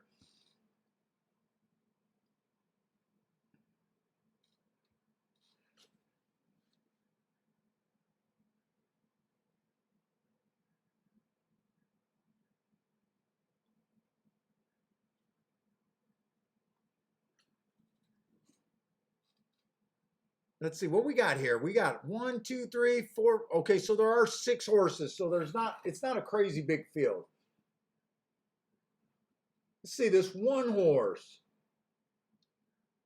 Bad rail last time he ran, or 3 races ago. I'm starting back from 3 races ago. I've been liking that today.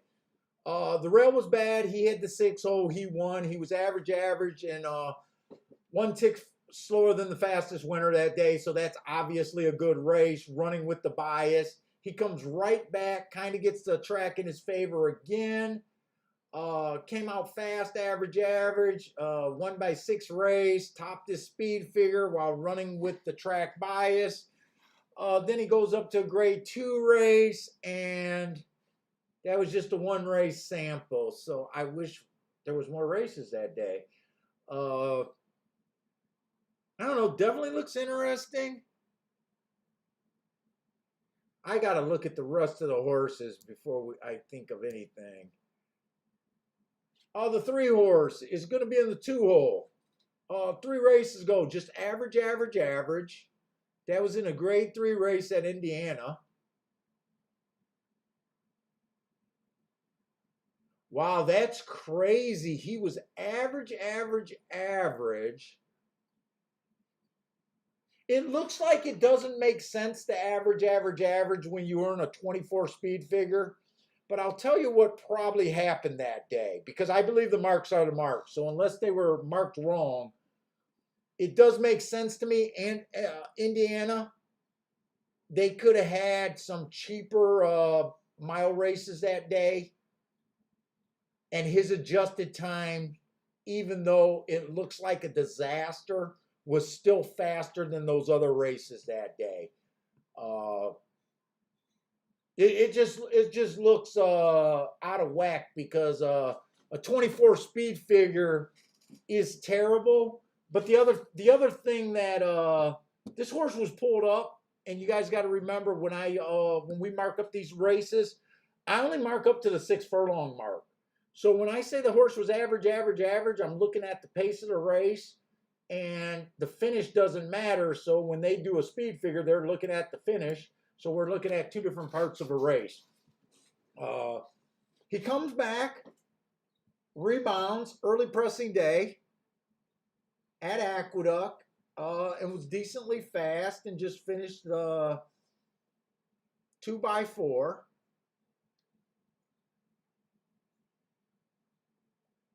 And last race, he was kind of fast again while winning.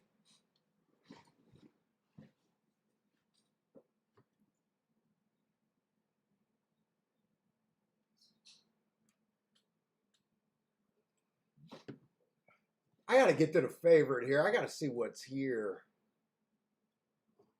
Let's see the 4 horse. Average, average, average 3 races ago. He comes back with a bad rail. Average slow. That was his first grade 1. I mean, there's never any shame of losing to grade 1.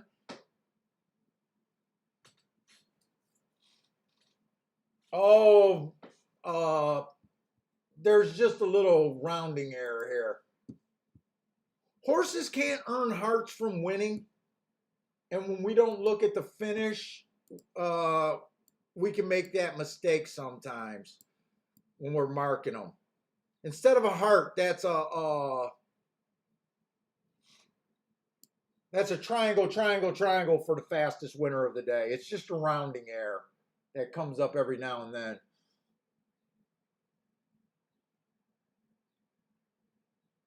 And 5's the favorite. So far I don't see anything. Right now, this just looks like a race that I kind of expect, a grade 3 race where everyone looks good. If I was to bet this race, I'd be concentrating on, oh shit, Belmont, a monsoon just hit. That can change everything about a track just in a flash.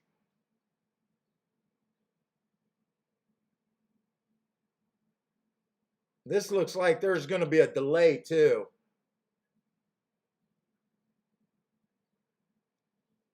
Who was I alive to? I think I'm alive to the 1, the 2,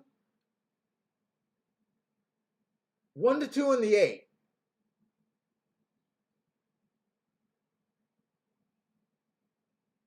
One, the 2, and the 8.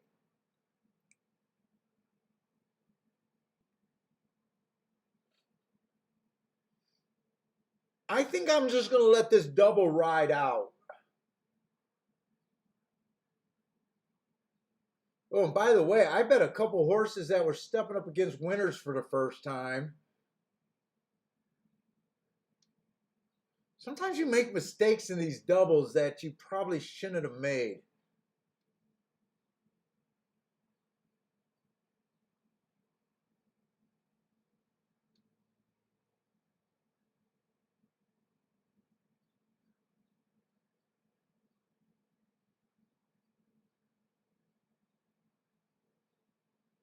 You know what? The 7 does look scarier than I thought.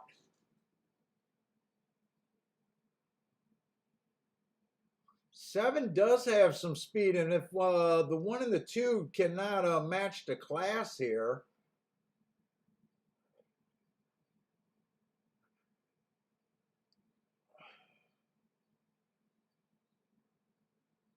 I think 8's going to be pretty solid here. I really do think 8's going to be pretty solid.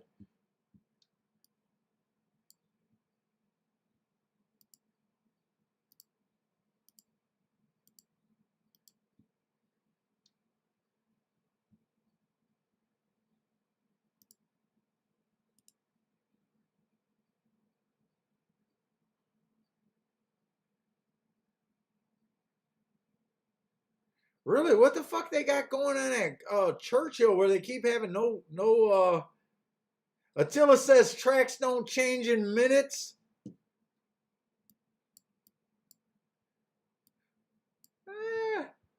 I don't know.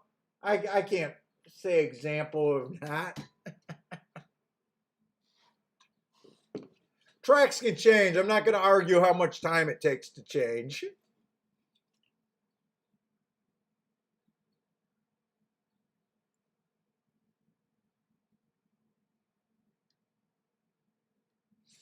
Put it this way. I'm not as intrigued with this rail right now. I think there's going to be a delay.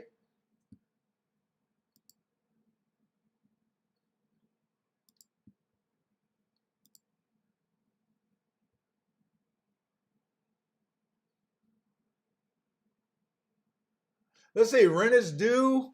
It's taking 178 exacta and a winning place on the 8 at Gulfstream.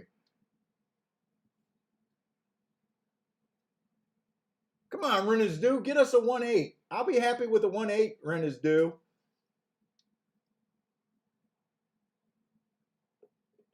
I think you'd be happy with a 1-8.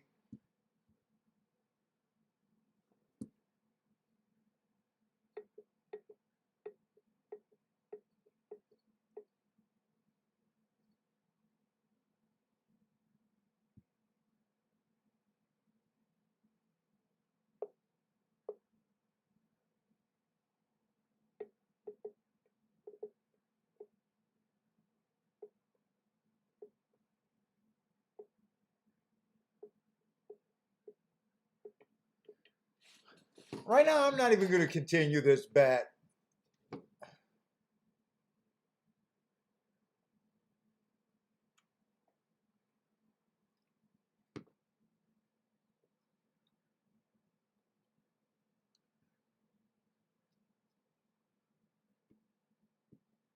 Oh, the 6 broke through the gate at the start, so that was no contest?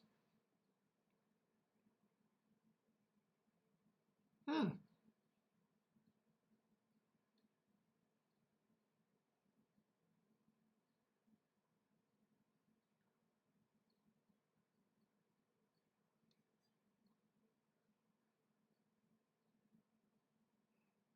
Back in my day, we were juicing with Big Macs.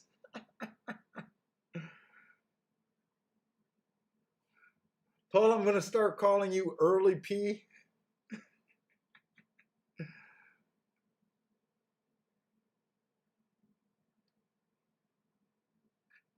Yeah, 7 does kind of scare me here, Marco.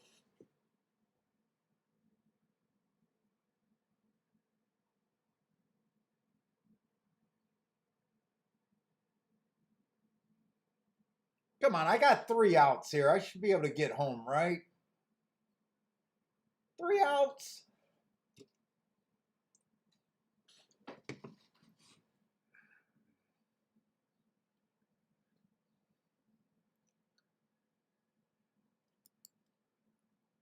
I thought when a horse broke through the gate, they were just disqualified if it didn't disrupt anything. They really call that a no contest? Maybe I've never seen that before.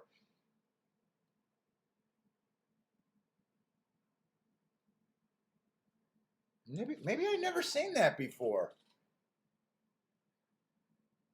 I can't even remember seeing that very many no contests and to see 2 on the same day. Usually, whenever I remember a no contest, it's usually when a horse breaks down or they can't get the tractor to start to remove the gate on a mile. I've seen that before.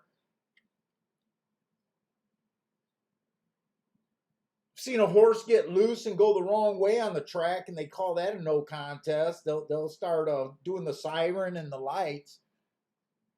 I don't know if I've ever seen a horse break early and then the gate starts or opens right after that. I don't know if I've ever seen that. I guess that's what happened.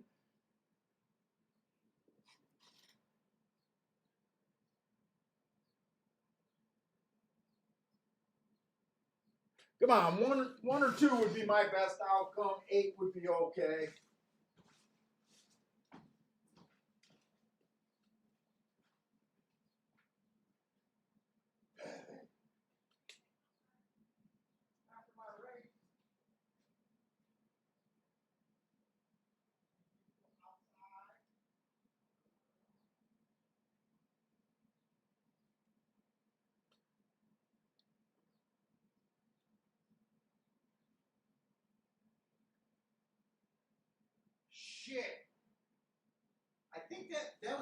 horse that missed the break. I need this winner that's too bad now.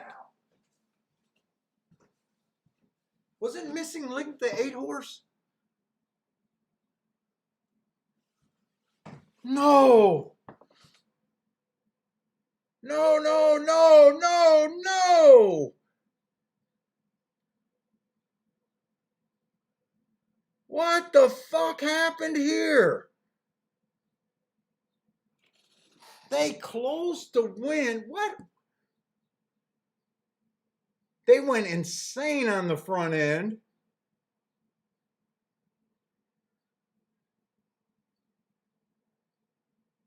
Is 5 that horse that showed speed one day and I thought he was a closer? Is that the 5 horse? Motherfucker, it is.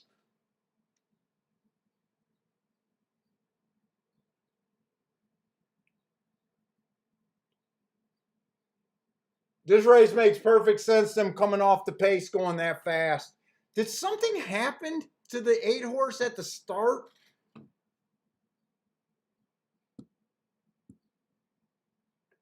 This came in 5-9. This is going to be an insane ticket.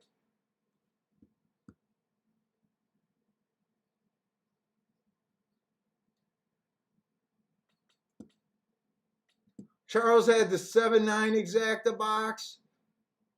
Good call, Frankie. What did Frankie have there?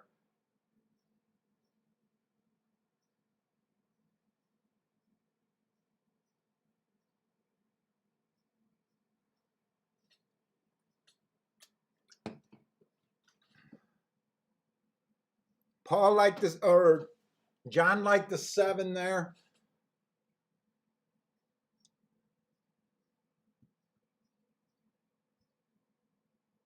Oh my God, this is brutal.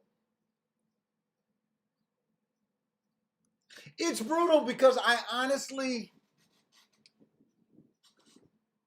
was on the fence for the 5. After seeing the fractions, it makes completely sense that he was able to close. I put him as a closer. He was that one horse that wired at a 21-1 when he got the good inside.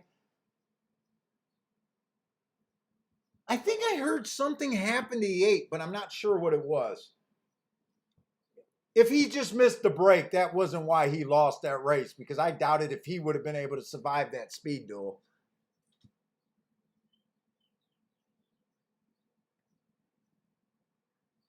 Yeah, who knows what this delay is going to be there.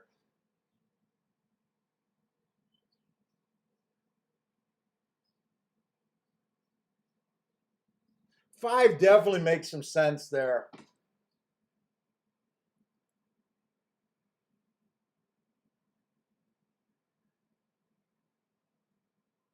I kind of thought I was in trouble too and didn't want to continue the bet when I realized that I was on the 1 and the 2 and both of them were stepping up in class too. To me, they ran well because they were battling going those super fast fractions. Whenever they dip below 44, we get nervous about them being able to come off the pace. Man, if you had the 9, that's a brutal beat. If you had the 9 horse, that was a brutal beat.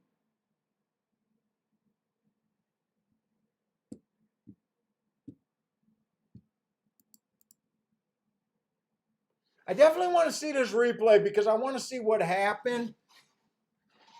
But in a way, I don't think it was an excuse because I think the 8 would have been on the front end. And when I just see the fraction 21-43, and I can't tell if that's 3 or 4. There would have been a lot of horses dueling there, and I think the 8 probably wouldn't have survived. I don't know. I'll have to see what's going on. So I'm not upset about this race. This was just a tricky race. Damn. Yeah, this is a monster. If you got it, congratulations. This is a monster. Russ had the 5 in the daily double. Nice.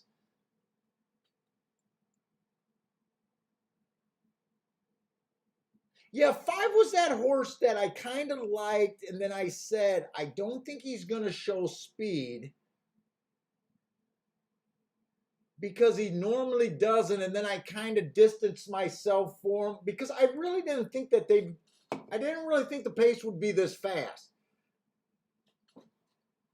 And more often than not, even when it is fast, they don't come from as far out as he did. This is a beautiful race. Congratulations if you hit it, though. The exact is going to be insane. The double has to be insane. I say 140 for $1 for the double.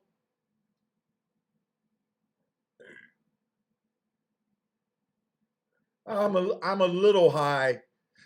About 115, I guess.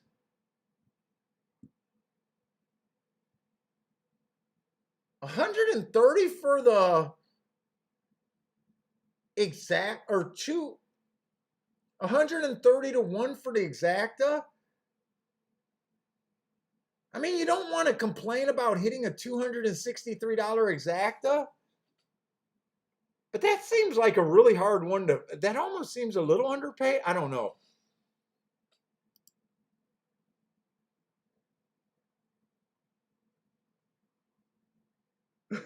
Not sure. Had the 5 to win, plus I'm alive to 4 horses in the double. Not to mention his back is killing him.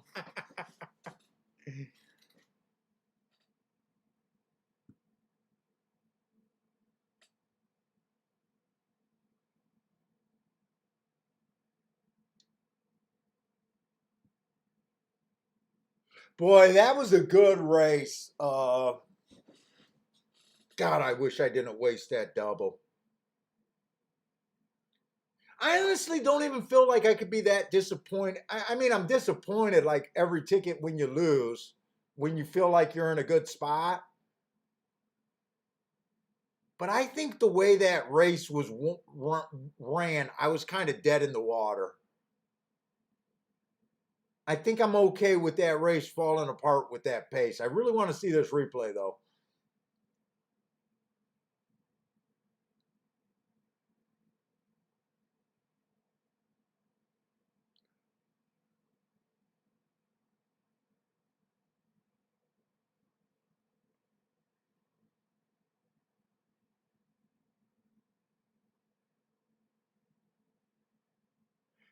Dude, we thought this was a good card today, and I still feel like it is over here at Gulfstream. I really do. Can't complain when I see these prices. I really don't.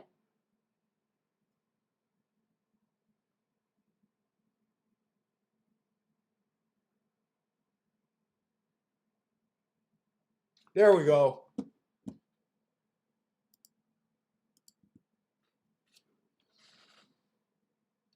9 even came out the gate first.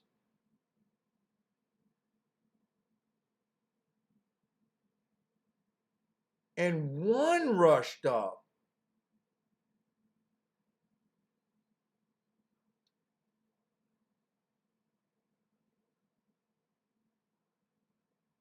I think the 8 either missed a break or something. I heard something happened to him.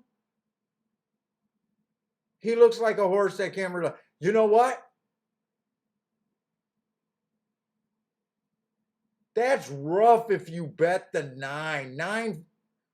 9 ran a great race. I didn't realize that the 9 was dueling the whole time. So speed held up better than I thought. I couldn't win that race anyways with the 8 crashed into the gate. That's what happened.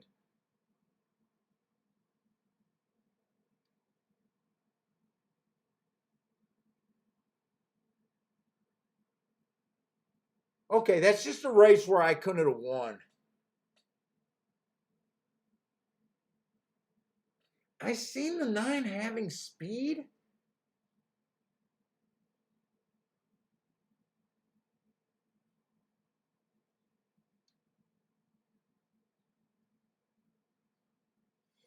Four races ago. 4 races ago was a speed favoring track.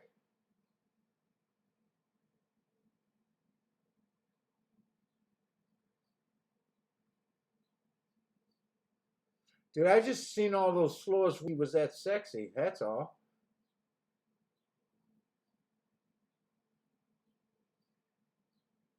Boy, that would have been heartbreaking to use him and lose, though.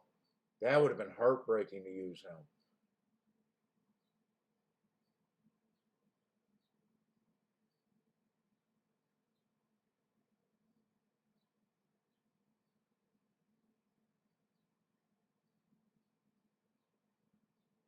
Well, you can't. I can't really complain.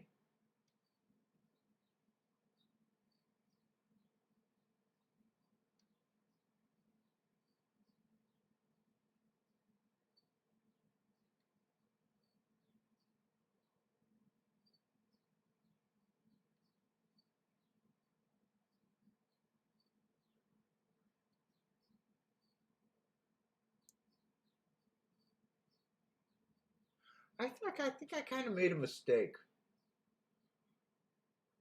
but I knew I did with the class there.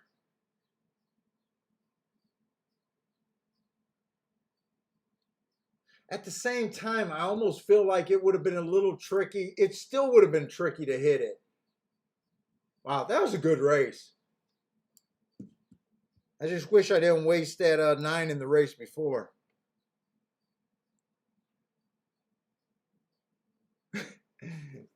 And I sure has a 1 in 3 chance to lose the double.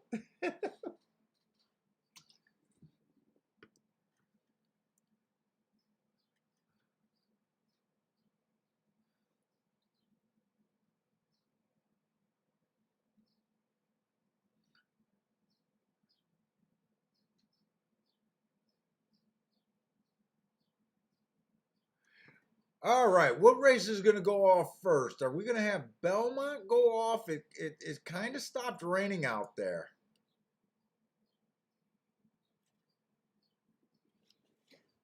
Or Gulfstream.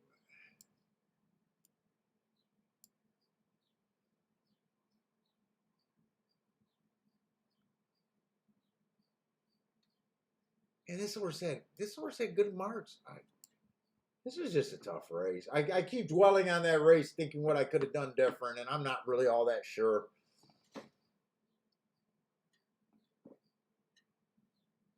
You want to feel I want to feel like I had a shot at every long shot race,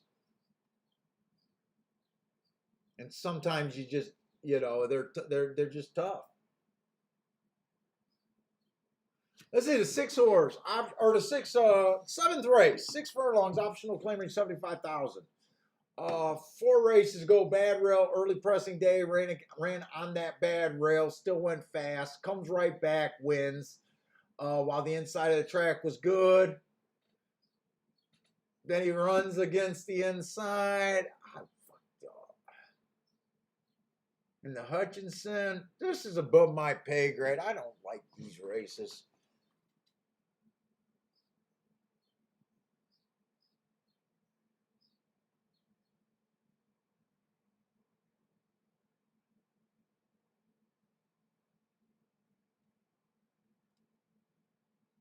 Oh yeah, I already assumed that they're off the turf at Belmont, right?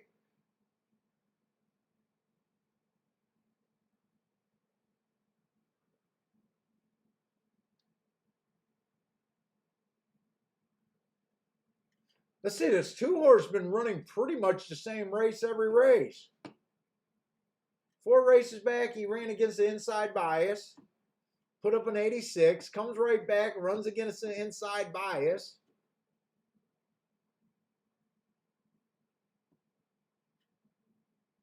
Runs an 86 or 81, comes back. I think the rail's bad. Wins running against the bias. And then he kind of gets the bias in his way. Oh, he got a slow start. He got a slow start. Boy, this horse is like a machine. He keeps running the same race.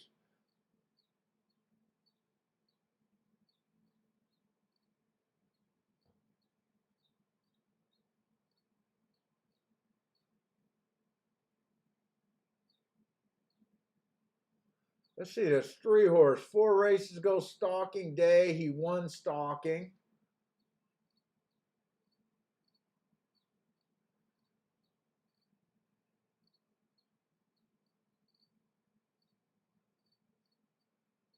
Why did they drop this horse to 12-5 straight stake bred?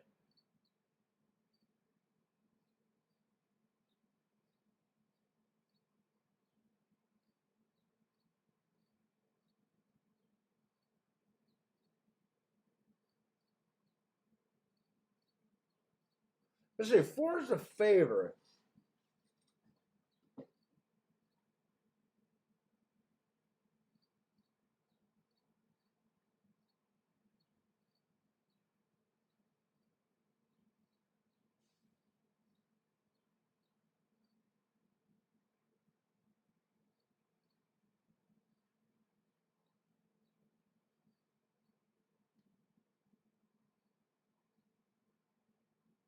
Let's see, this 5-horse, 4 races ago. Rail was bad.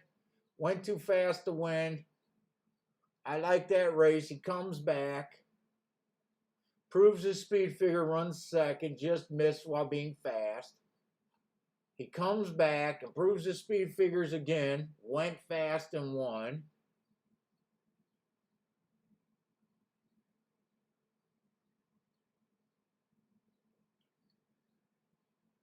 This just looks like a race where top to bottom, I think everyone can win. I probably like the 6th the least.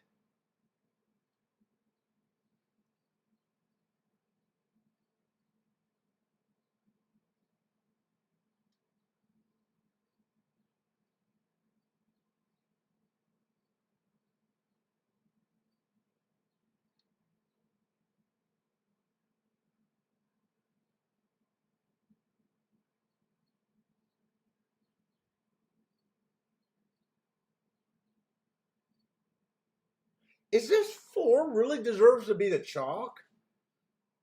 He won at 16,000 on a day that the rail was bad. Oh no, I got my eyes crossed. 3 races ago, fastest winner at 16,000, won under wraps by 11 lengths. He steps up to 25,000. Okay, I mean,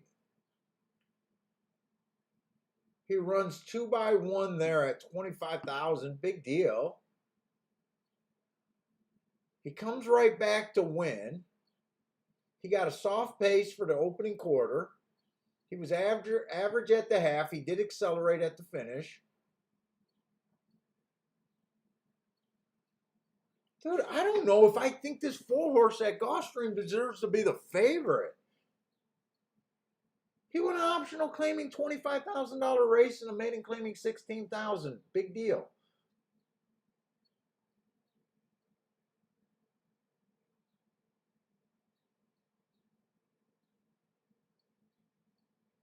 Am I missing something?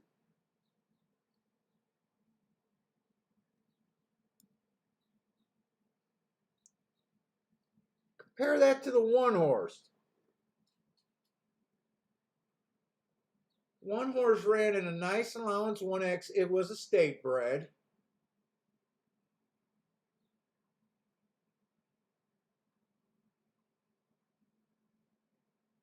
Runs against the bias in the Hutchinson. That's open. What was the Hutchinson made of? I mean, that's a way better resume than what the 4 got. I don't understand why the 4 is the favorite. I guess that's where my big problem is. I don't understand why he's the favorite. Am I crazy on this one?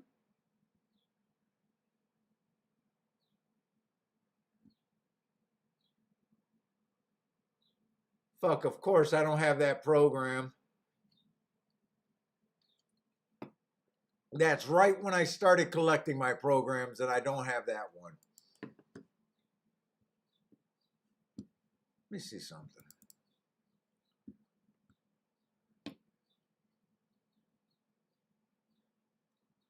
419.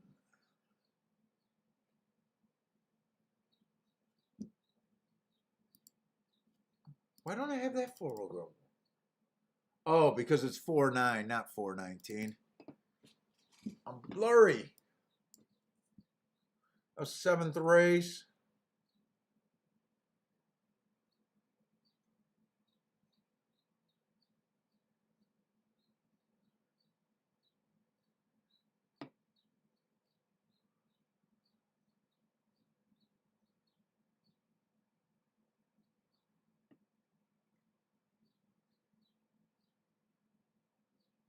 That race was way better than this.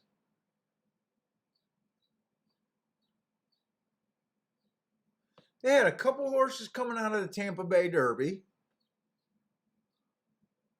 Who won that race? Lot of speed or load of speed, however you want to say that.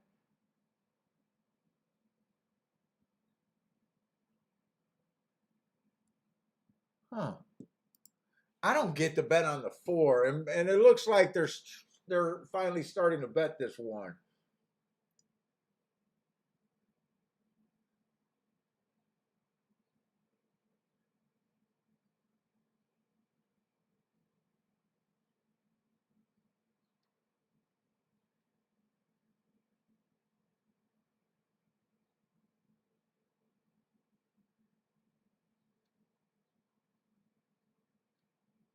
I'm kind of looking at 1-2-5 here. Let me see something. The next race is a sprint on the turf.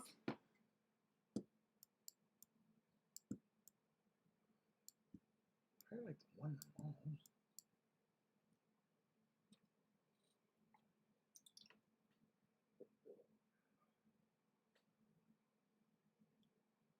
That's just an optional claiming 35,000.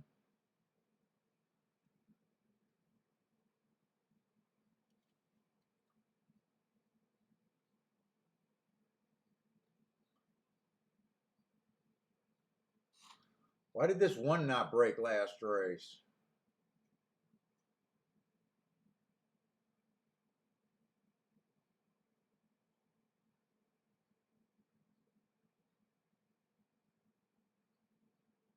What?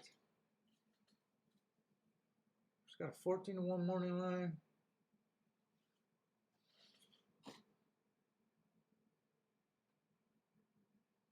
Five's coming off a million freaking turf routes.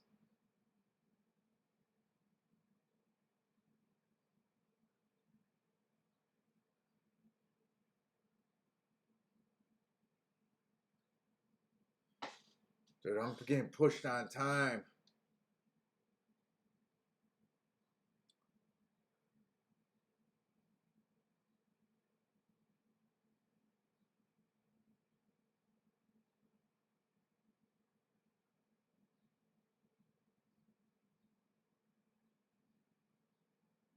Horse never ran. I do want to try to get alive to that 4 horse. He's going to be a huge long shot.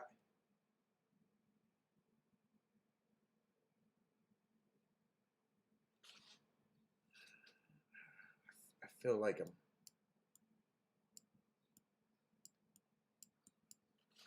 I'm missing something here.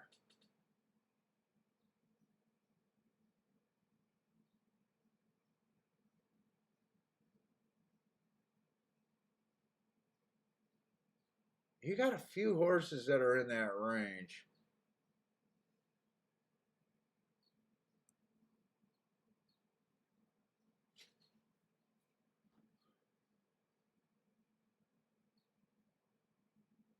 So I'm reaching like a crazy on that 4 horse.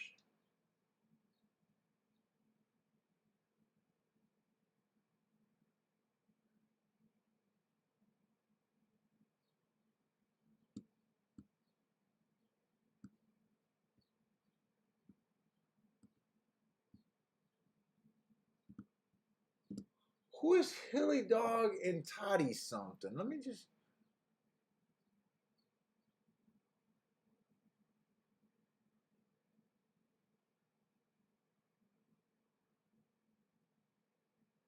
Is that horse?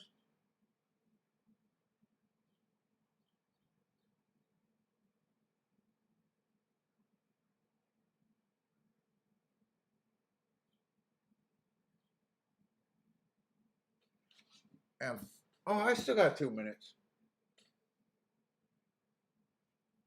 April 30th and April 3.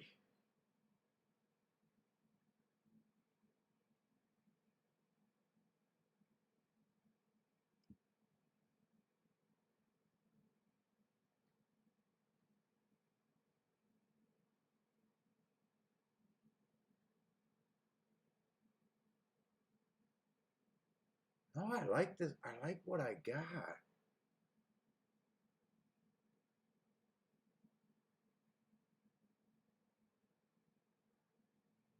I like what I got.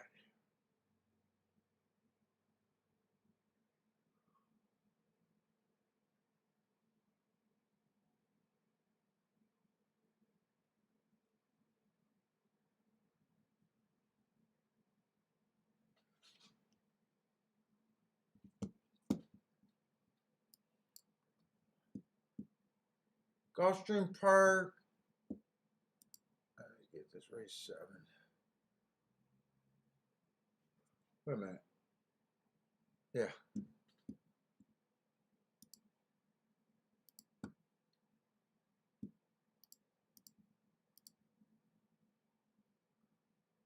I'm going to do the 125 to the 124.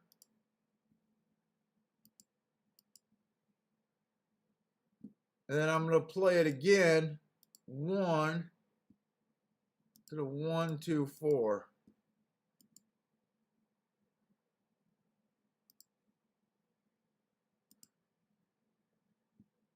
And I did not check those doubles because I don't think I could.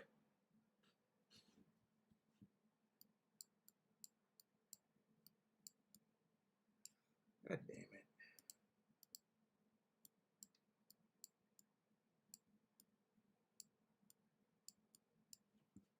Let's see if I could check these doubles. They're actually slower than I thought.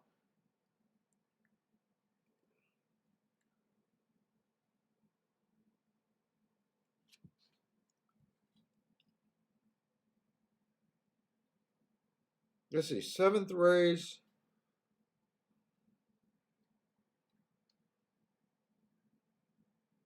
Oh yeah, they're paying good.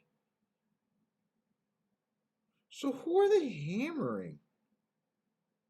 They're hammering the 6th next race. I almost think I should have dutched the 2 and the 5 to win here, but where is Belmont? I kind of lost track of Belmont. I don't know if they ever got to the gate or what there. Why did I hit Goss? Oh, because I hit Gulfstream. Belmont. Let's see. Where we at? Oh, Belmont, they're just sitting around.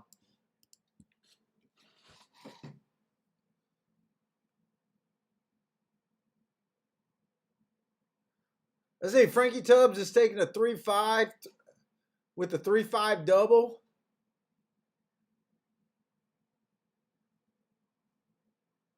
I just didn't understand why this 4 was being the favorite. I hope I'm right about this. I thought the 1 deserved to be the favorite, which he ended up being, by the way.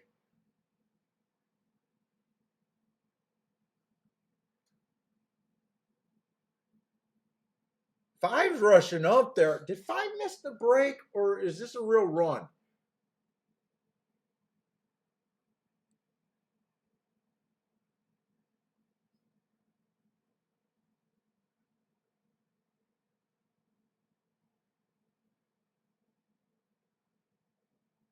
This is the second even money that I'm trying to get alive to today.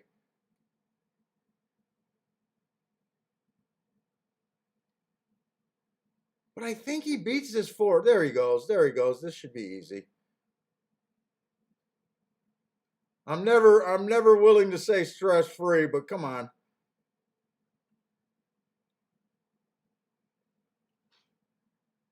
Yeah, the public did get on the right side of that. I was just faster. I thought they should. I couldn't believe that one was not the favorite there. So I'll be alive to a few horses. I don't know.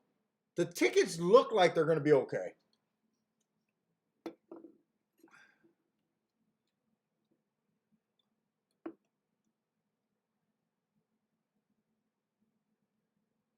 Oh, Parsons. I think Garth B usually liked that bet.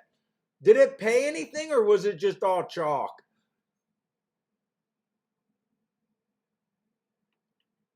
Yeah, I'm never stress free, man.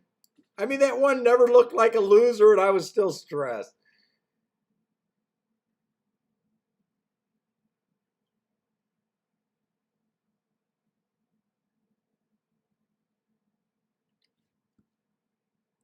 I knew I had to play him for more money, though. I thought the 2 and the 5 had a shot, but I knew I had to play the 1 more.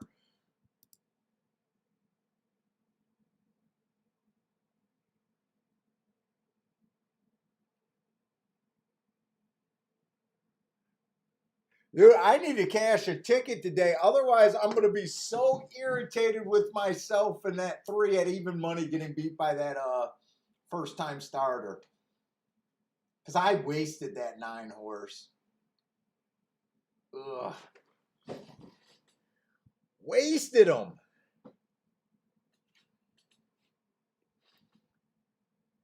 Real talk. It's getting hot in this damn house. Are you taking them outside? I know you have, but I forgot. Yeah. She's angry at me.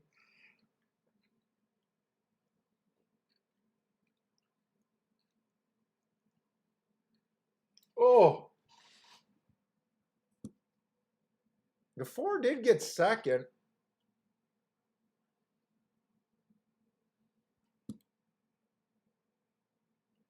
I'll say it with you, Marco. Easy money. Easy money.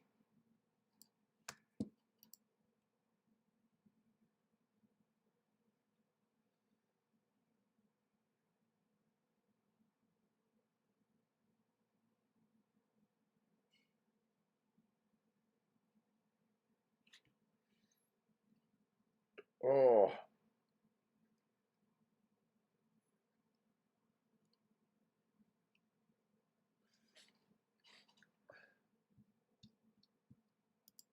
Now, come on. I'm supposed to be able to close out on the turf. I'm supposed to be able to close out on a turf sprint. We've been doing so good long on these turf sprints that we're supposed to close this out. Let me get the tic-tac-toe board too. We have no idea if when Belmont's going again.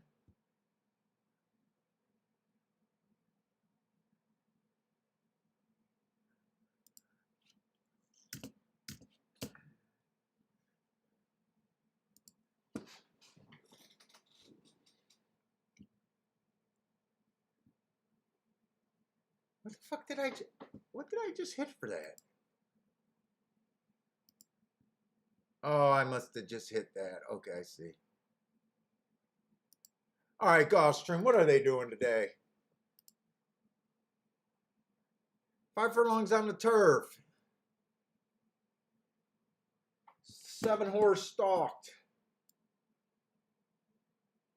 Oh, the 8 horse stalked from the 7 hole.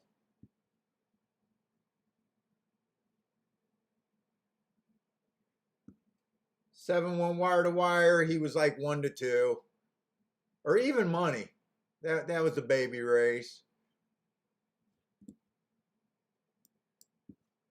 1-1 wire to wire. Wow, I didn't realize how chalky Gulfstream started today.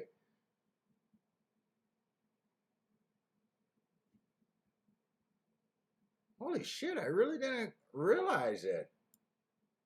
Why was I saying you can't complain about the prices at Gulfstream? Was I, wait a minute. Favorite. I did sit out of both of those races.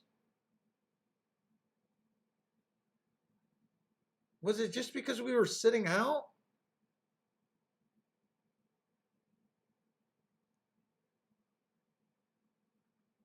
Fuck the nine that we had at 8-1 was for some reason I don't know.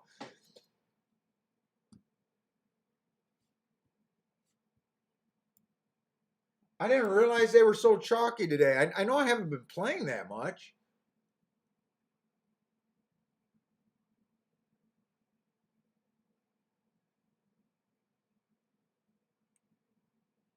This 5 came from 10 lengths back, but they did come off the pace twice today on these turf sprints.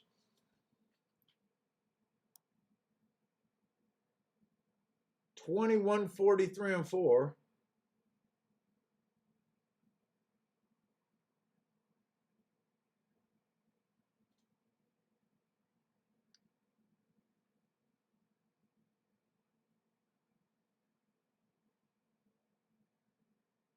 Dude, this better not be an off the pace day over there at I don't think so. That 9 horse had the lead. He held on pretty good. Now I'm getting nervous. Oh, is the track backing up? Is this happening? Is that happening? Like that sprint, that turf sprint has been the longest bias out there.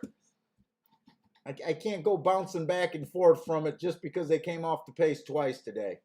One of them, the 7 horse came from 2 lengths off or 1.5 lengths off, whatever he was. Only the 5 came from and he had the pace to run at.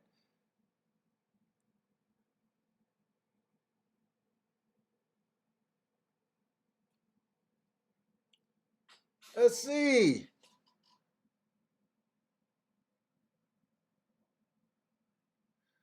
Swiss skydiver got. Yeah, I heard she had a temperature.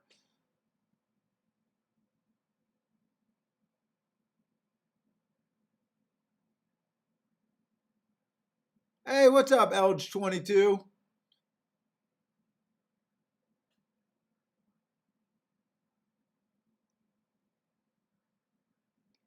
Not sure working on a beef jerky dinner?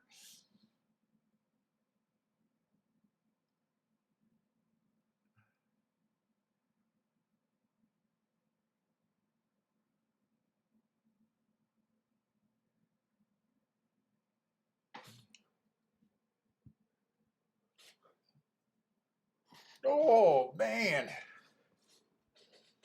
Dude, I do not want to stay up till fucking 11:30 tonight marking up forms. Oh, it's going to be brutal. Fucking turning into work, horse racing. It's turning into a lot of extra work.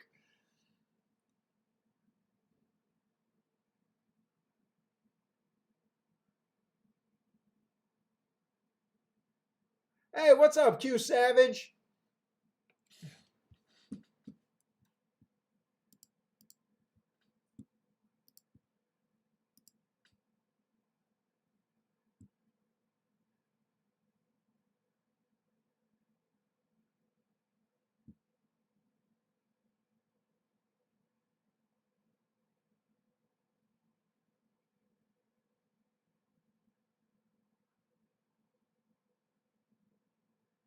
What does the Belmont have tomorrow in their race? What, eight or 9 horses?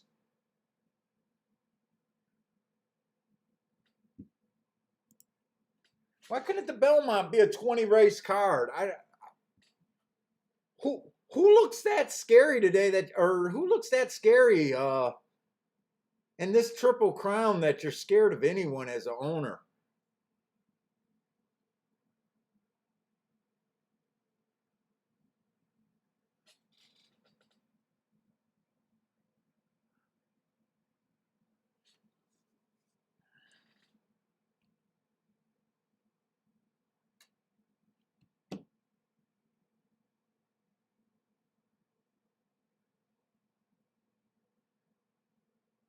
Yeah, I gotta do Belmont. I gotta type up Belmont, the whole card, and then I gotta work on Sunday's card. At least I got Saturday's marks done.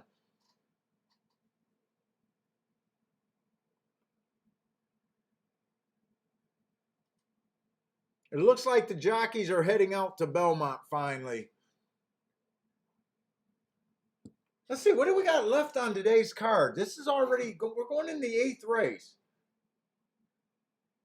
I probably want to look at this race pretty damn good. So we got the 8th and the 9th race. This is what Bender's been talking about all day. Don't sleep on this race. I wonder if Bender's wondering if this track's backing up a little bit or it was just a pace meltdown last race and a tough race.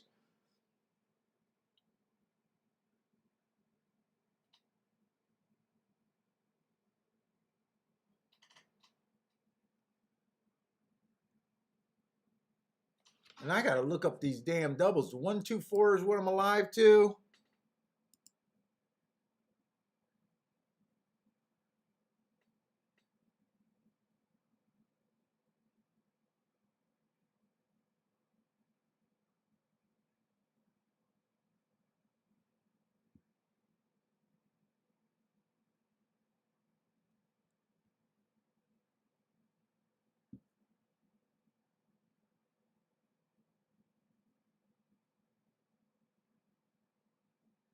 Was this to a late scratch or did I mispunch a ticket? Wait a minute.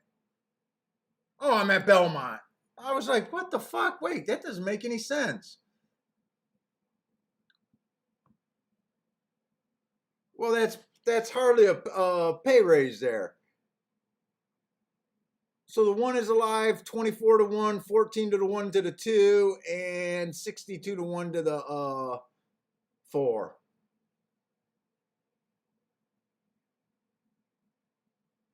And the favorite in the double is the 5 and the 6. So we'll see. I'm going to have to look at this again.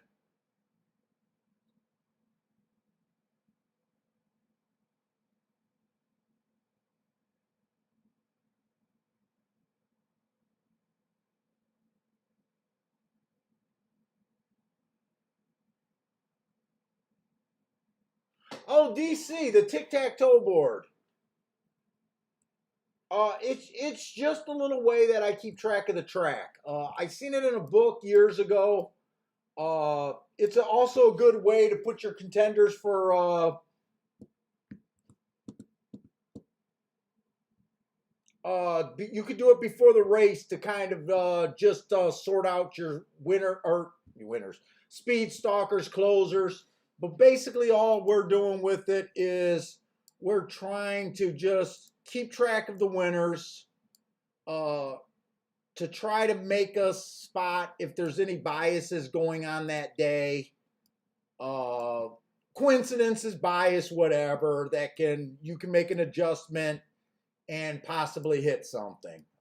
Sometimes it's nothing, and sometimes it's better than gold. I mean, so what I got here is Gulfstream Park. I divide up my races by surface and distance. I do all my sprints.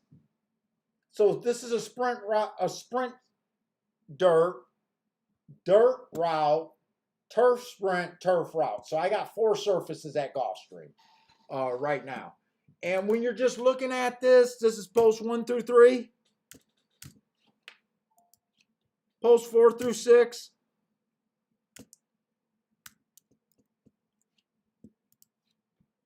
post 7 on out. So all we're doing is we're putting the winner, the winning post position that ran. So right now, this is not telling us that much. There's only been 2 dirt races today at a sprint. And then the next part of it is we got the running styles of what the winner did. So that's pretty simple. We got wired, stalked, closed. So right now, all this is telling us that we had 2 sprint races today. They both went wire to wire, but one was even money. The other one was, who was the 5 that went wire to wire? I don't know. And we do that for all the surfaces. So right now, when you only got a one race sample, it doesn't tell you much. You know, so the turf routes don't tell us much. The dirt routes don't tell us much. And the sprints are kind of telling us that it's a little bit stalker closer. But this horse was a big This horse was bet. This horse was bet to like $1.60. You know, that 8 horse that we seen early. And this horse was 10-1, but he got the perfect pace. But sometimes it becomes very obvious, and you'll be able to make an adjustment. But that's all it is. Right now, it's not much help today.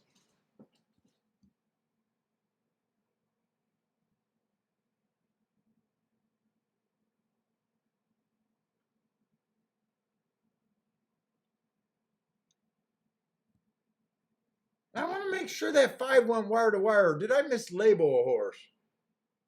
Because wasn't that 5 horse the horse that beat the 3? Did he go wire to wire or did he stalk? You know what? I think he did go wire to wire. Let me look that up. Because that was the 5 horse.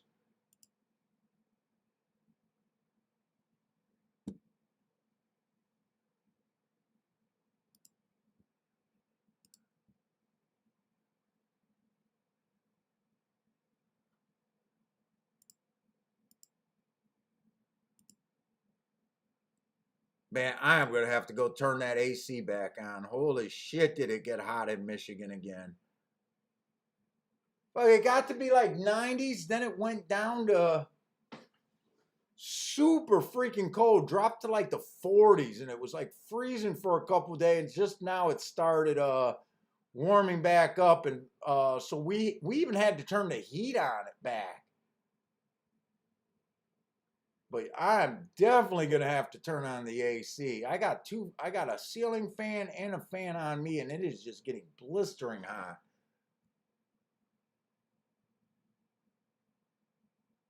Yeah, that 5 did go wire to wire. That was a first time starter. So yeah, not telling us too much. Like it'd probably show a lot more at Belmont.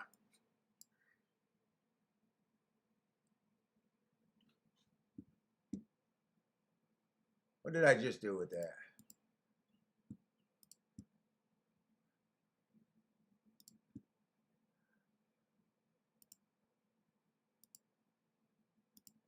Like I don't. I forgot who asked the question. Oh, DC I think did. But like right now we're at Belmont. You hear some of us are getting a little bit. I said I was getting a little bit excited about the inside of the track. This is how the tic-tac-toe board is showing right now.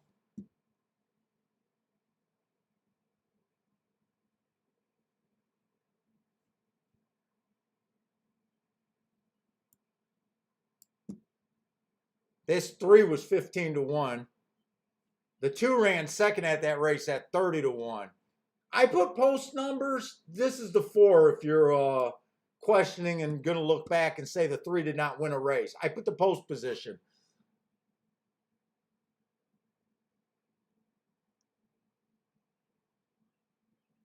Now, this was a 4-horse field, so, you know, take it for what it's worth.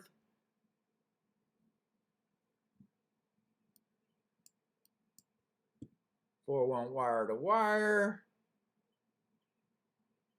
I want to say that 4 was.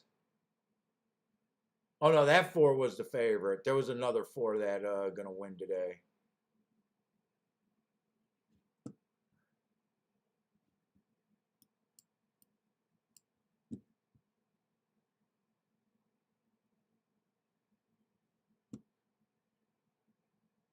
This 1 was 7-1, and the 4 was 24-1 in this race. That was a race.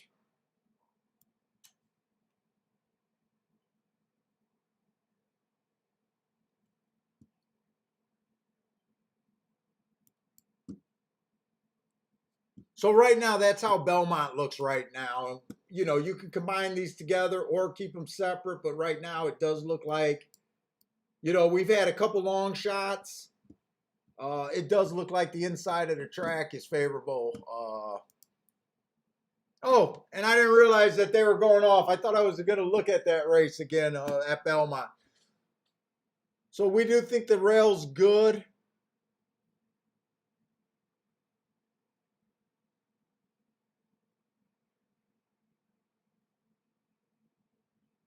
It did rain. It could change, but I don't know. Right now, it still looks like the rail's not that bad of a place.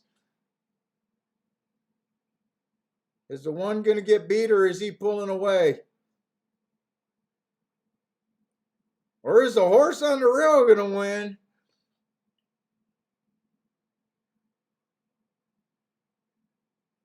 Well, the 8 horse did win there. So maybe the track changed. Maybe it's just coincidence, but I tend to believe in biases. They're why I had they're responsible mainly for all my big hits. Did the rain train change the track? I don't know. Was it ever there? I don't know. Came in 814, so 8 would have been in the 1, 2, 3, 4, 5, 6 hole. Came off the pace, so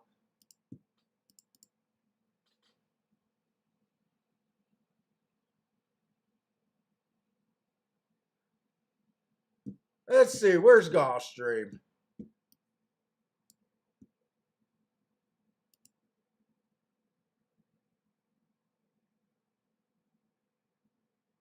We still got 8 minutes. Oh, I need to look at this Gulfstream race. That's right. This is the last chance at the double. And I gotta piss real quick.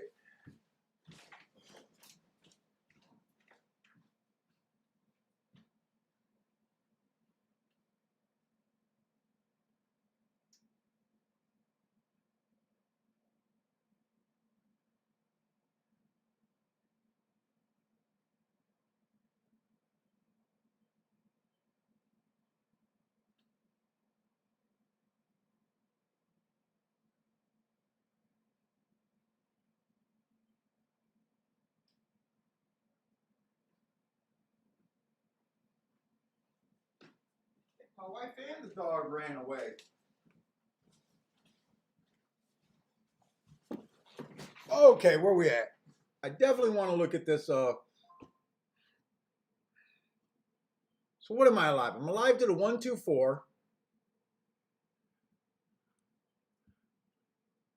Let me just make sure I like what I like. And I'm pretty sure, because I'm pretty sure I looked at this race pretty good. 4 races ago, this horse earned a heart. Couldn't win at 50,000. Comes back at 75,000, so we did raise him at class. His speed figure went up. He was average, 1 tick slower than the fastest winner slow. So he showed speed, fell apart, went up and back up in class. They then dropped him. He hit a stalking day. He was a stalker. He just missed. At 8-1, I like that race. Last race, he banged the gate, was nowhere close on an early pressing day, and still ran his regular speed figure. I think this horse still has some upside. 12-1, I got him. I still like him. The 2 horse. 3 races ago, speed favoring track at Turfway Park. Showed speed, just missed. On a speed favoring track, he dueled, and probably someone was just faster than him. He comes back after earning that asterisk. He did win on 30 cents on the dollar, but ran away. Right running style at Gulfstream. You got to remember, there's only like 2 or 3 sprint turf races a day usually. So, even though that was the slowest race of the day, average slowest race of the day, just looking at the time, 21-3, 44-2 is what we expect. I still like this horse. And then last race, he match strides with the fastest winner. hit that 43-2, that's when they can start coming farther off the pace. And he just wasn't good enough that race. I still like that race. The 5-horse fits. The 5-horse. Oh, that's not this race. Okay. It must be the Shronic going. I mean, the 5-horse can run it when if he's in range or if it's backing up. I think this race, I didn't think the pace was going to be super fast like it was last turf race. Now, 4, I just knew I wanted him. He was my long shot look. He's never been on the turf. 4 races ago, he was the fastest winner of the day. The next race, he hit an inside speed favoring track. He took care of business being fast. 2 races ago, he went up to 50,000. Speed figure went down, but he went too fast to win, so I'm okay with that speed and fade. And then last race, rail was bad. It was an early pressing day. He got slammed at both time of the start, so I can take that. That's probably why I gave him the asterisk there, by the way. To him, I think he just, if he likes the turf, I think he's worth the risk there.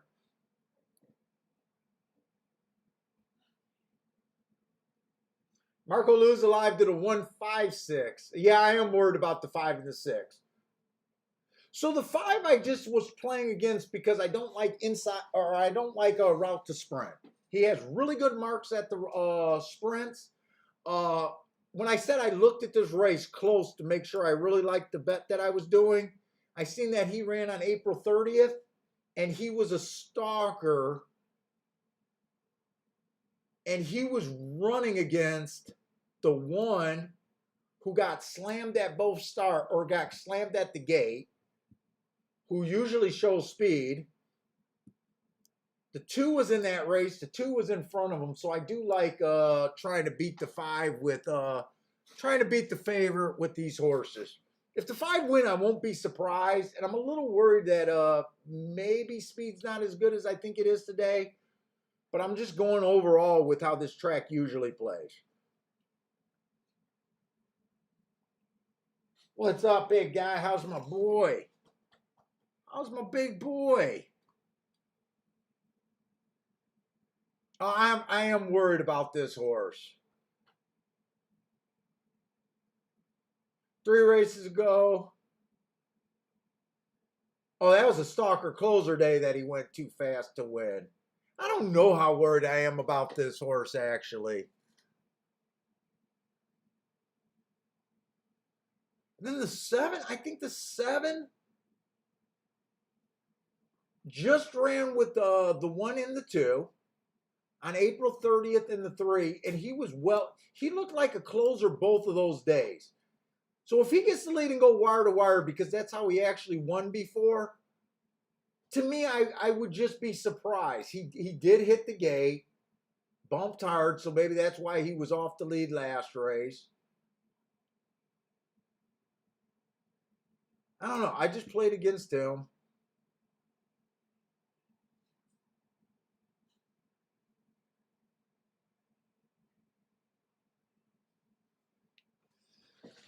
And then I just didn't think the 8 horse was that fast. He was running miles. This 21 and 3 was still the slowest of the day. He just broke his maiden on an early pressing day, being the slowest winner of the day on a day that he got the lead on this crazy turf surface and went 23 and 2. That's what I didn't like him off of. Now, is there a double to be had here?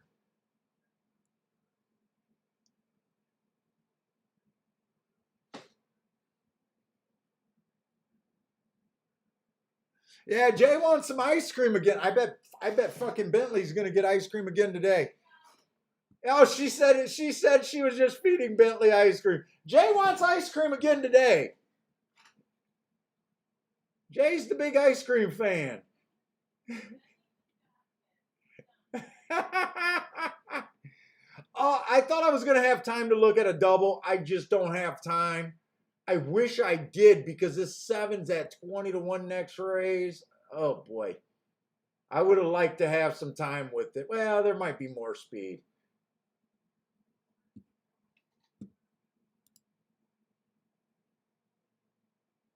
Come on, I need this race. I would like to hit this. Won't we all? Won't we all like to hit this race?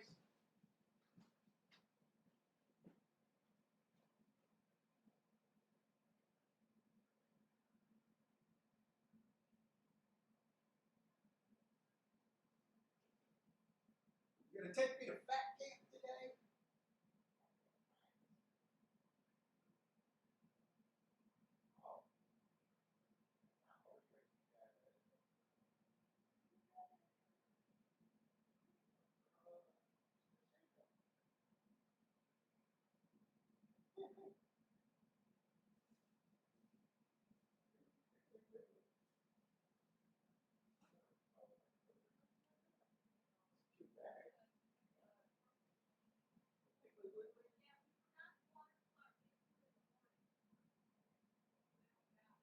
Why do they really care what time they get water?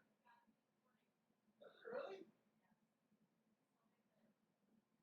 Oh, then you've got to do your chores. Do you? I mean, the dog only has one parent. Oh, you really think you're the parent? The child.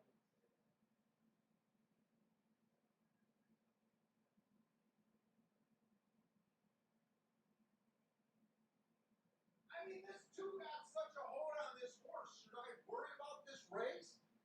I shouldn't have to worry about this two horse, right? I drank 2 energy drinks, Kiki, so I got all kind of crazy, nervous energy.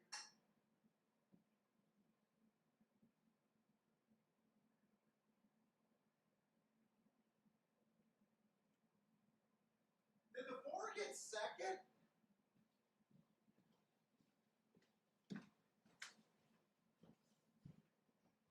Well, that should have been stress free, but I don't do well with energy drinks. Did the four get second? I don't know if the four gets second, but that might have been a missed opportunity at a exacta.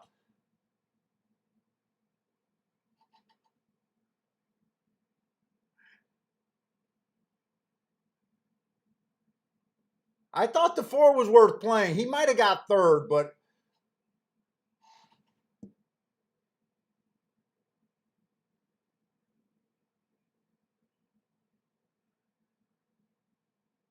yeah, I wish I would have been able to fire on the double there. Dude, I feel like the handicapping's really good today, and I'm just a little disappointed that I could not connect. So well, that I did connect on this one.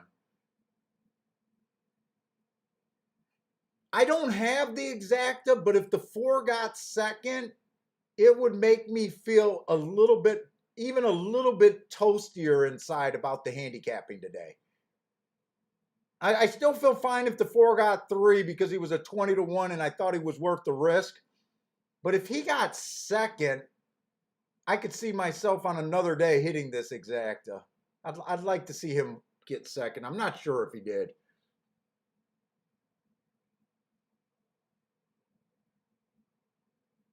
Jay says fine. Yeah, I don't think the double was that great, but oh wait. Oh, there was another horse there with the four? Oh, okay, the four. I thought the four had third. I guess I was looking with too much hope in my eyes.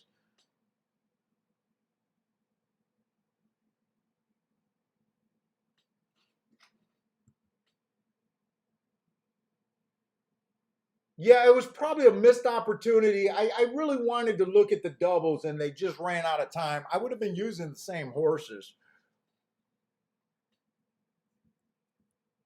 Yeah, I didn't see that extra horse there. Yeah, I was either wishing too much or seeing with my bad eyes, but either way, I was wrong.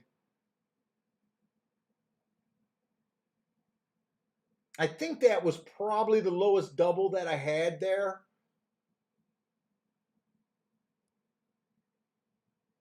What did that double pay? Yeah, that was the lowest double, but I did play it on two different tickets. I haven't been that active today. That's probably enough that's going to put me up a little bit, but not great. I haven't been that active today. Oh, Steven, you had the 1-2-4 try box there.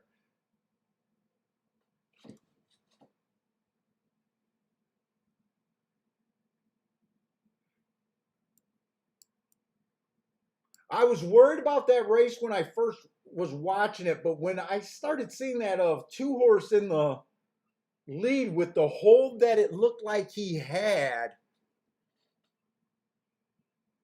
I still couldn't watch it, but I was like, fuck, this should be stress free.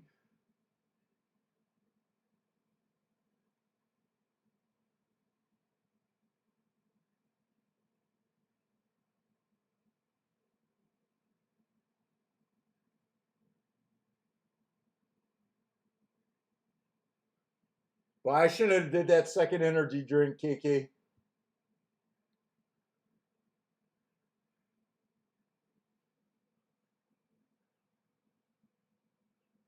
Yeah, right. That I got the bubbles glasses when I wear glasses.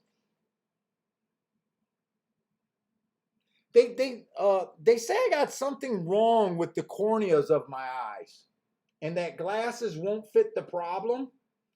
So I got glasses just so I could drive, but everything's slanted. There's no everything's like slanted. Your house is slanted. Trees can be slanted, but everything's like this. And then the other thing about me with glasses, the reason why they say my problems are on my cornea, and I need to get these special contacts where they map your cornea of your eyes. So whenever I have glasses on, every time I move my head, it's like a camera refocusing. It's super weird. It looks like I'm looking through bubbles all the time.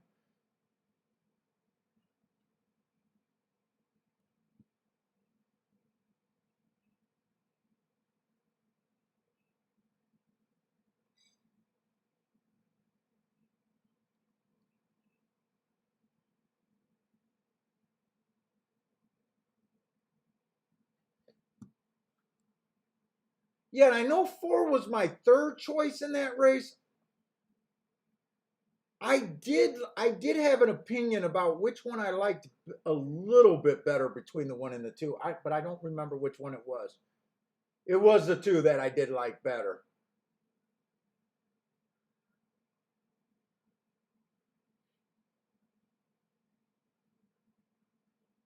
But those were close. I like the 2 better because this horse sometimes is farther off the lead than I liked.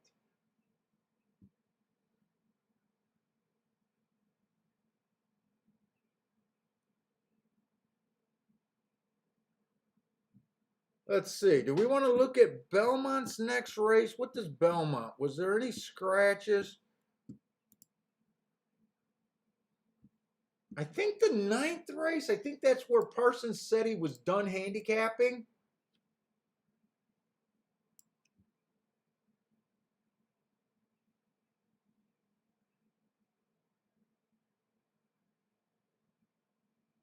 And I think he said I'd hate the race because it's a 2-mile race.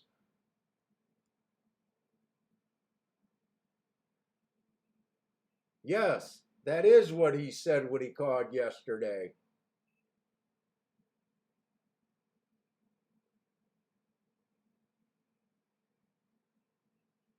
Yeah, you know what? I'm not interested in playing this race. I don't know if they announced, is this race still going to be on the turf? I think it's supposed to be a turf marathon race, or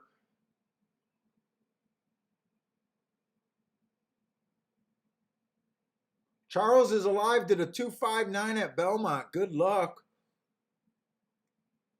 259. You got some decent prices there. I don't know if you're alive to what? Pick three, pick four, double. But good luck.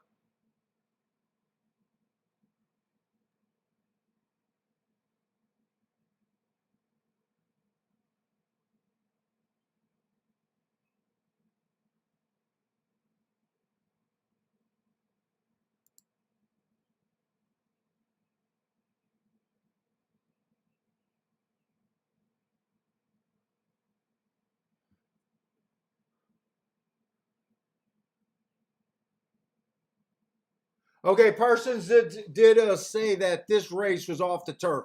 So I hate these marathon races. I don't like playing them. Uh,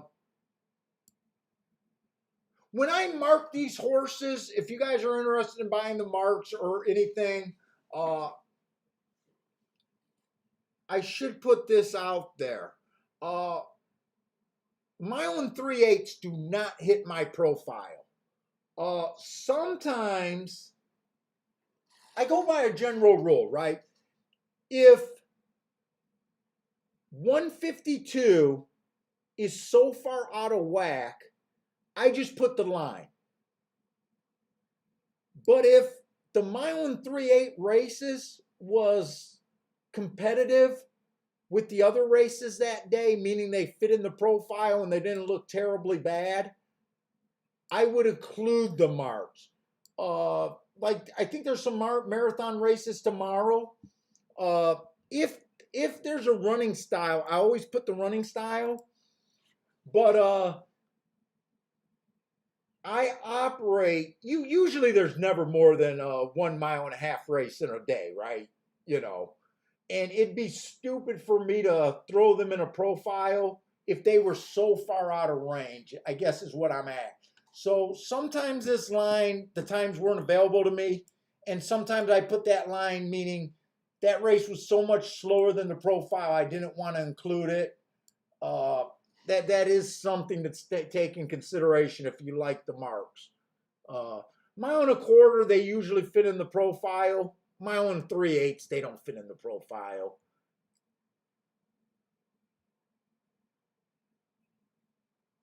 Mile 16th, they always fit in the profile. Those are safe.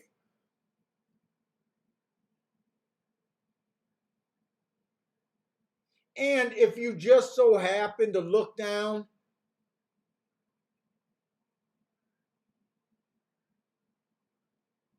like Parsons does things a little bit different than me.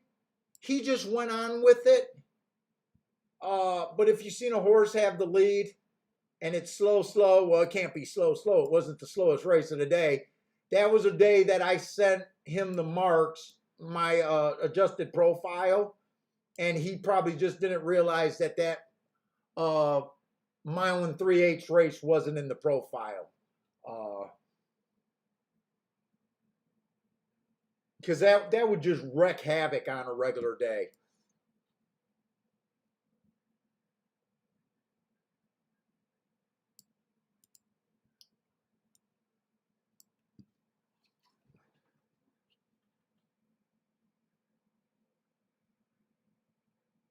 Let's see. Chanel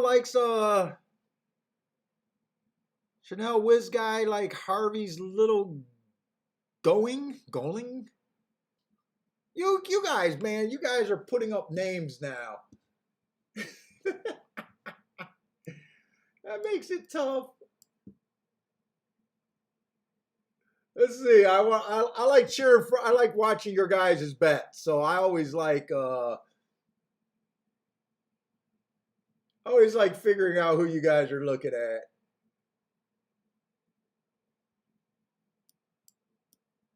So you like the 5 horse.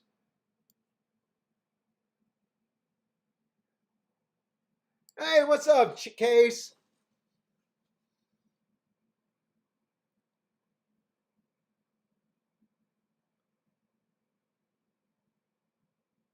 I don't know, Dean. I think they just so don't want to tear up their turf racing.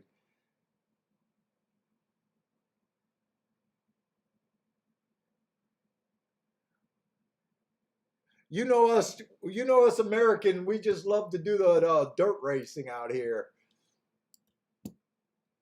I know the British got some term for it that's like a insulting term, but I can't think of it. What they call our dirt racing over here.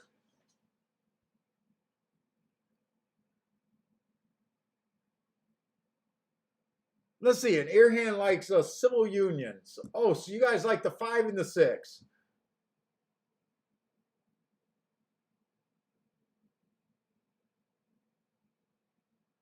Justin, what's up, Justin? I haven't seen Justin in a little bit. Justin got a winning place to win on the one at Belmont.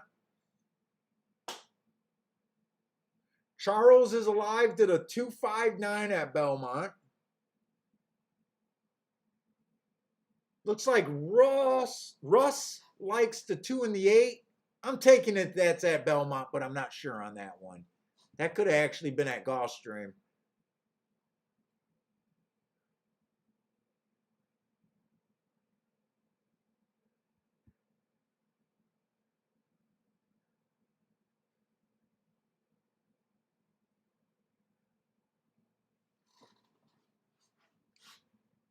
Wow, Justin, you're also going with a 1 all exacta. 100 to win in place on the 1. And a 1 with a 2-5 with an all. Wow, you like the 1.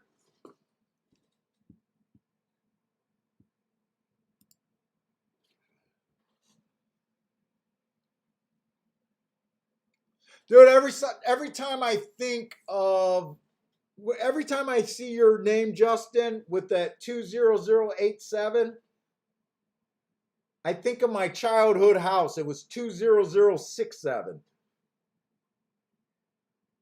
Passwords to all my bank accounts, too, by the way.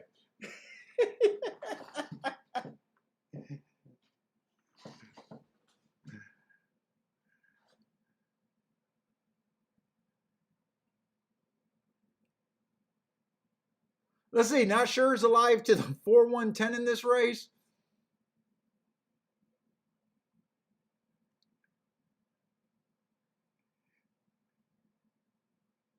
Not sure. You got to be drugged up today, man. I heard you said you're on painkillers, but you're already ripping on your bets. Gonna play 2 $5 exactas in case I get screwed, as usual. 2 over the 14-6. Or no, 2 over the 146 probably. And 1 over the 2 through 8.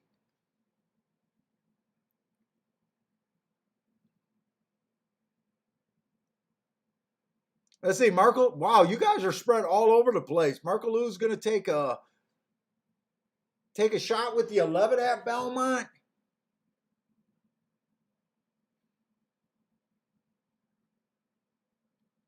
You guys are all over the place.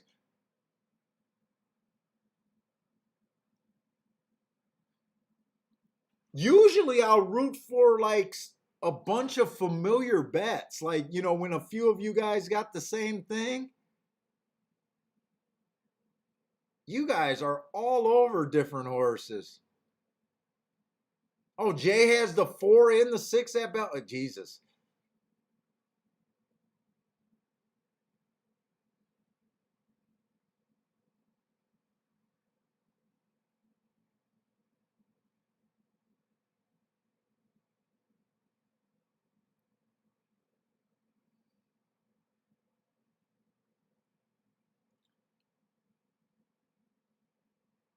Not sure, trying to talk himself in the 14 to win now.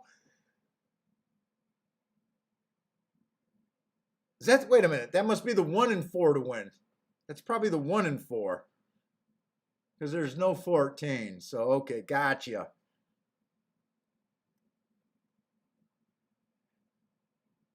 Dude, we're always supposed to have a good day when Not Sure is in the chat room. I know we were on a good click with winning days when you joined us.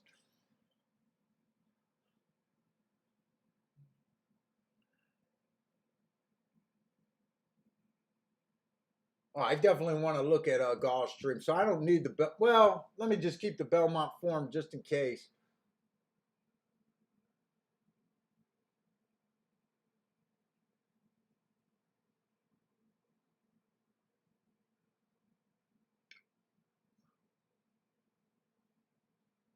Oh my goodness, I'm getting tired.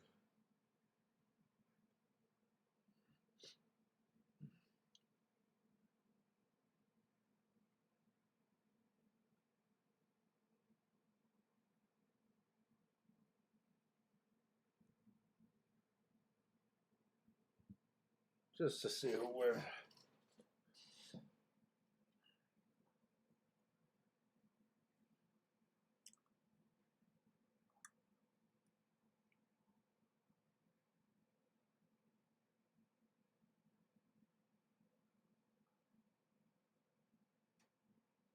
Hey, not sure. Your bet's at Belmont or are you at Gulfstream? Oh, it's four. Oh, you're talking about Gulfstream. There's a 14 at Gulfstream?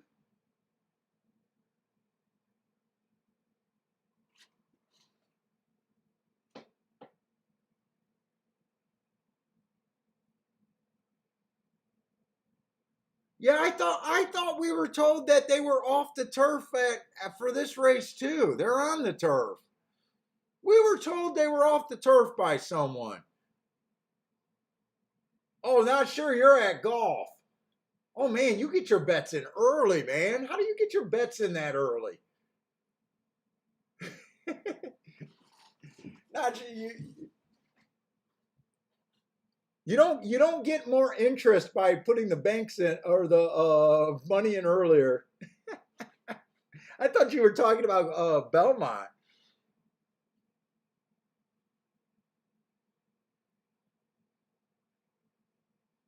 Dude, I'm not even going to scroll back to tell us who told us that the turf was that this was off the turf.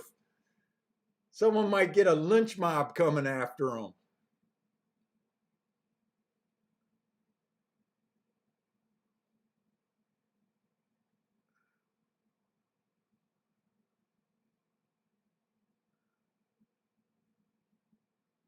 Let's see, seven got a nice lead, so we're not going to be able to see. I was watching this race, mostly interested in it, hoping about the inside or not. Oh wait, that's Gulfstream's form. Let me look at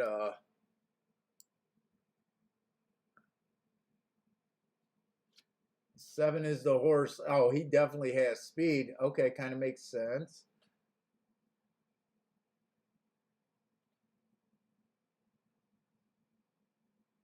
Oh, I misread it.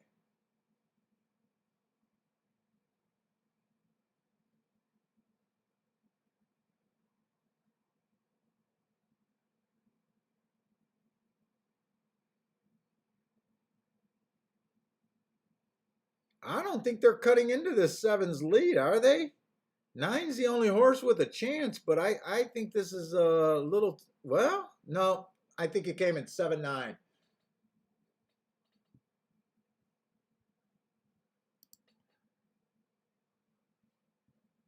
God, I can't see shit right now.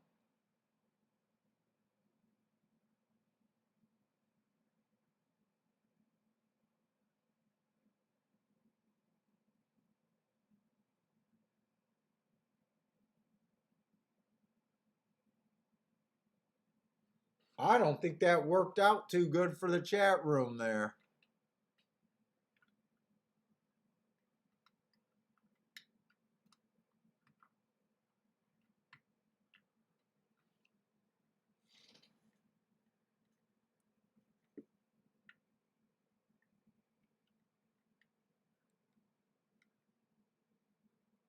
This horse won last race while running against the bias. Closing bias, asterisk. Went wire to wire.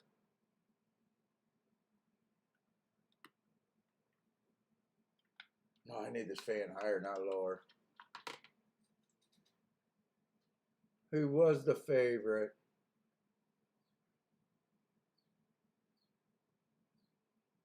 And then 3 races ago, he earned a heart.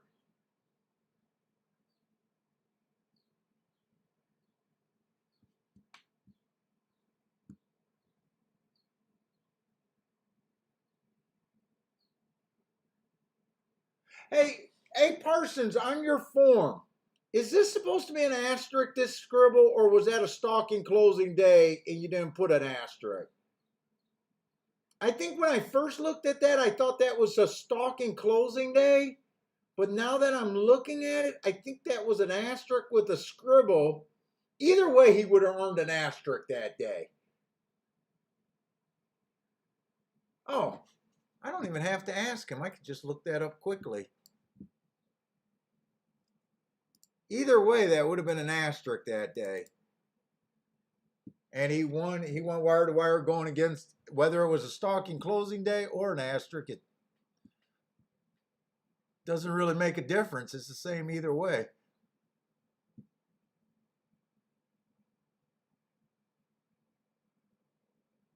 Oh, document. No. Pimlico is with Laurel.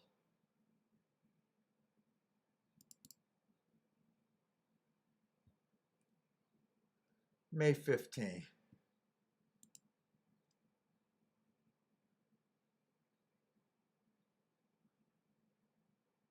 Oh, it was a stalking closing day. It was a STL. Okay. But yeah, that would have been an asterisk that day.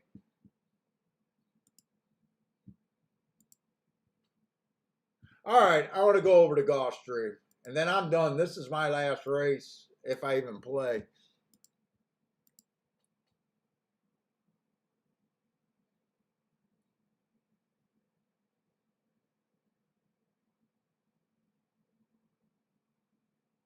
Oh, I got you, Parson. Yeah, either way, I mean, I forget about it too. I just all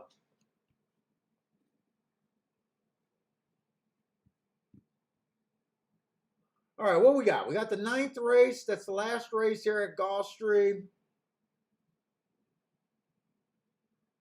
And I did think this was kind of an interesting race. It's a maiden claiming 12-5. I think we only seen one other race on the route today. Horse went wire to wire from the one hole. I'm trying to remember that race. It was so long ago. What race was that?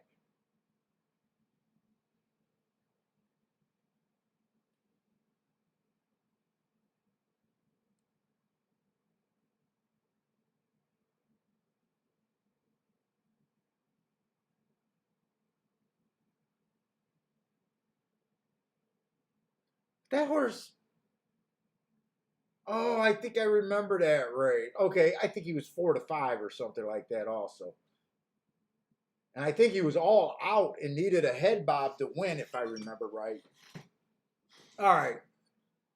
But that doesn't tell me much either way. I just didn't really remember the race.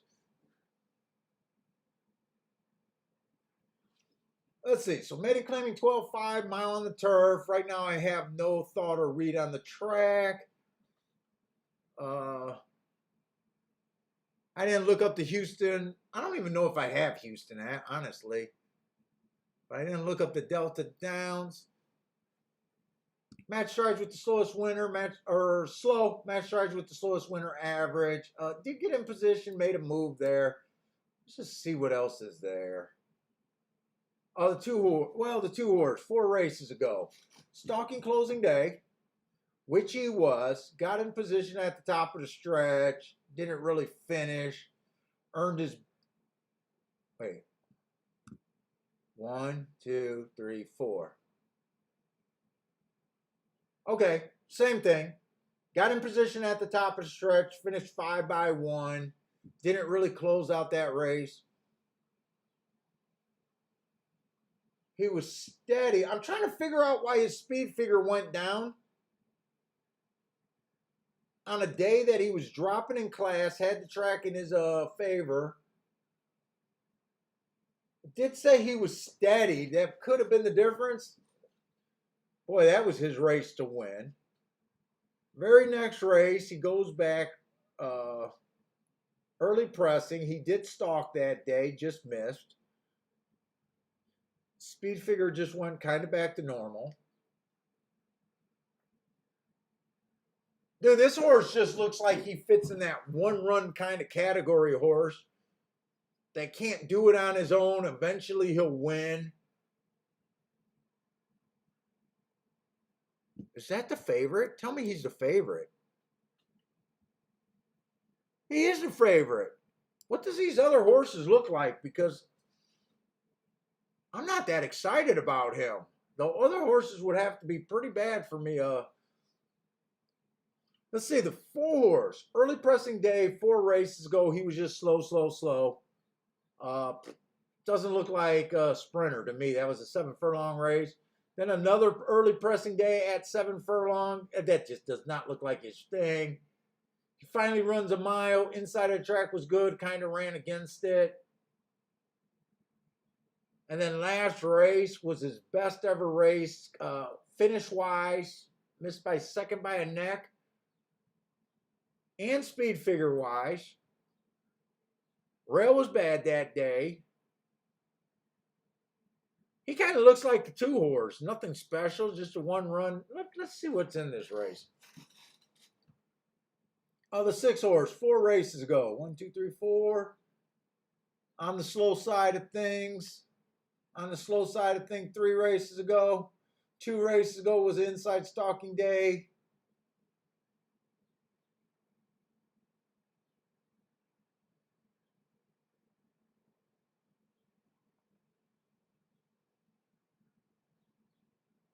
Let's see. This race would have been over his head. This race was over his head. He drops again. He was also against the bias, maybe a little over his head. He dropped to 12.5 and woke up. Still, he ran against them. See, this is another thing why you guys want to read it. I had that the inside of the track was good. The comment is that he saved ground. I always do my asterisks at Gulfstream, especially by post position. So I gave him the asterisk because he is in the 5 hole.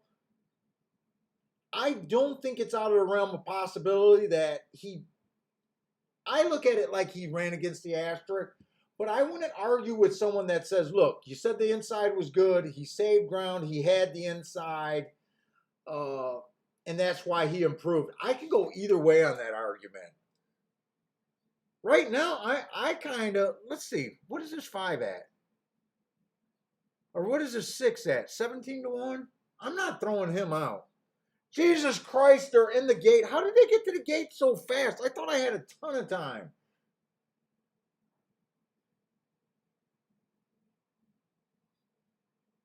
Well, you know what? They're in the gate, and I haven't even made it through any of the other horses. And there's a lot of other horses, so sorry about that. I don't know how that race snuck up on me.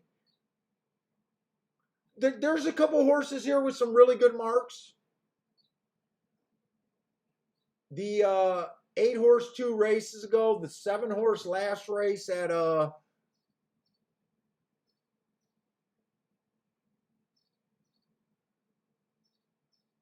already said that this might be a real long shot race, but they're off.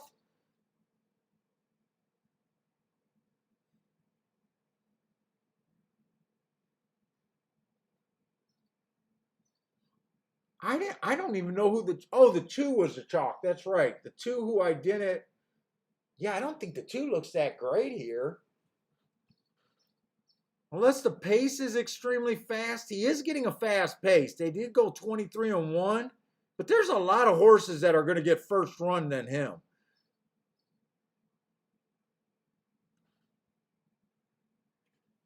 There's a lot of horses.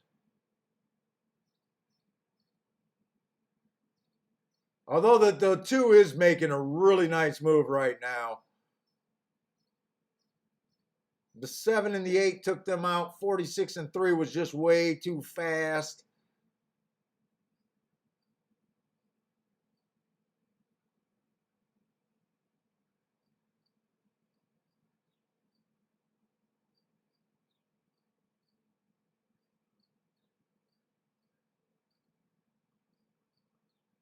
Well, I definitely wouldn't have did anything with this 2 at 6-5.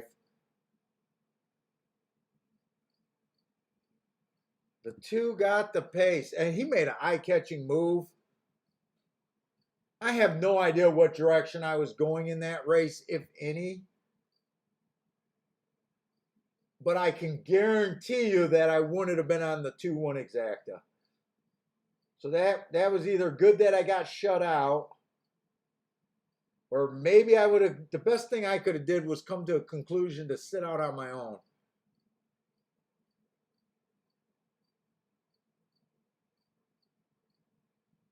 Seven doesn't really look like he could hold on.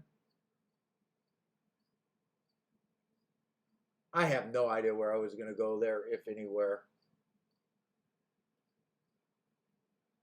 The 7 and the 8 really never ran a good enough race.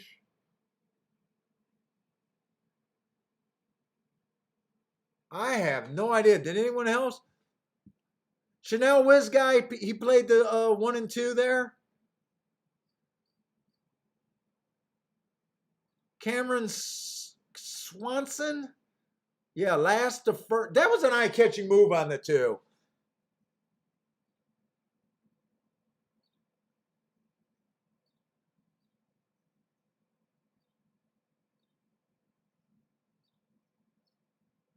Let's see. Marco Lou likes the 2. Just missed the exacta there.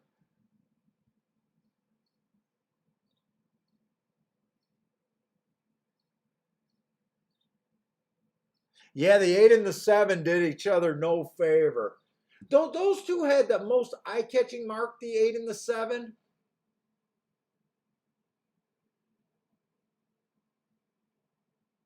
But they did look like they could not get in a speed duel. I will say that. My first thought was I didn't like the 2.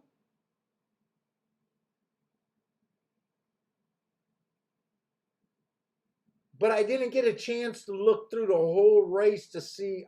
I don't even know if I would have played this race or what. I just know what I wanted to have. And I wanted to have a winning ticket. I guarantee that. But anyways, guys, that is it for me today. 214. Was 4 the horse that I was like a little bit interested in at one time? Or was no, I think it was a 6. No, I didn't like the 4. I did not like the 4. It was a 6 horse. The 6 horse, I was doing some creative handicapping and got too involved in that horse.